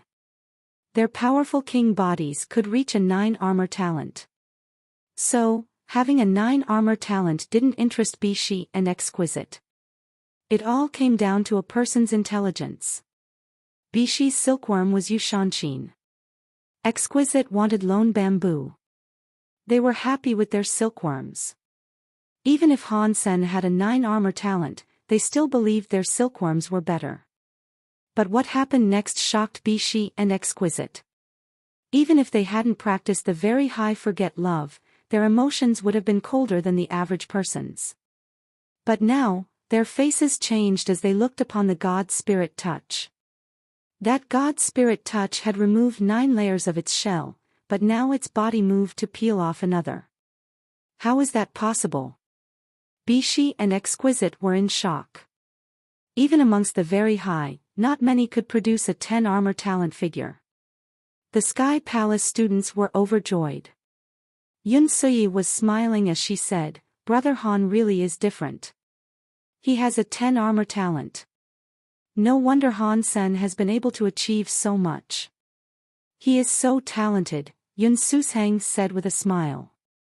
The other Sky Palace students weren't as polite as the Yun sisters, though. They were all laughing. I thought a 9 armor talent was good, but apparently it isn't. Teacher Han randomly tested it and received a 10 armor talent result. Right. I bet they just started gushing about how crystallizer gene talents would be bad because they only had a 9 armor talent. You guys don't understand. Whoever is born first is bigger, and in that case, 9 is bigger than 10. You are right. No wonder they're so confident. As the Sky Palace students continued to mock, the god spirit touch crawled out of the front of its shell and left behind a layer of armor that was like a coin. A 10 armor talent.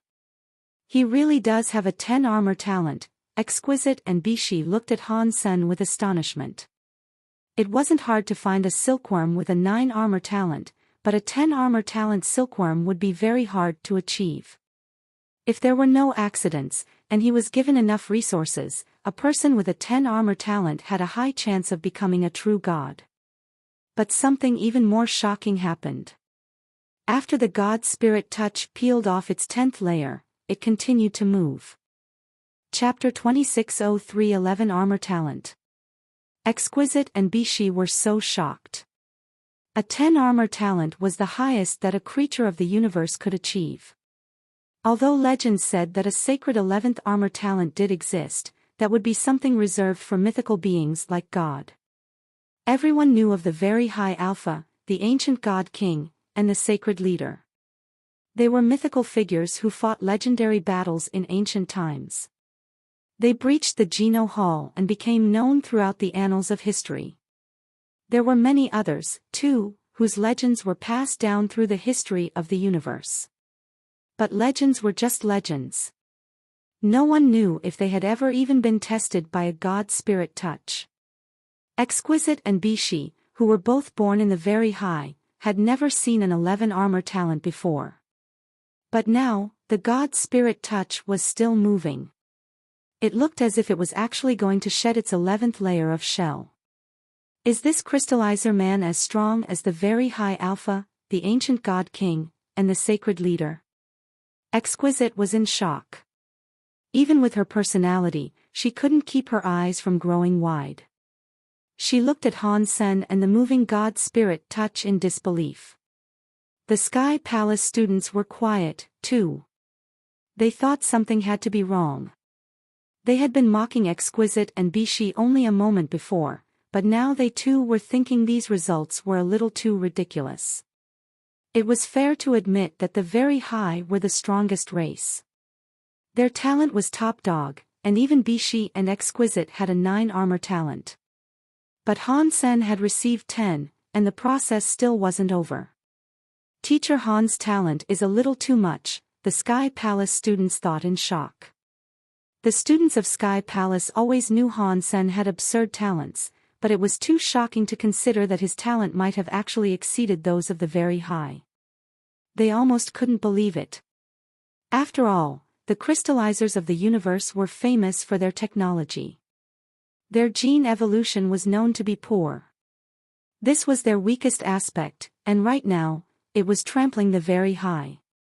It was pretty ridiculous. Under the weight of every pair of eyes at the meeting, the beetle that looked around the size of a nail continued to shake. Its body contorted, twisted, and spun with its mouth open. And then, a smaller bug emerged. That bug was only the size of a grain of rice. It was oval in shape, and it didn't look like a god spirit touch anymore. Before, whenever it shook off one of the initial 10 layers, it still looked like a ladybug. But this grain-sized creature was like a silkworm. It was oval in its shape. It looked cute, and it was quite fat. Everyone was looking at the bug in shock. Even Bishi and Exquisite looked stunned. They owned the god spirit touch, but this was the first time they had ever seen the god spirit touch behave this way. They had never seen it remove its 11th shell before. Does he really have an 11 armor talent? Exquisite looked at Han Sen and the god spirit touch with a queer stare. Her eyes kept twitching as thoughts ran through her mind. Han Sen looked at the god spirit touch on the table. He kept thinking, weird. When glasses tested me, it just told me that my genes were unstable. I was unable to get a result. How can this bug keep peeling away its layers? If Exquisite and Bishi are correct about its accuracy, then that means my talent is awesome. But Han Sen didn't feel as if his talents were strong. At least, that was the way he felt when he practiced with the story of genes. Whenever he had to work with that, he felt practically useless. His ability to continue leveling up was completely dependent on resources. As Han Sen was thinking, the God Spirit touch moved. It shook and shivered frantically. As it moved toward Han, Senator Bishi and Exquisite were shocked about this, too. The God Spirit touch was just a xenogenic Bishi had captured. Although it was half deified, it wasn't deified yet. It couldn't fight. Due to the fact that it was very sensitive to the genes in one's blood, it was a very rare xenogenic. Usually, any very high that encountered a God Spirit touch would try to claim and tame it with secret skills. The God Spirit touch was loyal until its master died. Only then would it try to find another master. If Bishi didn't give a command, the God Spirit touch wouldn't move. But right now, although Bishi hadn't given a single order, the little creature started moving over toward Han Senator. This shocked Bishi. Bishi's heart jumped. He tried to call the God Spirit touch back, but it ignored his command. It kept crawling over to Han Sen, and that gave Bishi a shock. What is going on? Bishi looked dumbfounded. He couldn't understand this, and he looked at Han Sen and the God Spirit touch with a befuddled expression. The God Spirit touch was a half-deified xenogenic, but its power wasn't like that of an ordinary xenogenic. Its body wasn't strong. It had the toughness of a half-deified, but not the attack power. It couldn't even fly. In space, it could float. But on land, it could only crawl. Han Sen saw it climb over to the edge of the table. Then, it fell off. Han Sen caught the little creature in his hand. The moment Han Sen touched the God Spirit touch, he felt its will enter his brain. His mind was full of messages that begged him. It wasn't a language, just an overwhelming sense of desire. Han Sen was able to understand it was begging. I beg you, help me evolve, that was what it meant. The little creature's mind was full of sincere begging. How can I help you evolve? You want more of my blood? Han Sen wondered aloud. He didn't know how to help the God Spirit touch exactly. I beg you, help me evolve, the God Spirit touch kept sending him this message. It looks like this guy isn't so smart after all, Han Sen thought. But Han Sen realized it might not have wanted blood. There were still traces of blood on the tip of Han Sen's finger, but the God Spirit touch wasn't interested in it. It kept sending its pleading message. If it doesn't want my blood, then the only way I can help it is with my Blood Pulse Sutra. But my body has yet to recover. I don't have much energy, and so, my Blood Pulse Sutra is weaker than usual. I don't know if it will work on him, Han Sen thought to himself. He cast his Blood Pulse Sutra.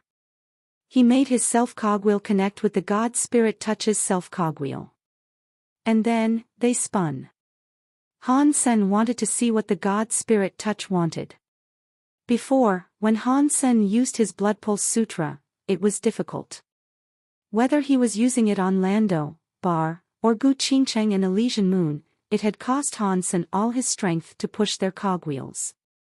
But this time, Han Sen only had to use a small amount of power to push the self-cogwheel of the God Spirit touch.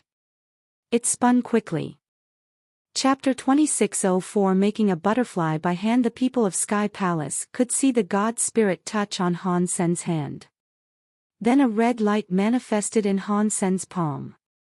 It was then that they realized what was going on. There it is.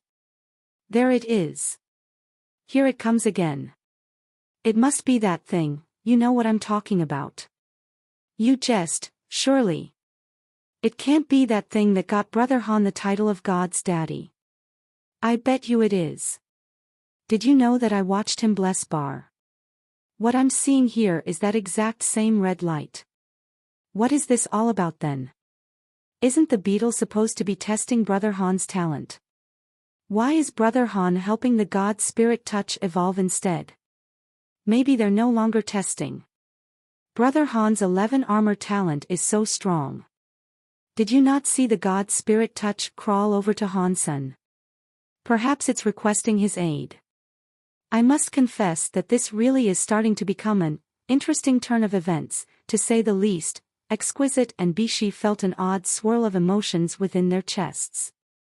They had heard the tales of Han Sen blessing Lando and Bar, but they thought there must have been some sort of trick to the whole thing.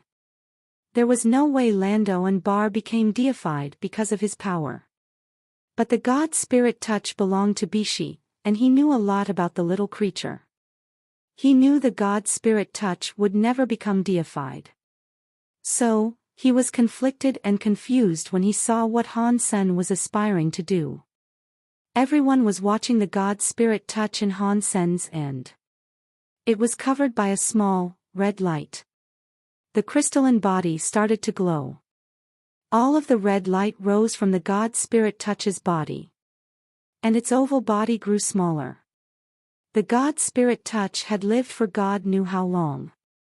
The very high had taken it in so it could repeatedly test people. It had absorbed the genes of many creatures, and the blood it had consumed featured many 9 armor talents across the years. And all it had been given was for free. Although the god spirit touch couldn't properly absorb the genes in the blood, it had received many benefits.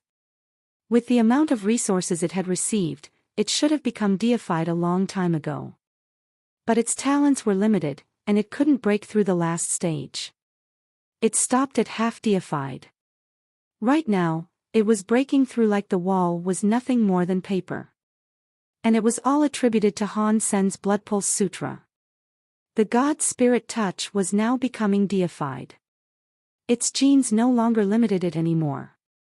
Han Sen had only cast a small amount of his Blood Pulse Sutra to lightly push the self-cogwheel.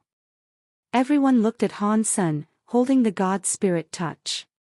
And then, a light appeared out of the god spirit touch. It was such a small bug, but the light from its body reached all the way up into space. It lit up the whole system, and deifieds throughout the system turned to look in that direction. Catcha! Amidst the light, as the bug's body became smaller, cracks started to form. A small crystal claw emerged.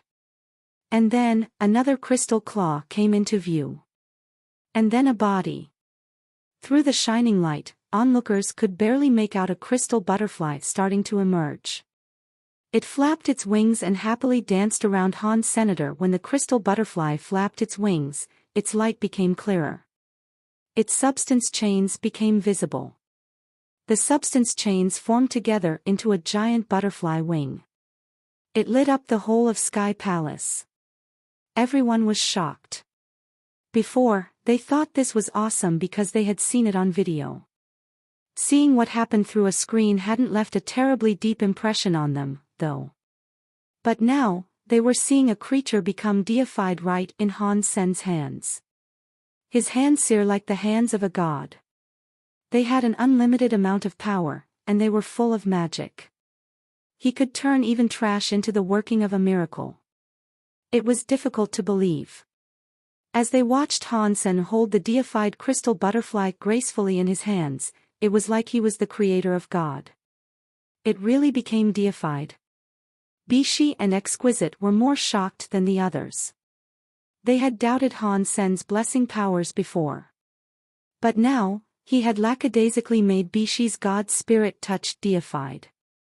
This power was more than Bishi and Exquisite knew what to do with. Even the very high elders couldn't accomplish something like this. The god spirit touch had just become a crystal butterfly, and it was now flying merrily around Han Sen's hands. It flew around Han Sen 3 times. And then, it suddenly flapped its crystal wings and disappeared. It just vanished all of a sudden. Everyone was frozen, and they all looked at Bishi. They thought Bishi had returned it. But Bishi was frozen, too. His coldness and calmness were now all gone. He looked at Han Sen, his expression rigid. It looked as if he was wondering where the god spirit touch had gone. Catcha! Bishi's face changed. He felt as if something in his pocket had just snapped. He felt bad. He quickly reached into his pocket. The spell that had the God Spirit Touch's symbol was now broken. The Very High used a secret skill to tame the God Spirit Touch. That spell was the key to its control. It was like a leash for the creature. As long as the spell was there, he could control the God Spirit Touch, and the creature couldn't disobey. If the master desired it, the God Spirit Touch would suffer pain that would make the creature wish it was dead. When the God Spirit Touch became deified, Bishi hadn't immediately seen the problem. Now that the spell was broken, he realized what had happened. His stomach sank. No God Spirit Touch had become deified before this. The Very High's secret skill was only used on creatures that were half deified or below. The God Spirit Touch was a creature that was easy to control. But now that it had become deified, it destroyed the secret skill. It became free and ran off. The God Spirit Touch wasn't a top-class xenogenic, but it was very rare. Most of them were given out by Very High parents. If Bishi lost it, he couldn't get it back. "Mr. Bishi, did you put your God Spirit Touch away?"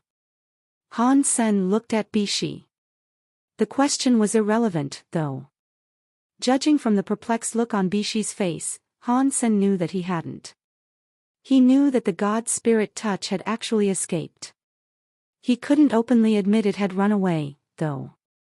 Bishi might try to hold him responsible for what had happened. Bishi frowned. He didn't blame Han Sen for letting the God Spirit Touch escape. He only coldly said, "The God Spirit Touch became deified when it transformed into a butterfly. It broke my restraints and ran." The Sky Palace students, upon hearing that the God Spirit Touch had become deified right from Bishi's mouth, believed it now. "It looks like the legends concerning you are true. Brother Han really can bless others." "Well, duh. Of course, he can. Why else would you think Brother Han was labeled God's daddy? This is too awesome. He is a king class that can produce xenogenic deifieds. That is better than what most deifieds themselves can do." The Sky Palace students discussed all this happily. They felt very hopeful. If Han Sen stayed in Sky Palace, perhaps Han Sen would be willing to bless them sometime. Many of the Sky Palace elites that saw this were feeling flat out strange. It had been a bewildering thing to witness, after all. But many disregarded their confusion to simply revel in the result. And the results made them more than happy.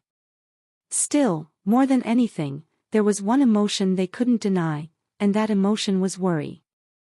Other races would take Han Sen's abilities very seriously after seeing this.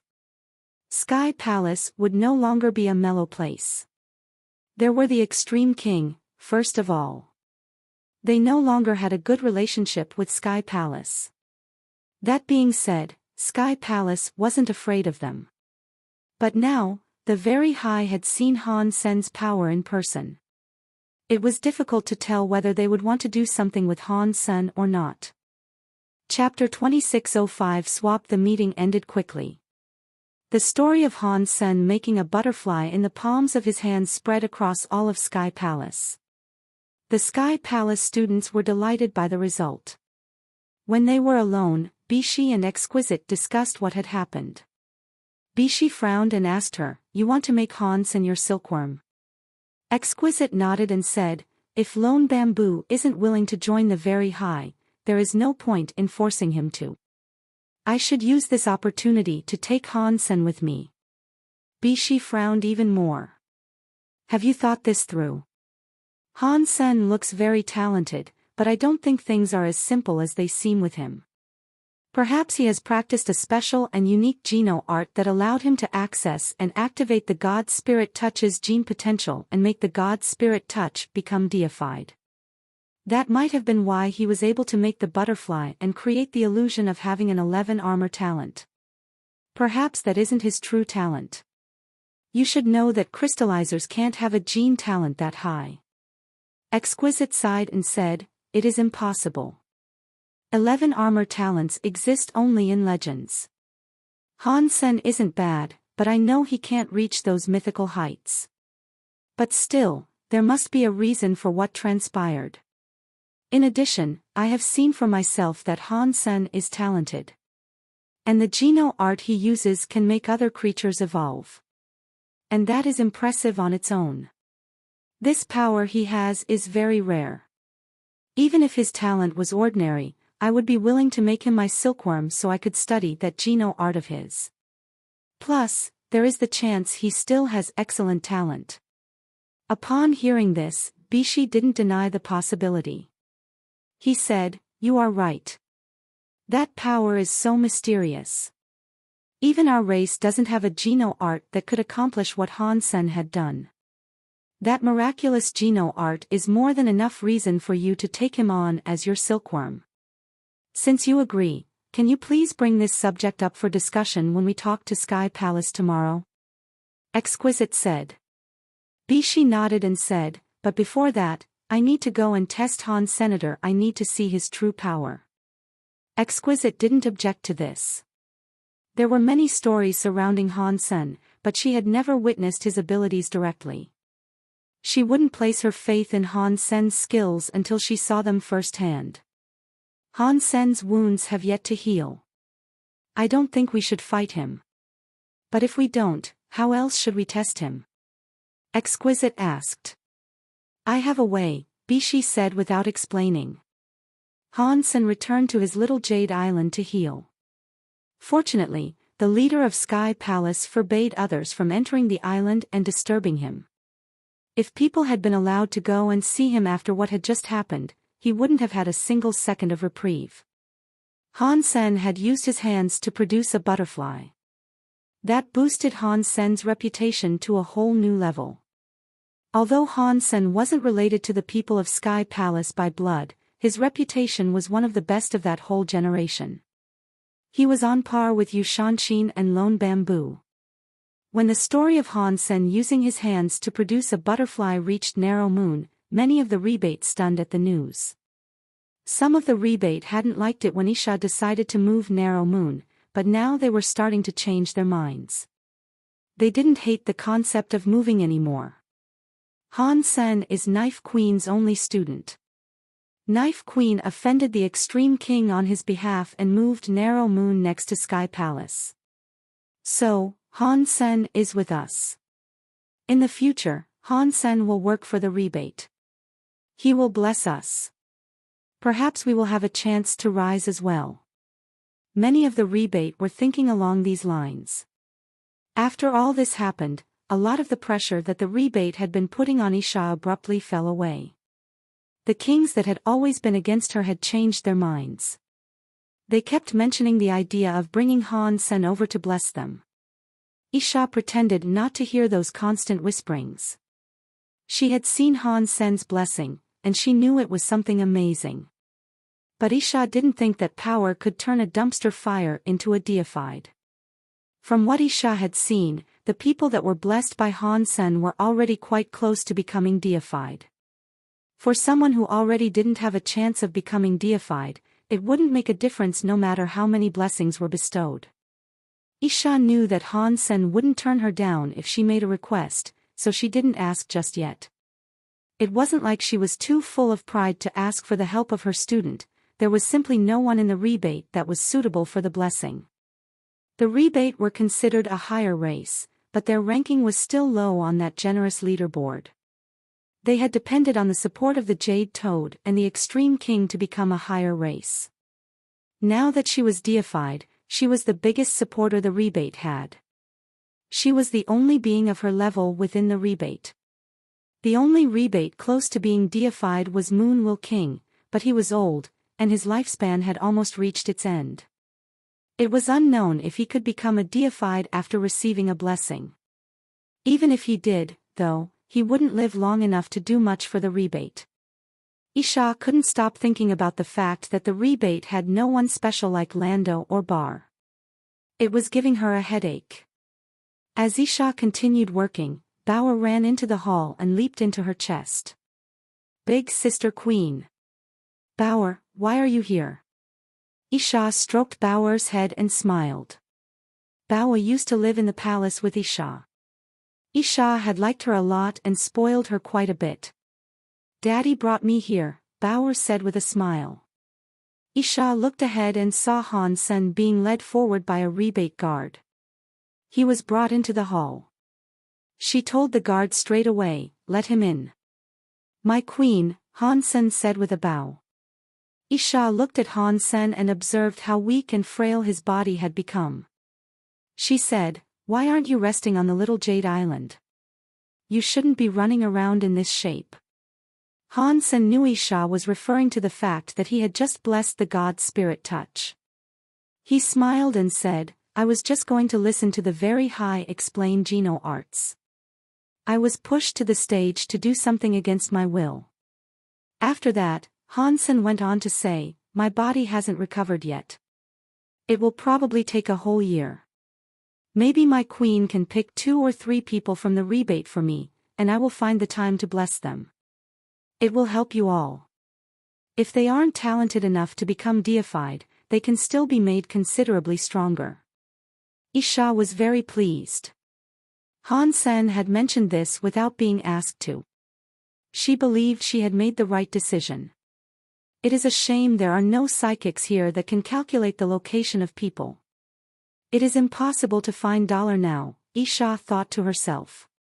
She still hadn't let her grudge against Dollar go. She wasn't really looking for Dollar because of her grudge, though. Isha wanted to get the rebate Alpha's scabbard back. Chapter 2606 Very Sky Family. Han Sen had just returned to his little jade island when Thousand Feather Crane and the Yun sisters dropped by. Han Sen frowned. For his safety, the leader of Sky Palace had issued a decree forbidding students of Sky Palace from approaching the little jade island. If his 3 friends had been allowed to visit, it meant they must have received approval from a Sky Palace supervisor. As expected, they brought good news alongside a serving of bad news. The good news was that Lone Bamboo was doing fine. He was going to be released soon. The bad news was that Exquisite of the Very High had selected Han Senator, so Lone Bamboo didn't need to go to the Very High anymore. Han Sen would have to go and be with the Very High in his stead. "Sky Palace leader wanted us to tell you," Yun Sushang said. "If you don't want to go to the Very High, we will still find a way for you to stay here. If you don't want to go, you don't have to push yourself." When Han Sen heard this, he felt a bit better. He didn't want to go to the Very High, no matter how many benefits and goodies he might receive. He had too many secrets, and so he couldn't allow Exquisite to pry open his mind and examine all his thoughts. He was more scared than Lone Bamboo of being naked and having his secrets leaked. "Sky Palace leader wants you to visit him. There is something he needs to tell you, face to face," Thousand Feather Crane said. Han Sen nodded. He followed Thousand Feather Crane to Sky Palace leader's house. The leader of Sky Palace didn't meet Han Sen in the hall. They met in the garden. Thousand Feather Crane and the Yun sisters had to stop at the doorstep. Without the explicit command of Sky Palace leader, they were unable to enter. So, Han Sen went through to the garden alone. He found Sky Palace leader there, sitting in a pavilion and drinking a cup of tea. He was looking at the pond that resided there. "Sit. This isn't an office, and I'm not talking to you as the leader of Sky Palace today. You are Isha's student, and I am her teacher. I suppose that makes you my half-student too. Let's chat." The Sky Palace leader pointed to a place near him. Han Sen sat down and made himself comfortable. He asked, "You want me here to talk about the Very High?"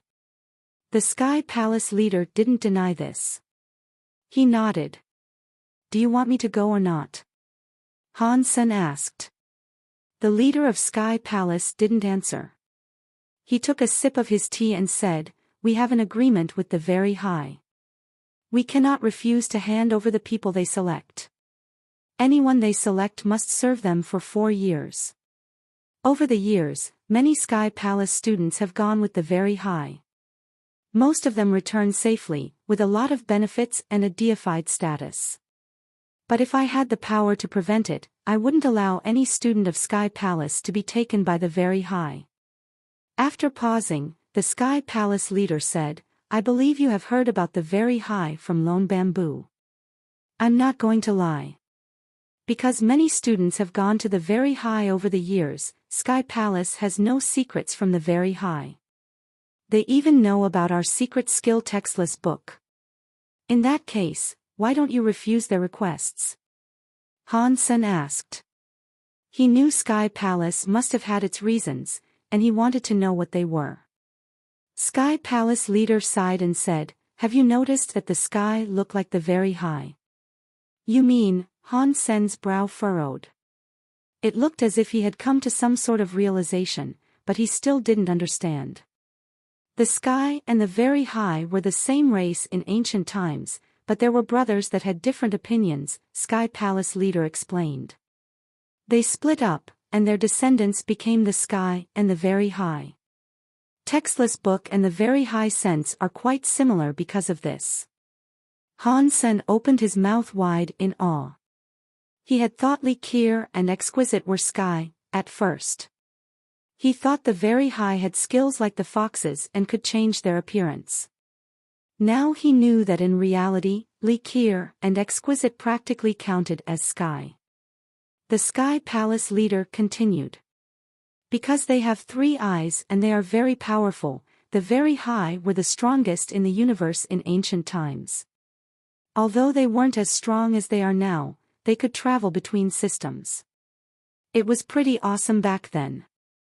But the Very High reproduced very slowly. Their children were few and far between, and the race couldn't expand. At their most populated, they only had a few hundred people. Then one day, triplet brothers were born, and a lot of changes took place within the Very High. The 3 brothers were very talented. They became pillars for the Very High. The oldest one became the leader of the Very High. The second and third brothers became elders. The 3 of them worked together to spread the influence of the Very High. The Very High became the leaders of all races. They controlled the whole universe. However, population growth remained a problem for the Very High. Although they had many systems, they only had 100 or 200 people. They had more power than any other group in the universe, but merely holding on to a few systems was hard. So, the 3 brothers began to fight. The second brother out of the 3 wanted to breed with other races to increase the population of the Very High. The eldest brother wanted to keep the blood of the Very High pure. The third one was neutral and believed both plans could work. The 3 of them were very smart, but none of them could convince each other. The third brother remained uninvested in the arguments, but the conflicts of the first and second brothers became worse and worse. The second brother wasn't a leader, so he couldn't do what he wanted. Instead, he rallied a few others to his cause and departed. They created what you now know as the sky. And nowadays, we have Sky Palace. The mixed blood increased the ability of breeding, but it also made the genes of the sky unstable. Our gene talents are shakier. After all these years of mixed blood, most of the sky's gene talents aren't as good as the Very High's. But every now and again, they're one of the sky with greater genes. Their gene talents can be even better than those of the Very High. Speaking of this, Sky Palace leader sighed and said, but our origins still lie in the Very High. Their blood still courses through our veins. When the sky are in danger, the Very High always lend aid and ensure our safety. So, back then, the sky leader forged an agreement with the leader of the Very High. It isn't something we should go against. My people are in our current position of safety and security thanks to the efforts of the Very High. We should pay them back. It isn't too much to ask. Are you saying you want me to go with the Very High? Han Sen asked. The Sky Palace leader shook his head. It is entirely up to you. I'm just telling you the pros and cons. If you go, I will ensure your safety. For as long as I am here, and if you don't commit a crime of murder, I can protect you from any harm. So don't worry about that. Plus, there are some treasures in the belongings of the very high that can help you with your wounds. If you go there, it won't take 3 years to heal. You will be healed in a short amount of time. Of course, if you don't go, it will be great for Sky Palace, too. You can stay here while I deal with the very high. Han Sen was very touched. He knew the Sky Palace leader wanted him to go, but Han Sen didn't want to go. He couldn't allow anyone else to access his secrets. Otherwise, it could be disastrous for the sanctuaries and humans. Chapter 2607 Decision Sky Palace leader allowed Han Sen to go home and think the matter over. He could inform the leader once he had come to a decision. If I go, it will save me 3 years of healing. I will also be given the support of the very high. It is a great deal. But I will risk exposing my true identity. If I don't go, nothing bad will happen, but it will take me some time to heal. And while I'm healing, there won't be much I can do to further myself. My ability to practice will be suspended, and I will have to locate my own resources. Han Sen was deep in thought the whole way home, wondering what he should do. After a while of deliberation, he decided to stay in Sky Palace. His recovery would only take a short time, anyway. And he could get his own resources. It would just be a slower process. But if his identity was exposed, that would be very bad. It would affect the safety of the entire human race. When Han Sen returned to the little Jade Island, Lone Bamboo was there waiting for him. The man didn't look to be in poor condition. There was no sign in his countenance that he had just been released from prison. I'm going to the very high, was the first thing Lone Bamboo said. And that surprised Han Sr. Why the sudden change of heart? Han Sen asked Lone Bamboo with confusion. Lone Bamboo had been adamant about not going, and he had claimed that he would rather remain in prison. Now he was free, and he had changed his mind. I don't want to go, but I can't make you go in my stead. The way the situation stands, I have to go, Lone Bamboo said. Sky Palace leader said he can figure this out. Perhaps there is a way in which neither of us has to go, Han Sen said. Lone Bamboo shook his head. There is no other way. We have to send someone, and that person is either you, me, or another Sky Palace student. So, I have decided that I will be the one to go to the very high. Are you going to use Uncle Yushanshin's extreme evil path? Han Sen asked with curiosity. Lone Bamboo wasn't an easy person to sway. Han Sen was certain that Yushanshin would have offered his protection from the beginning. If Lone Bamboo wanted to choose this path, he could have from the beginning. Lone Bamboo shook his head again. Using the extreme evil path can avoid the prying eyes of the very high, but it gives the user an evil mind. Evil will be watching you instead. You will still be watched, so it makes no difference. Now Han Sen understood. Yushanshin deliberately left out the most important part. Then what are you planning to do? Han Sen asked quietly. Lone Bamboo quietly looked out across the clouds, and he said, the very high can feel everything I feel. So, all I must do is not think or feel anything. I will only do what they want me to do. Then, Exquisite will only see what I want her to see. That will be a very difficult thing. Han Sen knew how hard that task would be. There were many ways to control someone, but controlling yourself was harder. The most dangerous enemy a person had was always themselves. So, Han Sen really admired Ningyu. He had used a parasite beast soul to watch Ningyu once before, and Ningyu spent years practicing Buddhism. Han Sen was unable to glean any smidgen of information from Ningyu. Han Sen didn't think he had that sort of patience. Lone Bamboo was planning the same. He was going to use his power to control everything about his situation. He wasn't going to allow Exquisite to see all of his secrets. Although Han Sen knew Lone Bamboo was doing this because he didn't want Han Sen to be his replacement, there was nothing much he could say about it. If he was alone, he would make the same decision as Lone Bamboo. He wouldn't mind fighting his inner demons. But Han Sen had too much on the line. He was responsible for the countless lives in the sanctuaries. If his mind's fortitude failed, Exquisite would learn everything. He wouldn't only be hurting himself then. So, Han Sen couldn't afford to take that chance. "Before I go, there is something I would like you to do," Lone Bamboo said softly. This was the reason he was there. "What is it?" Han Sen asked. "Help me take care of a child." "Her name is Flower," Lone Bamboo said. "Is it a Sky Palace student? Is she related to you?" Han Sen asked with curiosity. Lone Bamboo shook his head. He thought for a moment, and then answered, "Her and Purple Eye Butterfly exist together. After I combined with the genes of Purple Eye Butterfly, she became a part of me. She keeps wanting to kill me to avenge the death of Purple Eye Butterfly. It might be a little annoying. So, after I go to the very high, please take care of her." "That sounds a bit tricky, but don't worry. If you want her to live, I will take care of her." Han Sen agreed to do this. "That is great." Lone Bamboo sighed. It was as if a weight had been lifted from his shoulders.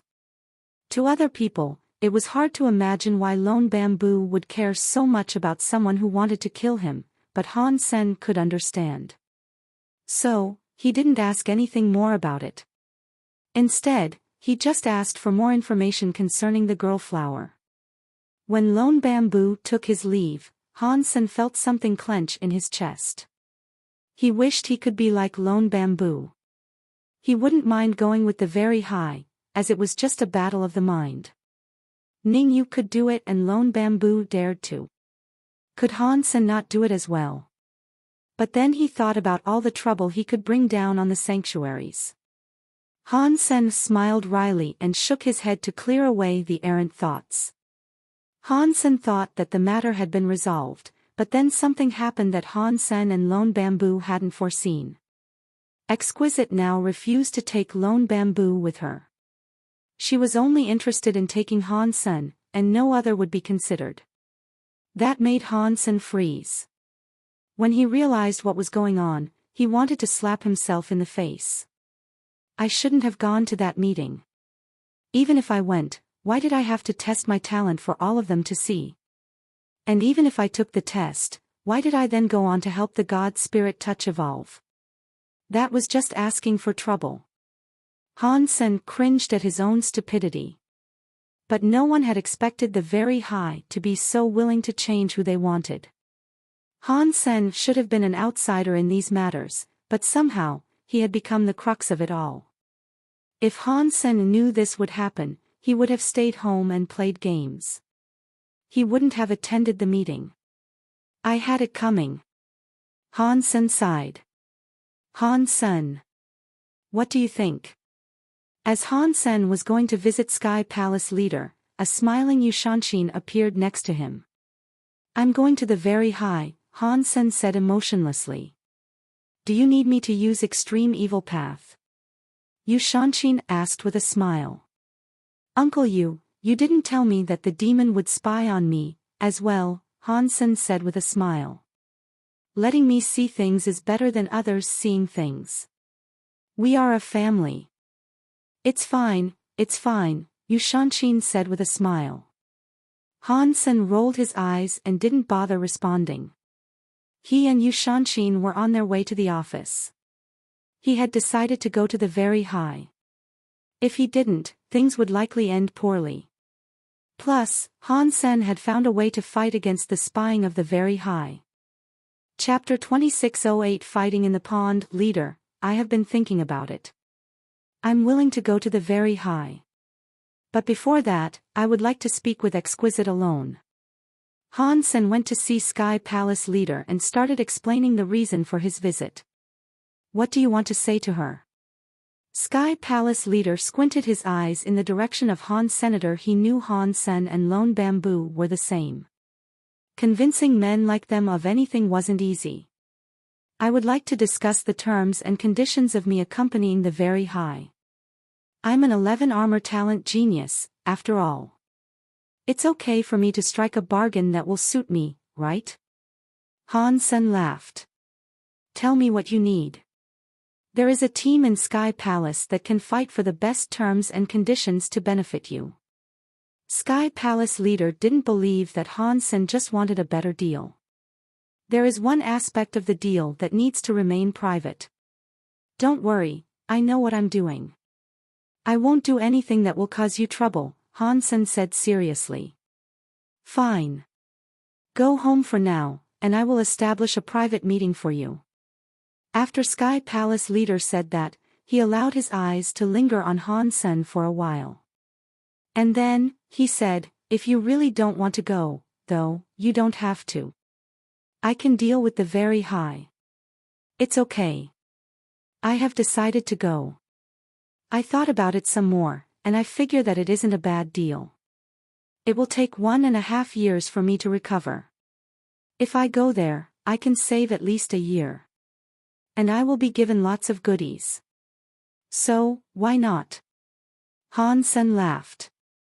After Han Sen left, Sky Palace leader looked at Yu Shanxin and asked, do you think he is really going to go to the very high? Yu Shanxin bowed. Leader, I cannot guess how Han Sen's mind works. But I don't think he is a liar.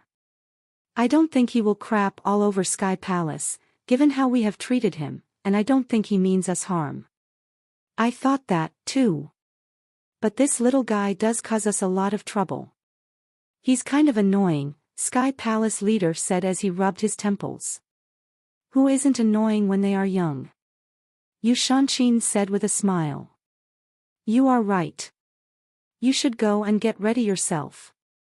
After reaching the very high, your safety comes first. Do what you can, and don't push yourself further than that, Sky Palace leader said. Understood.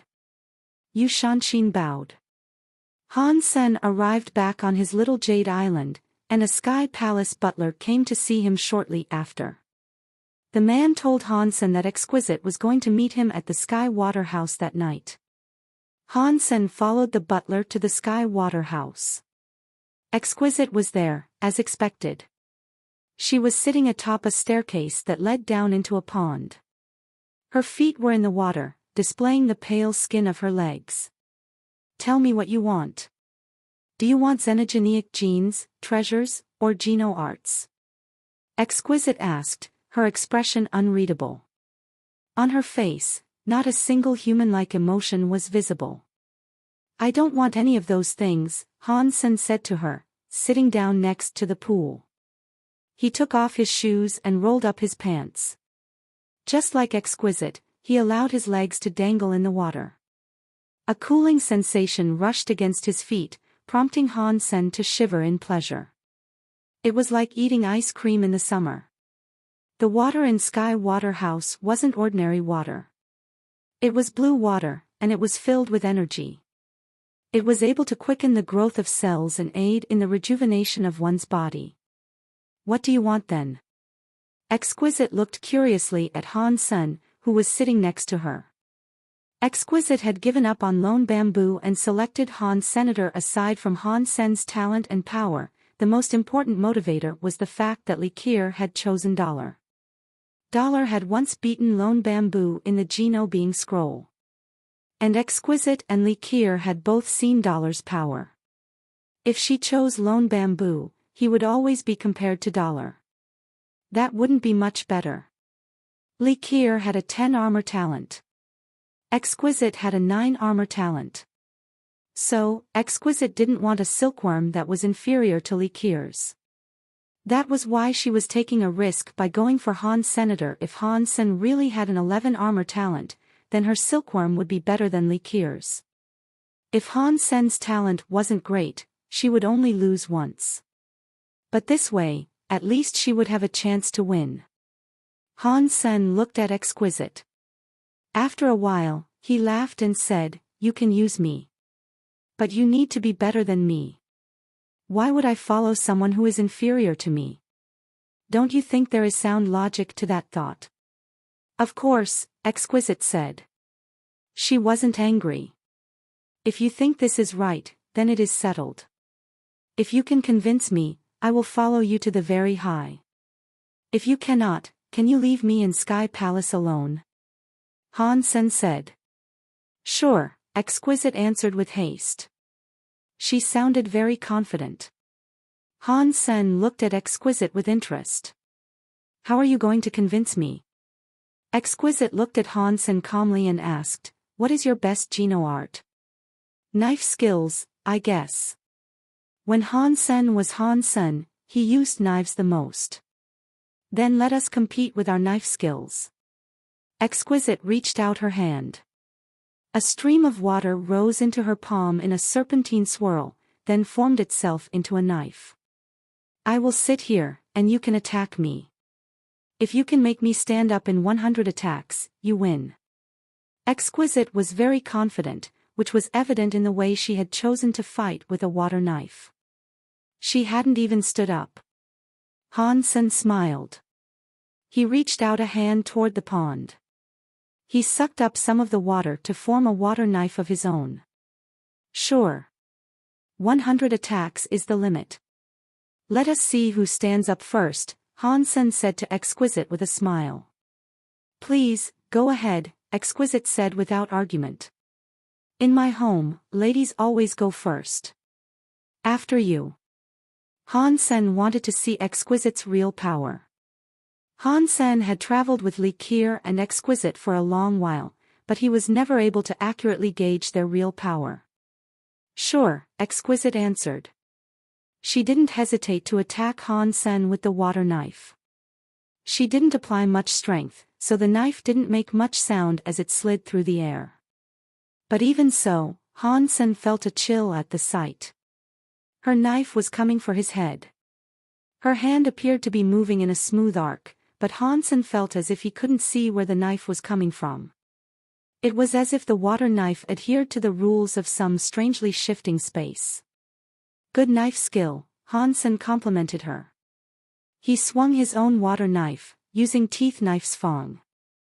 Chapter 2609 Exquisite's Third Eye Pang. Two water knives collided and exploded, becoming like a rainy squall scattering over the surface of the pond. Exquisite frowned. Her knife skill was from a race that was now extinct. Its name was Twist and Turn. It was a knife skill that could twist space. The skill made it nearly impossible to follow the course of the knife. Exquisite knew that when Teeth Knife reached its height, it could break through the fabric of space. But that didn't mean Teeth Knife could go against Twist and Turn. Unless, of course, Han Sen could somehow follow the course of her blade. Exquisite reformed her water knife and used Twist and Turn again. The shadow of the water knife twisted in the dimensions of space to take on a strange shape. Only masters of space could see the shadow of that knife. Anyone else would block the knife that they saw coming toward them, but that would be a decoy. They would block a shadow, while the real water knife would still be flying toward them. Han Sen didn't move. He waved his own water knife casually, blocking all of Exquisite's attacks. Exquisite attacked 10 times, and not a single one came down on Han Sr. He is definitely worthy of becoming my silkworm, Exquisite thought. She nodded. She enjoyed Han Sen's performance. Unless he had real power, Han Sen would be a poor silkworm. Silkworms had to be exceptionally talented and have a genuine drive for learning. The further they could go, the more use they would be to the very high on the whole. Now that she knew Han Sen had a potent mastery of knife skills, Exquisite wasn't going to hold back. She began to use all her skills, cycling through knife attacks one after another. Her very high knife skills combined with the knife skills of all the different races she knew.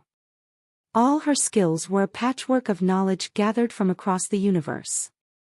Although her attacks wouldn't be any stronger than the most famous knife skills in the universe, the rotation of skills she employed was quite unique. In the next 20 or 30 attacks, Han Sen felt as if he was fighting 20 or 30 different people at once. And it was like each swordsman was trained differently, and they were each an incredible fighter in their own special way. All of the styles employed came pouring out of his opponent with natural precision and exceptional talent. Even Han Sen found himself shocked by Exquisite's knife skills. An ordinary person that practiced a lot of knife skills would be limited by their personality and body. They had to follow one course. If someone had excellent agility, their knife skills would be very fast and flexible. If another person was very strong, their knife skills would be simple and violent. People that had no patience tended to attack quickly. But Exquisite's knife skills didn't resemble anything he had seen before. She was her own woman, and it was like her personality could change to perfectly accommodate whichever skill she used next. Not even Han Sen could do something like that. His knife skills followed his one true style. That was teeth knife. Han Sen's teeth knife was different from Isha's teeth knife. People that knew teeth knife didn't need to look at who used it. Merely by seeing the skill, they could tell who used it and how. Han Sen was shocked. He didn't know Exquisite was actually more shocked than he was. Her knife skills kept changing, and yet, no matter what technique she used, Han Sen was able to use teeth knife to block each strike. That wasn't because teeth knife itself was so strong, it was because Han Sen himself was too talented. It looks like the God Spirit touch was accurate. Maybe he really does have an 11 armor talent. Upon seeing Han Sen's knife skills, Exquisite felt deeply moved. She wanted to fetch another God Spirit touch to test Han Sen again. But she hadn't brought a God Spirit touch herself. If she wanted to conduct another test like that, she would have to visit the very high. Beating him will be difficult. I will have to use this. Exquisite's heart jumped. She closed her eyes. Han Sen was surprised when she closed her eyes. He didn't know what Exquisite was thinking. A 9th-tier king should be able to see fine, even with her eyes closed. But Han Sen knew there had to be a reason for what she had done. While Han Sen mulled over this conundrum, he saw the red mark on Exquisite's forehead open. A black and white eye appeared. The very high and sky were the same. It didn't surprise Han Sen that Exquisite had a third eye. Exquisite's third eye was different from the third eyes of the sky, however. The third eye of each sky was different depending on their elements and powers. Exquisite's third eye was a Tai Chi symbol. Her white and black eye was like a yin and yang fish. On the white part, there was a black dot. On the black part, there was a white dot. The yin and yang eye was spinning upon her forehead. When he gazed at it, Han Sen felt a sense of mystery within him, like this eye possessed all the answers in the universe. When the Tai Chi eye opened, Exquisite's whole body started to change. Although Han Sen might have thought that Exquisite was just some snobby and cruel woman who cast disdain on the ordinary, he knew that her heart still had some humanity in it. But right now, Exquisite didn't look like a person. She looked like an emotionless machine. No, she was scarier than a machine. At this moment, Exquisite was like someone who had combined with the universe, a machine that was as cold and uncaring as space itself. Exquisite's movements felt like they were powered by the forces of nature. If a king body was like someone pushing their powers as far as they could go, an ancient god was power concentrated into a single creature, then Exquisite with her yin and yang Tai Chi eye was like the world's law and order. Han Sen used his Dongxian Sutra to observe her. He saw that Exquisite now looked like a universal cogwheel. She had become a part of the universe, a piece of machinery that was no longer a person. Han Sen frowned.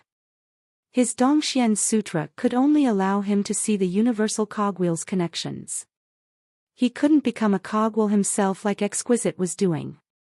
His skill was totally different. If the universe was a car, the Dongxian Sutra was like the person that was at the wheel. Now, Exquisite was acting as if she was a part of the car. Han Sen didn't understand this. What Exquisite had done must be affecting her body. Strike.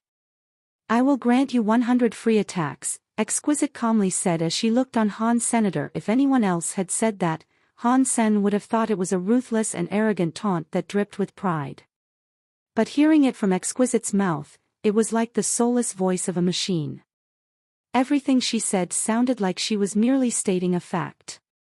Han Sen didn't mind, though. He used his water knife to strike. And Exquisite, meanwhile, showed no intention of blocking. She sat near the pond, looking calmly at Han Senator. When Han Sen's attack reached Exquisite, the water in front of her became a knife to block Han Sen's water blade. Han Sen furrowed his eyebrows in a deep frown. He kept on striking, pushing his teeth knife to the max. It didn't matter how many times Han Sen attacked, though. Exquisite's water knife was able to block each attempt. Exquisite gave Han Sen the feeling that this was supposed to happen, and the water knife was supposed to be there. It was an unavoidable rule. It didn't matter how many times Han Sen switched up his knife skill, he couldn't land a hit. Chapter 26:10 Cheating. Han Sen's knife skills kept changing, and thus far, he had used 70 different attacks. Not a single one managed to hit Exquisite. Her floating water knife was able to block every single strike. To an ordinary person, Exquisite would seem like some unknown god. No matter how many times Han Sen attacked, Exquisite controlled her water knife with perfect finesse. She blocked every attack like a prophet. But in Han Sen's eyes, Exquisite wasn't some omniscient being. Her reactions made sense. That was because Exquisite had merged with the universe. Han Sen's movements would trigger the spinning of universal cogwheels, and whenever this happened, the disturbance in the universe would alert Exquisite and prompt her to react. So, when Han Sen attacked, Exquisite was able to respond instantaneously. It was like Han Sen was attacking a mirror. It didn't matter how he used his knife, when the water knife touched the mirror, the reflection of the water knife would react and nothing would happen. Ha! Han Sen stopped moving. He sat still. His water knife suddenly pushed forward, and a water silk appeared next to Exquisite. Almost 100 water silks manifested like a horde of blades around Exquisite's body. The Sky Palace skill called Under the Sky made every slash Han Sen had performed thus far into a water silk. They all appeared at once, and Han Sen was on the verge of breaking the enemy's defense. A water knife couldn't block that many knife silks unless Exquisite used her body to fight back. She either had to do that or move her body to evade them. Of course, the water knife in front of Exquisite moved. But it exploded under the force of all those incoming water silks. The water silks were like a net of knives coming down on Exquisite. Exquisite, however, didn't move. She was like a jade goddess, still seated atop the stairs. Her jade feet were still comfortably dangling in the water. Holy, but cold. The knife net was only a few inches away from her by this point, and then, it suddenly came to a standstill. Each silk froze in front of Exquisite, and there they remained unmoving. Exquisite reached out her finger to pull the knife net. And then, the knife net came undone like a water stream. They all folded in on each other, gathering in her hands. They merged to become a giant water knife. That water knife still contained Han Sen's power, but it was no longer under his control. Exquisite held onto it gently, cradling it like it was a delicate toy. Han Sen's eyes were electric. He stared at Exquisite's water knife. Han Sen used his Dongxian area to watch Exquisite's movement. She can play like this. Han Sen thought happily. Han Sen could see that Exquisite was able to mess with the cogwheels of the universe. His Dongxian area was more useful at this than her ability, though. Han Sen felt as if he learned something. It is pointless to continue this futile effort. Let us end this exercise here, Exquisite said coldly. Her hands looked like they were touching a flower as she flicked the handle of the water knife. Then, the water knife flew toward Han. Senator Han Sen wanted to generate another water knife to continue fighting, but he noticed that all the water in the pond was moving toward that big water knife that was headed for him. The water knife flew extremely slowly, but the closer it got, the more power it contained. Han Sen was forced to generate another water knife. But when he struck the giant water knife, he was unable to break it. Han Sen's water knife blended in with the giant water knife to become a part of that giant water knife. No wonder the Very High are the #1 race in the universe. She is good. Not many deifieds can manipulate the laws and rules of the universe to please their desires. And Exquisite is merely a 9th-tier king. Han Sen sighed. Han Sen had only complimented her slightly, though. He wasn't planning on giving up. He watched as the water knife gathered all the water in the pond to itself. It was like a giant blade that had risen to cut the sky. Han Sen's eyes flashed, and suddenly, he swung his hand like a blade. He used his body to fight back the knife. Exquisite had her yin and yang tai chi eye, but she was still surprised to see this. That giant water knife's power was combined with Han Sen's 70 strikes of Under the Sky, in addition to her own powers. It had been buffed by the universe itself, too. That strike was starting to form substance chains. It wasn't like a real deified's attack, but it was better than what most half-deifieds could achieve.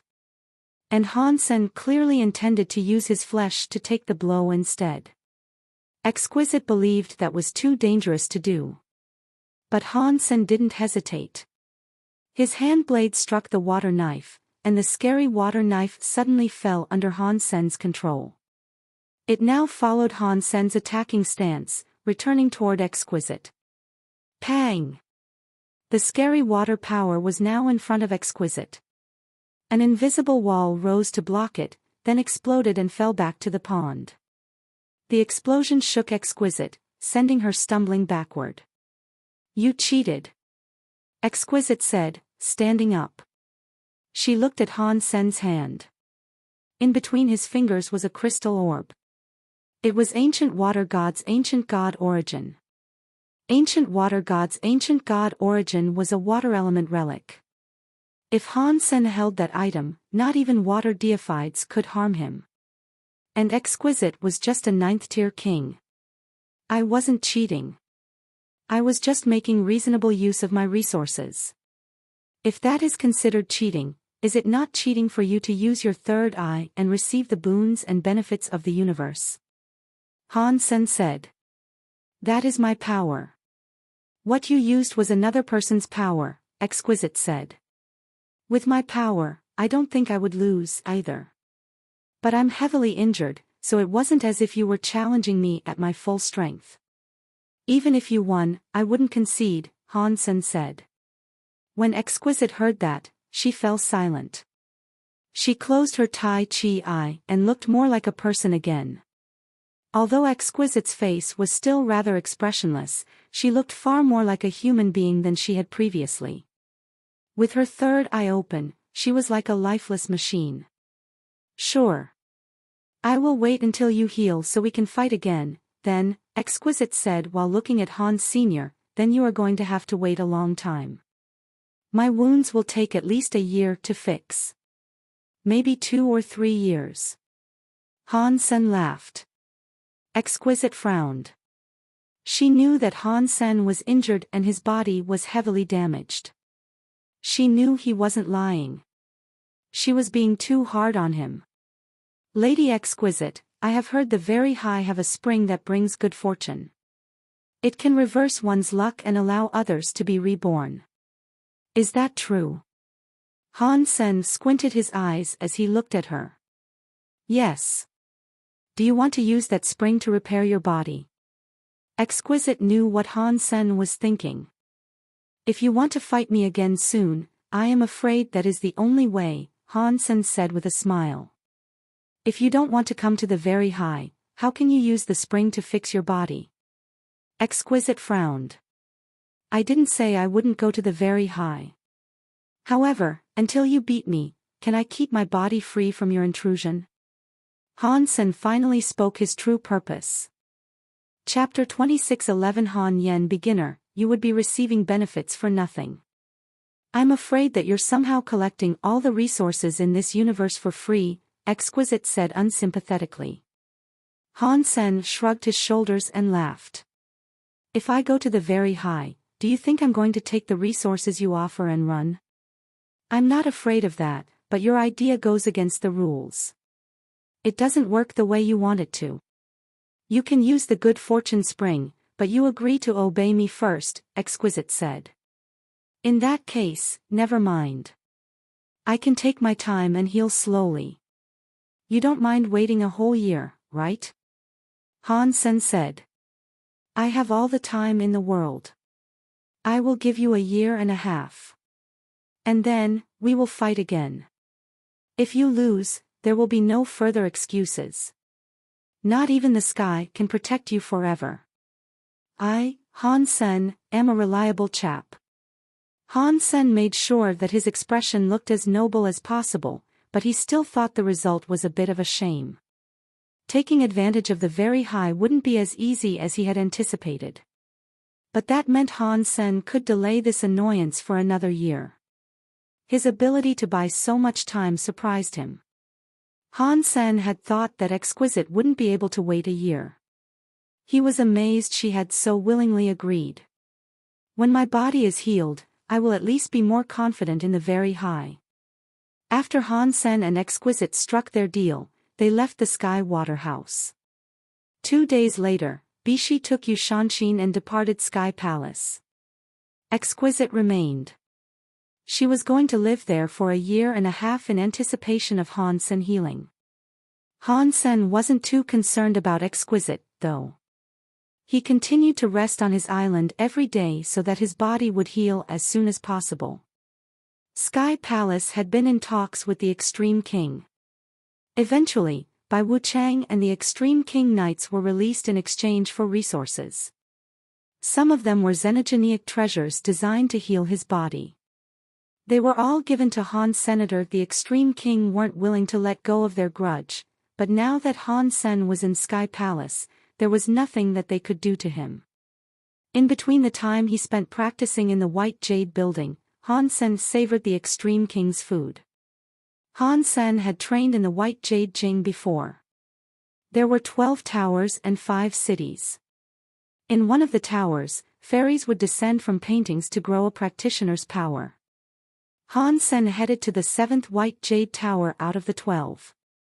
None of them were better than the others. They were all different. The 7th tower was called Hidden Skill Tower, because the jade wall there was full of skills. There was lots of knowledge to learn there. When the jade air was released each day, the jade wall would present a skill book. A different skill was displayed every day of the year. It was a cycle that repeated endlessly, year after year. When a book appeared on the jade wall, merely looking at it would allow Han Sen to understand the hidden power residing inside. If he copied it and read it outside the tower, however, it would seem like nothing more than boring gibberish. According to legend, when the Alpha of the Sky created the textless book, he used the very high sense and the skill books from the tower. Whether or not that was true was unknown, but the mere belief was enough of a testament to how special they were. Han Sen's body still hadn't recovered yet. He couldn't accept strong powers from the outside, so he couldn't go to the other towers to absorb their jade air. And neither could he go and refine the jade spirit. Instead, he focused on reading the books in that tower. Brother Han, I have heard you recommended your sister be accepted as a student in Sky Palace. Is she your real sister? Yun Sui asked with curiosity when the jade air was depleted and the book on the jade wall disappeared. She had been studying behind him. Yes. She's my real sister. Han Sen nodded. He had asked Thousand Feather Crane to register her because the man owed him a favor. She must be incredibly talented. If there is a chance, I would like her to study beneath my father, Yun Sui said. Han Sen was shocked. He looked at Yun Sui and asked, is that your idea or the Yun elders? Both. What do you think? Yun Sui laughed. If the Yun elder is willing to take on Han Yen, it will be very fortuitous for her. I would be immeasurably grateful, Han Sen said. Han Yen was just like him. They had both gone to Sky Palace on the recommendation of another. They were both foreigners who weren't native to there. Ordinarily, no foreign student would be taken on by an elder. If Yun Changkong was willing to take her, though, it would be very beneficial for her. Having Sky Palace as a background would be much better for an ordinary foreign student. But Sky Palace still has its rules. Sister Han still has to walk the sky path to get to Sky Palace, Yun Sui said. Of course. Han Sen nodded. Han Yen should have no problem walking the sky path and the steps leading up to Sky Palace. If that's all agreeable to you, we should not delay. Let's go pick up Sister Han. My father has already completed the registration process. If she can walk to Sky Palace, she will be an official student of my father, Yun Sui said. Sui, thank you. Han Sen bowed before Yun Sui with sincerity. For a foreign student to have one of the 10 elders teach them was something most prestigious. Yun Sui must have worked hard to make that happen. Brother Han, what are you doing? I didn't help much. Yun Sui quickly stopped him from bowing. The two of them departed the White Jade Tower. Han Sen still rode his old, legless crane. Together, they left the Xenogeniac space and headed to Narrow Moon, where they would pick up Han Yen. Gu Qingcheng and Elysian Moon were practicing outside. They weren't the type of people to spend their free time relaxing. With their powers, they could survive an attack from a low-level deified. There was no need to worry about them. Han Sen's sister was registering to join Sky Palace. This story remained on the headlines of Sky Palace for quite some time. After they went to Sky Palace, Han Sen helped with the registration. With the help of the 10th elder Yun Changkong, it was over quickly. It wasn't easy for a foreigner to become a student of Sky Palace. Without a considerable amount of power, it was a challenge to be accepted. Plus, Han Yen would have the 10th elder as a teacher. That was amazing, considering that she wasn't even one of the Sky. Yun Changkong had gone to a lot of effort to ensure this would come to pass. Of course, the importance of Han Sen to Sky Palace played a part in the proceedings. It would have been impossible, otherwise, for a foreign student to be brought into the fold by the 10th elder. Han Yen was so excited. She had grown very bored on Planet Eclipse, but now she could go to Sky Palace. It was what she had longed for. Yun Sui explained to her the things that she needed to be wary of in Sky Palace. She treated Han Yen like a real sister. When Han Sen saw this, he felt touched. Bauer sat on the red cloud, flying in looping circles around Han. Senator Han Sen had brought her there, and when Han Yen walked the sky path, he would ask Bauer to go with her. Bauer might be able to help out. The holy god's holy air was some good stuff, and there was a chance Han Yen would receive the same treatment. After Han Sen brought Han Yen to Sky Palace, many of the Sky Palace elites turned their attention to her. Many people wanted to know how she stacked up next to Han Senator. Maybe Han Sen was just a one-of-kind crystallizer, or maybe the gene talents of all crystallizers were that good these days. Chapter 26:12 Han Yen walking sky path. Bauer, why don't you go with little auntie? Han Sen asked Bauer as they stood before the sky door. Sure.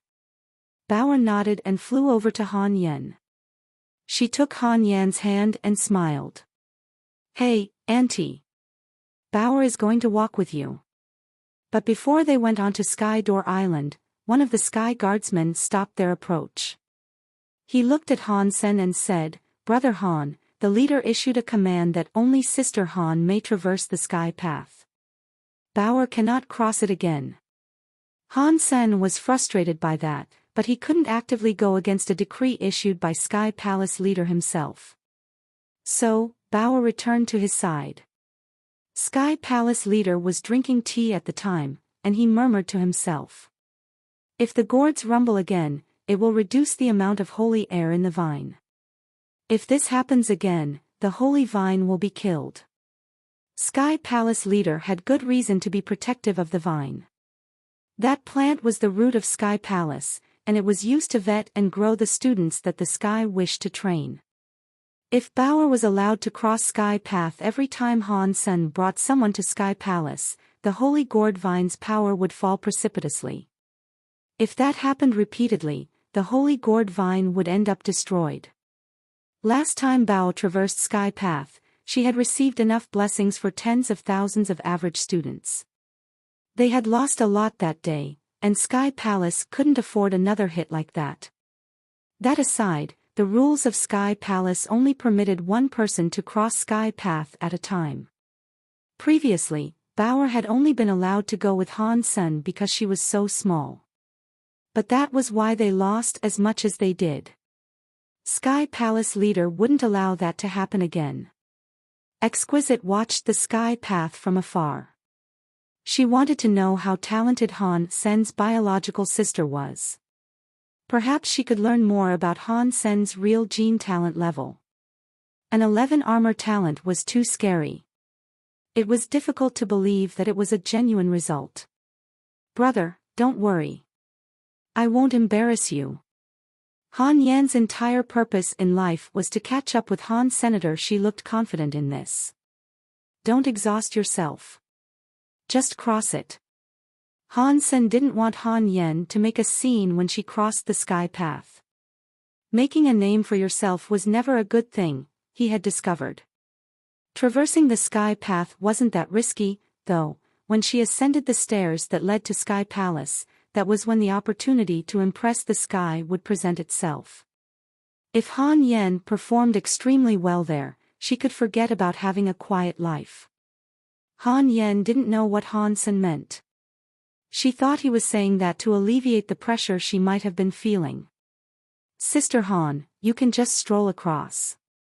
This is just a small crossing, Yun Sui said to comfort Han Yan. She didn't want her to be nervous. Thank you, Sister Yun. I'm going now. Han Yan walked through Sky Door Island. The people of Sky Palace watched her traverse the narrow Sky Path.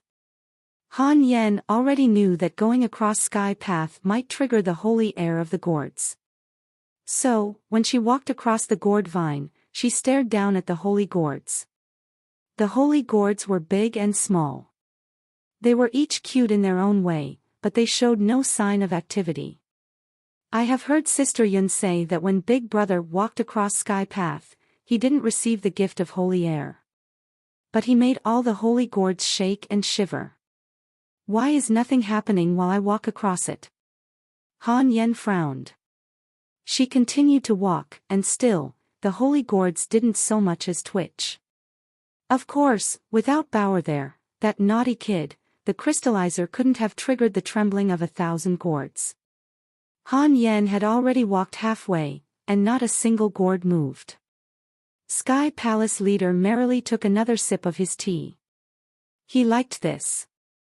Brother Han's sister doesn't look like she has any special talents. Not a single gourd has chosen to bless her with holy air yet. In this world, only one Han is known as God's daddy. Not every Han of the crystallizer race can earn a title like that. It is useless to just be a Han. You should strive to become a God's daddy. It is a shame Bauer was stopped. If she was there, 1,000 gourds might move for Han Yan. Yun Changkong was a bit disappointed. He had never seen Han Yan before, but still, he had agreed to take her on as a student. He made this decision because she was Han Sen's biological sister and Yun Sui had asked him to multiple times.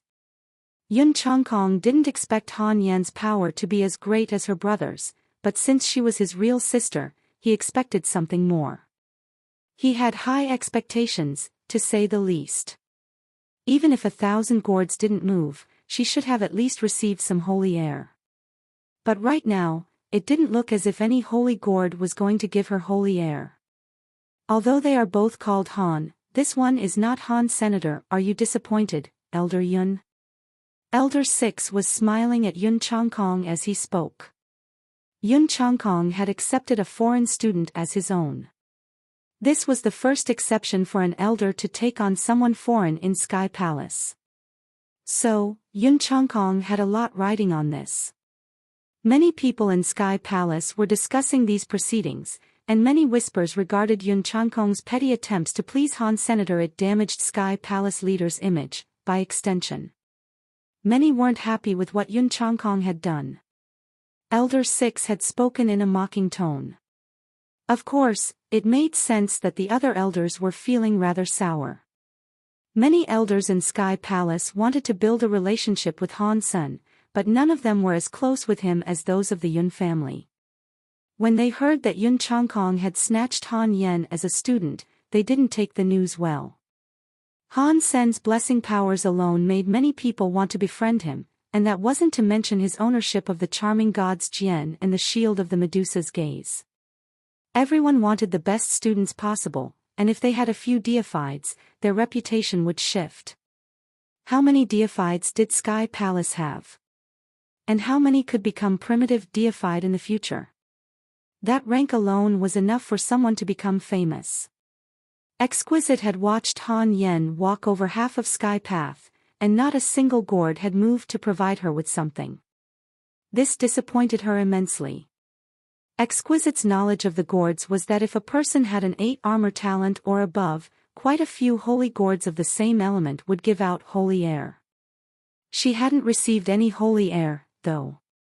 And that meant her talent had to be below 8 armor. If Han Sen's sister had only ordinary talent, then it didn't matter how much the big brother mutated, there was no way he had an 11 armor talent. Seeing that Han Yen was just about to finish Sky Path with no result, Han Sen thought it was a shame that Bauer hadn't been allowed to join her. Han Yen didn't have a chance to absorb the holy air of 1,000 gourds.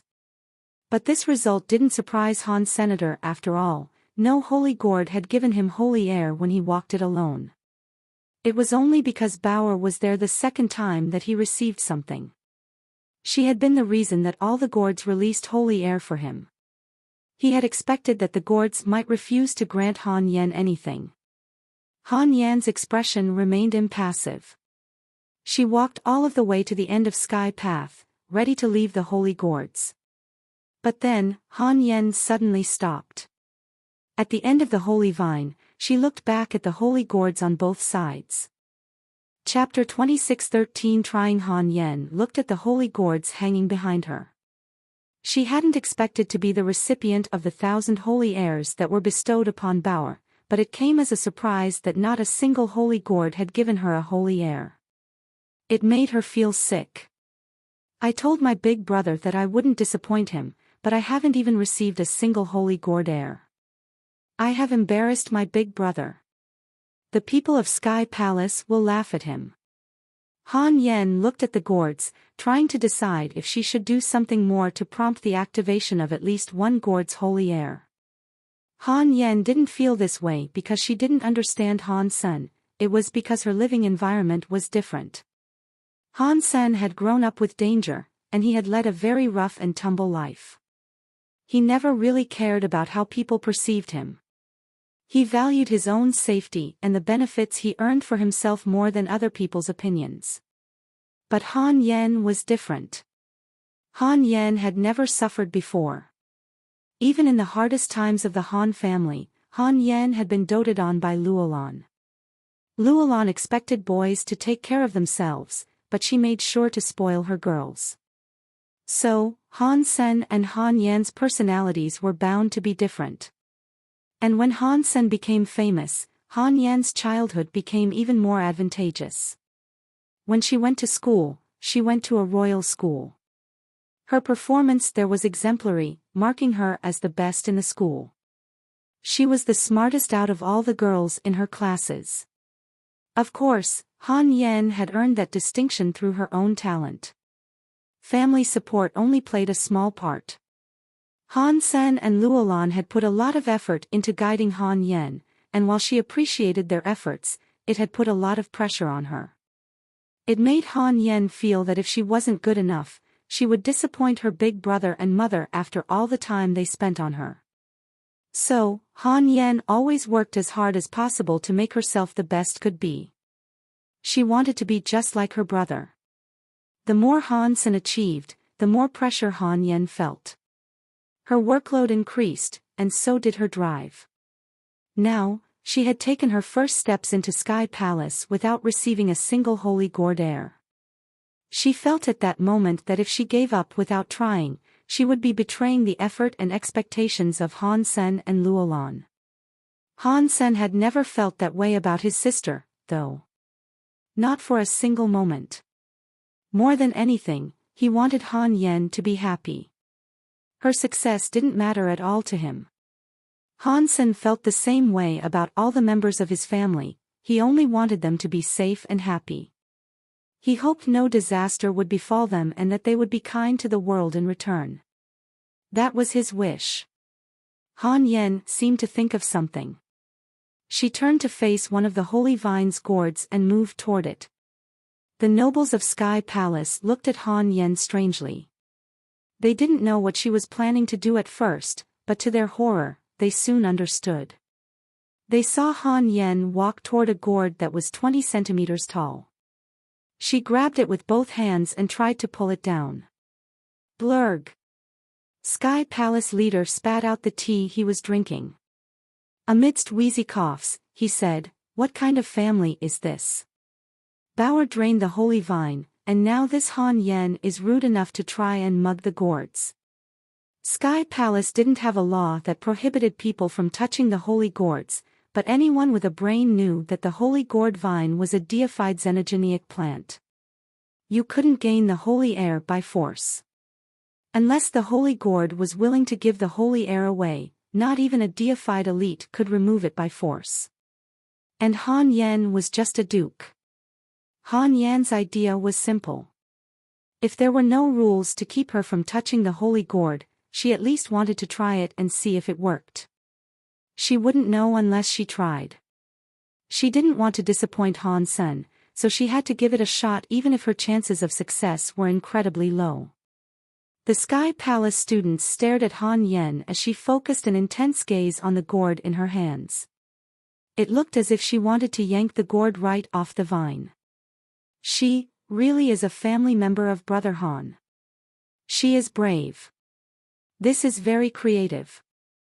I like Sister Han, but she should give up. She is just a duke. If the gourd got mad, she wouldn't be able to endure its wrath. This woman is crazy. She wants to take a holy gourd with her. She is as brave as her big brother, but neither of them has a brain. What a shame. She has a lovely body. With her beauty and her relationship to Han Sen, she could have become a goddess in Sky Palace. Now, everyone knows that her brain is bad. She can't be a goddess. She will be recognized as a crazy woman for sure. Even Exquisite stared at Han Yen with a strained look on her face. She had never seen anything like this before either. The sixth elder was happy about this. He laughed out loud and was unable to control himself. He looked at Yun Changkong and said, "Elder Yun, my brother, congratulations. You have an excellent student. I have heard she is your exclusive student. It is good that you have this student. She won't let go of anything." Yun Changkong's wry smile had frozen on his face as he watched Han Yen move to clutch the holy gourd. The Han family, who are these people? Yun Changkong's mind had gone blank except for this small question. The dream beast was near a lake. He saw all this, and his eyes smiled like a moon. Yun Suyi and Yun Susheng, and all the others that were close with Han Sen, stood as still as statues. Sky Palace had a long history, and across those annals of time, very few had ever dared to try what Han Yen was doing. Han Yen didn't care about what others thought.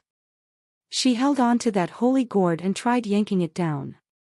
But the holy gourd was a deified xenogenic plant. It was a treasure of Sky Palace. Not even ordinary deifieds could harm it. Han Yan's strength was ant-like by comparison. It didn't matter how hard she tried, the gourd would not budge. Han Yan noticed she wasn't able to pull it down, but she refused to give up so easily.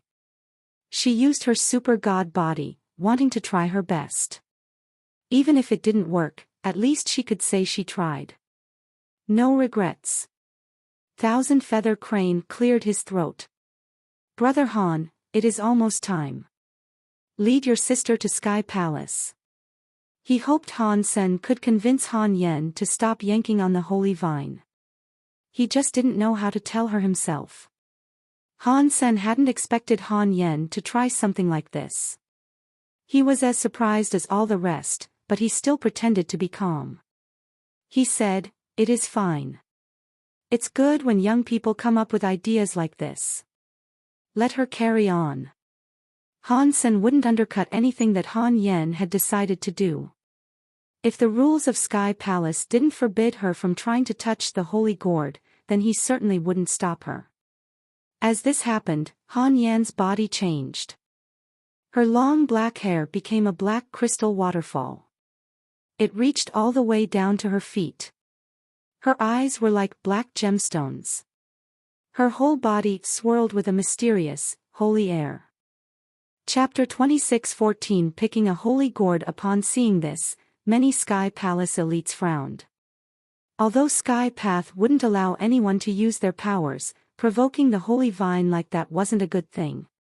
If Han Yan made the holy vine mad, it wouldn't go well for her. Sky Palace leader felt a headache coming on. Why must the Han family always be like this? Don't they have a decent leader to instill good behavior into them?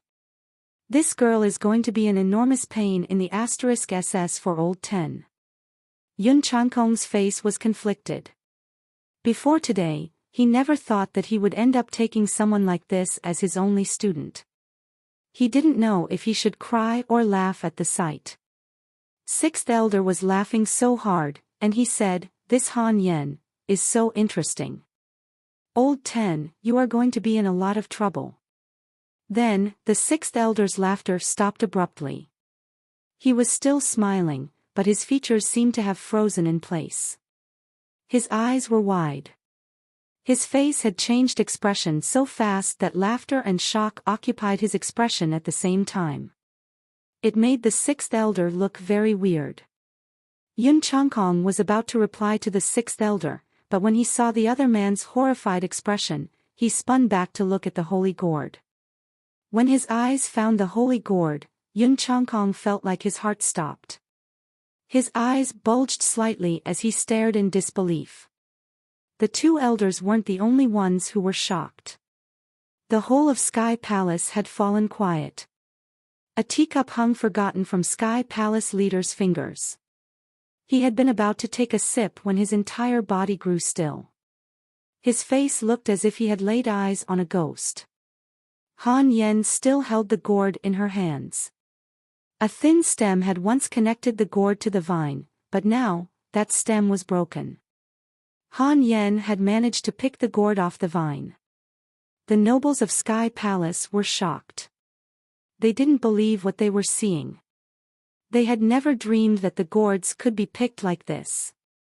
Over the history of Sky Palace, a few people had attempted to pick a gourd from the vine. None of them had been ordinary students, though. They were deified elites. And those deified elites hadn't merely been trying to obtain some holy air like Han Yan was. They wanted the vines and the gourds to craft deified treasures. It was impossible to tear a gourd loose by force. Even if the Sky Palace leader wanted a holy gourd, he needed to perform a special ritual and provide treasures that would provide energy to the holy vine. If the holy vine was in a good mood, it might give out a holy gourd. At that time, Sky Palace had 17 treasures made from holy gourds. They were all deified weapons. The most powerful holy gourd treasure was a scary butterfly-level weapon. Of course, some holy gourds had failed when the sky tried to shape them into weapons. They weren't included in this number. But everyone knew, regardless of all that the holy vine was a terrifying being. Even though Sky Palace had many deifieds, none of them would dare to mistreat it. Forcing a holy gourd off the vine had only been accomplished by 2 people in the entire history of Sky Palace. However, Han Yen was just a duke. She hadn't sacrificed anything in the vine's honor, she had just lackadaisically collected the gourd from the vine. It was very hard to believe. Everyone looked at Han Yen like she was insane. Han Yen was so happy. And she thought to herself, it looks like you really can take a holy gourd from this vine. If the holy gourd has holy air, I must take it back with me to research. I won't be able to open the gourd now, but after I become stronger, I'll find a way to break open the gourd and collect the holy air within. Right. I have heard each person can only walk across Sky Path once. Let me get one for Big Brother and another one for Bauer, Han Yen thought to herself. She put the gourd in her bag and looked at the small gourds next to her. Han Yen was worried that if she tried to pick a gourd that was too big, she might not be able to collect it. So, she took the small ones instead. What is she doing? Sky Palace leader stared at Han Yen with worried eyes. He felt terrible. He almost leaped out of his seat when he saw Han Yen reach for an additional gourd. As Han Yen reached out and picked another gourd off the vine, she said to herself, one for Big Brother. One for Bauer. One for Menger. And one for our Princess Linger. Oh, and one for Little Flower. The holy gourds, which not even deifieds could harm, were plucked one by one. Han Yen collected them from the vine like she was picking grapes. She picked 3 or 4. And after this, Sky Palace leader's eyes turned green. The elders, butlers, officers, and ordinary students of Sky Palace were all dumbfounded. They couldn't speak. They watched with gaping mouths as Han Yen in her super god spirit body picked the gourds off the vine. This. How is this possible? Why is the vine not reacting to her? How can it allow a duke to collect its holy gourds? The 6th elder rubbed his eyes hard. He thought his eyes were playing tricks on him, and he had been struck with some foul hallucination. Yun Changkong turned back to the 6th elder. His heart was screaming with joy. He tried to play it cool, but his lips were still curled up at the edges. Everyone knew he was trying to hold in his laughter. Brother 6th, my student is quite foolish. She couldn't even get a holy gourd air on Sky Path, so she had to go and pick it up for herself. That is really silly. Ha ha ha. After saying that, Yun Changkong began to laugh until tears rolled down his face. A holy gourd could be used as the base for a deified weapon. The process of crafting such a weapon often failed, and other rare materials were required to supplement it, but a holy gourd was priced equally with a primitive deified xenogeneic gene. Seeing Han Yen pick up the 4th gourd and place it in her satchel, Sky Palace leader found himself incapable of sitting still any longer. He got up and spoke aloud. Han Yen, hurry up and enter the Sky Palace door. Stop loitering, a voice boomed and echoed across Sky Palace. It was only in Han Yen's ear, though. No others could hear it. Han Yen was a smart person. When she heard that, she knew she wouldn't be allowed to collect any more gourds. She felt that was quite a shame, and she thought to herself, I didn't get one for Little Flower. But Han Yen didn't remain by the vine any longer. She took her bag of gourds and left Sky Path. She headed to the Sky Palace door. Were my eyes playing tricks on me? I think Han Yen took 4 holy gourds, one student asked with great confusion. He looked as if he had just woken up from a deep slumber. I thought I saw that, too. It must be Brother Han's sister. I want to know if he would like a brother-in-law. The women of the Han family are scarier than Brother Han. His daughter made the gourds shiver, and his sister was able to just grab them off the vine. That was so weird. Why do the holy gourds treat the Han family so nicely? The vine let Han Yen collect the holy gourds without reacting at all. This family. All of them are so strong. Are you stupid? If the holy vine wasn't willing to let the gourds go, do you think a duke could have picked them? I don't know about all the other ramifications of what just happened, but I do know that Sister Han earned a lot. 4 holy gourds can make 4 deified weapons. Uncle Han, please take me.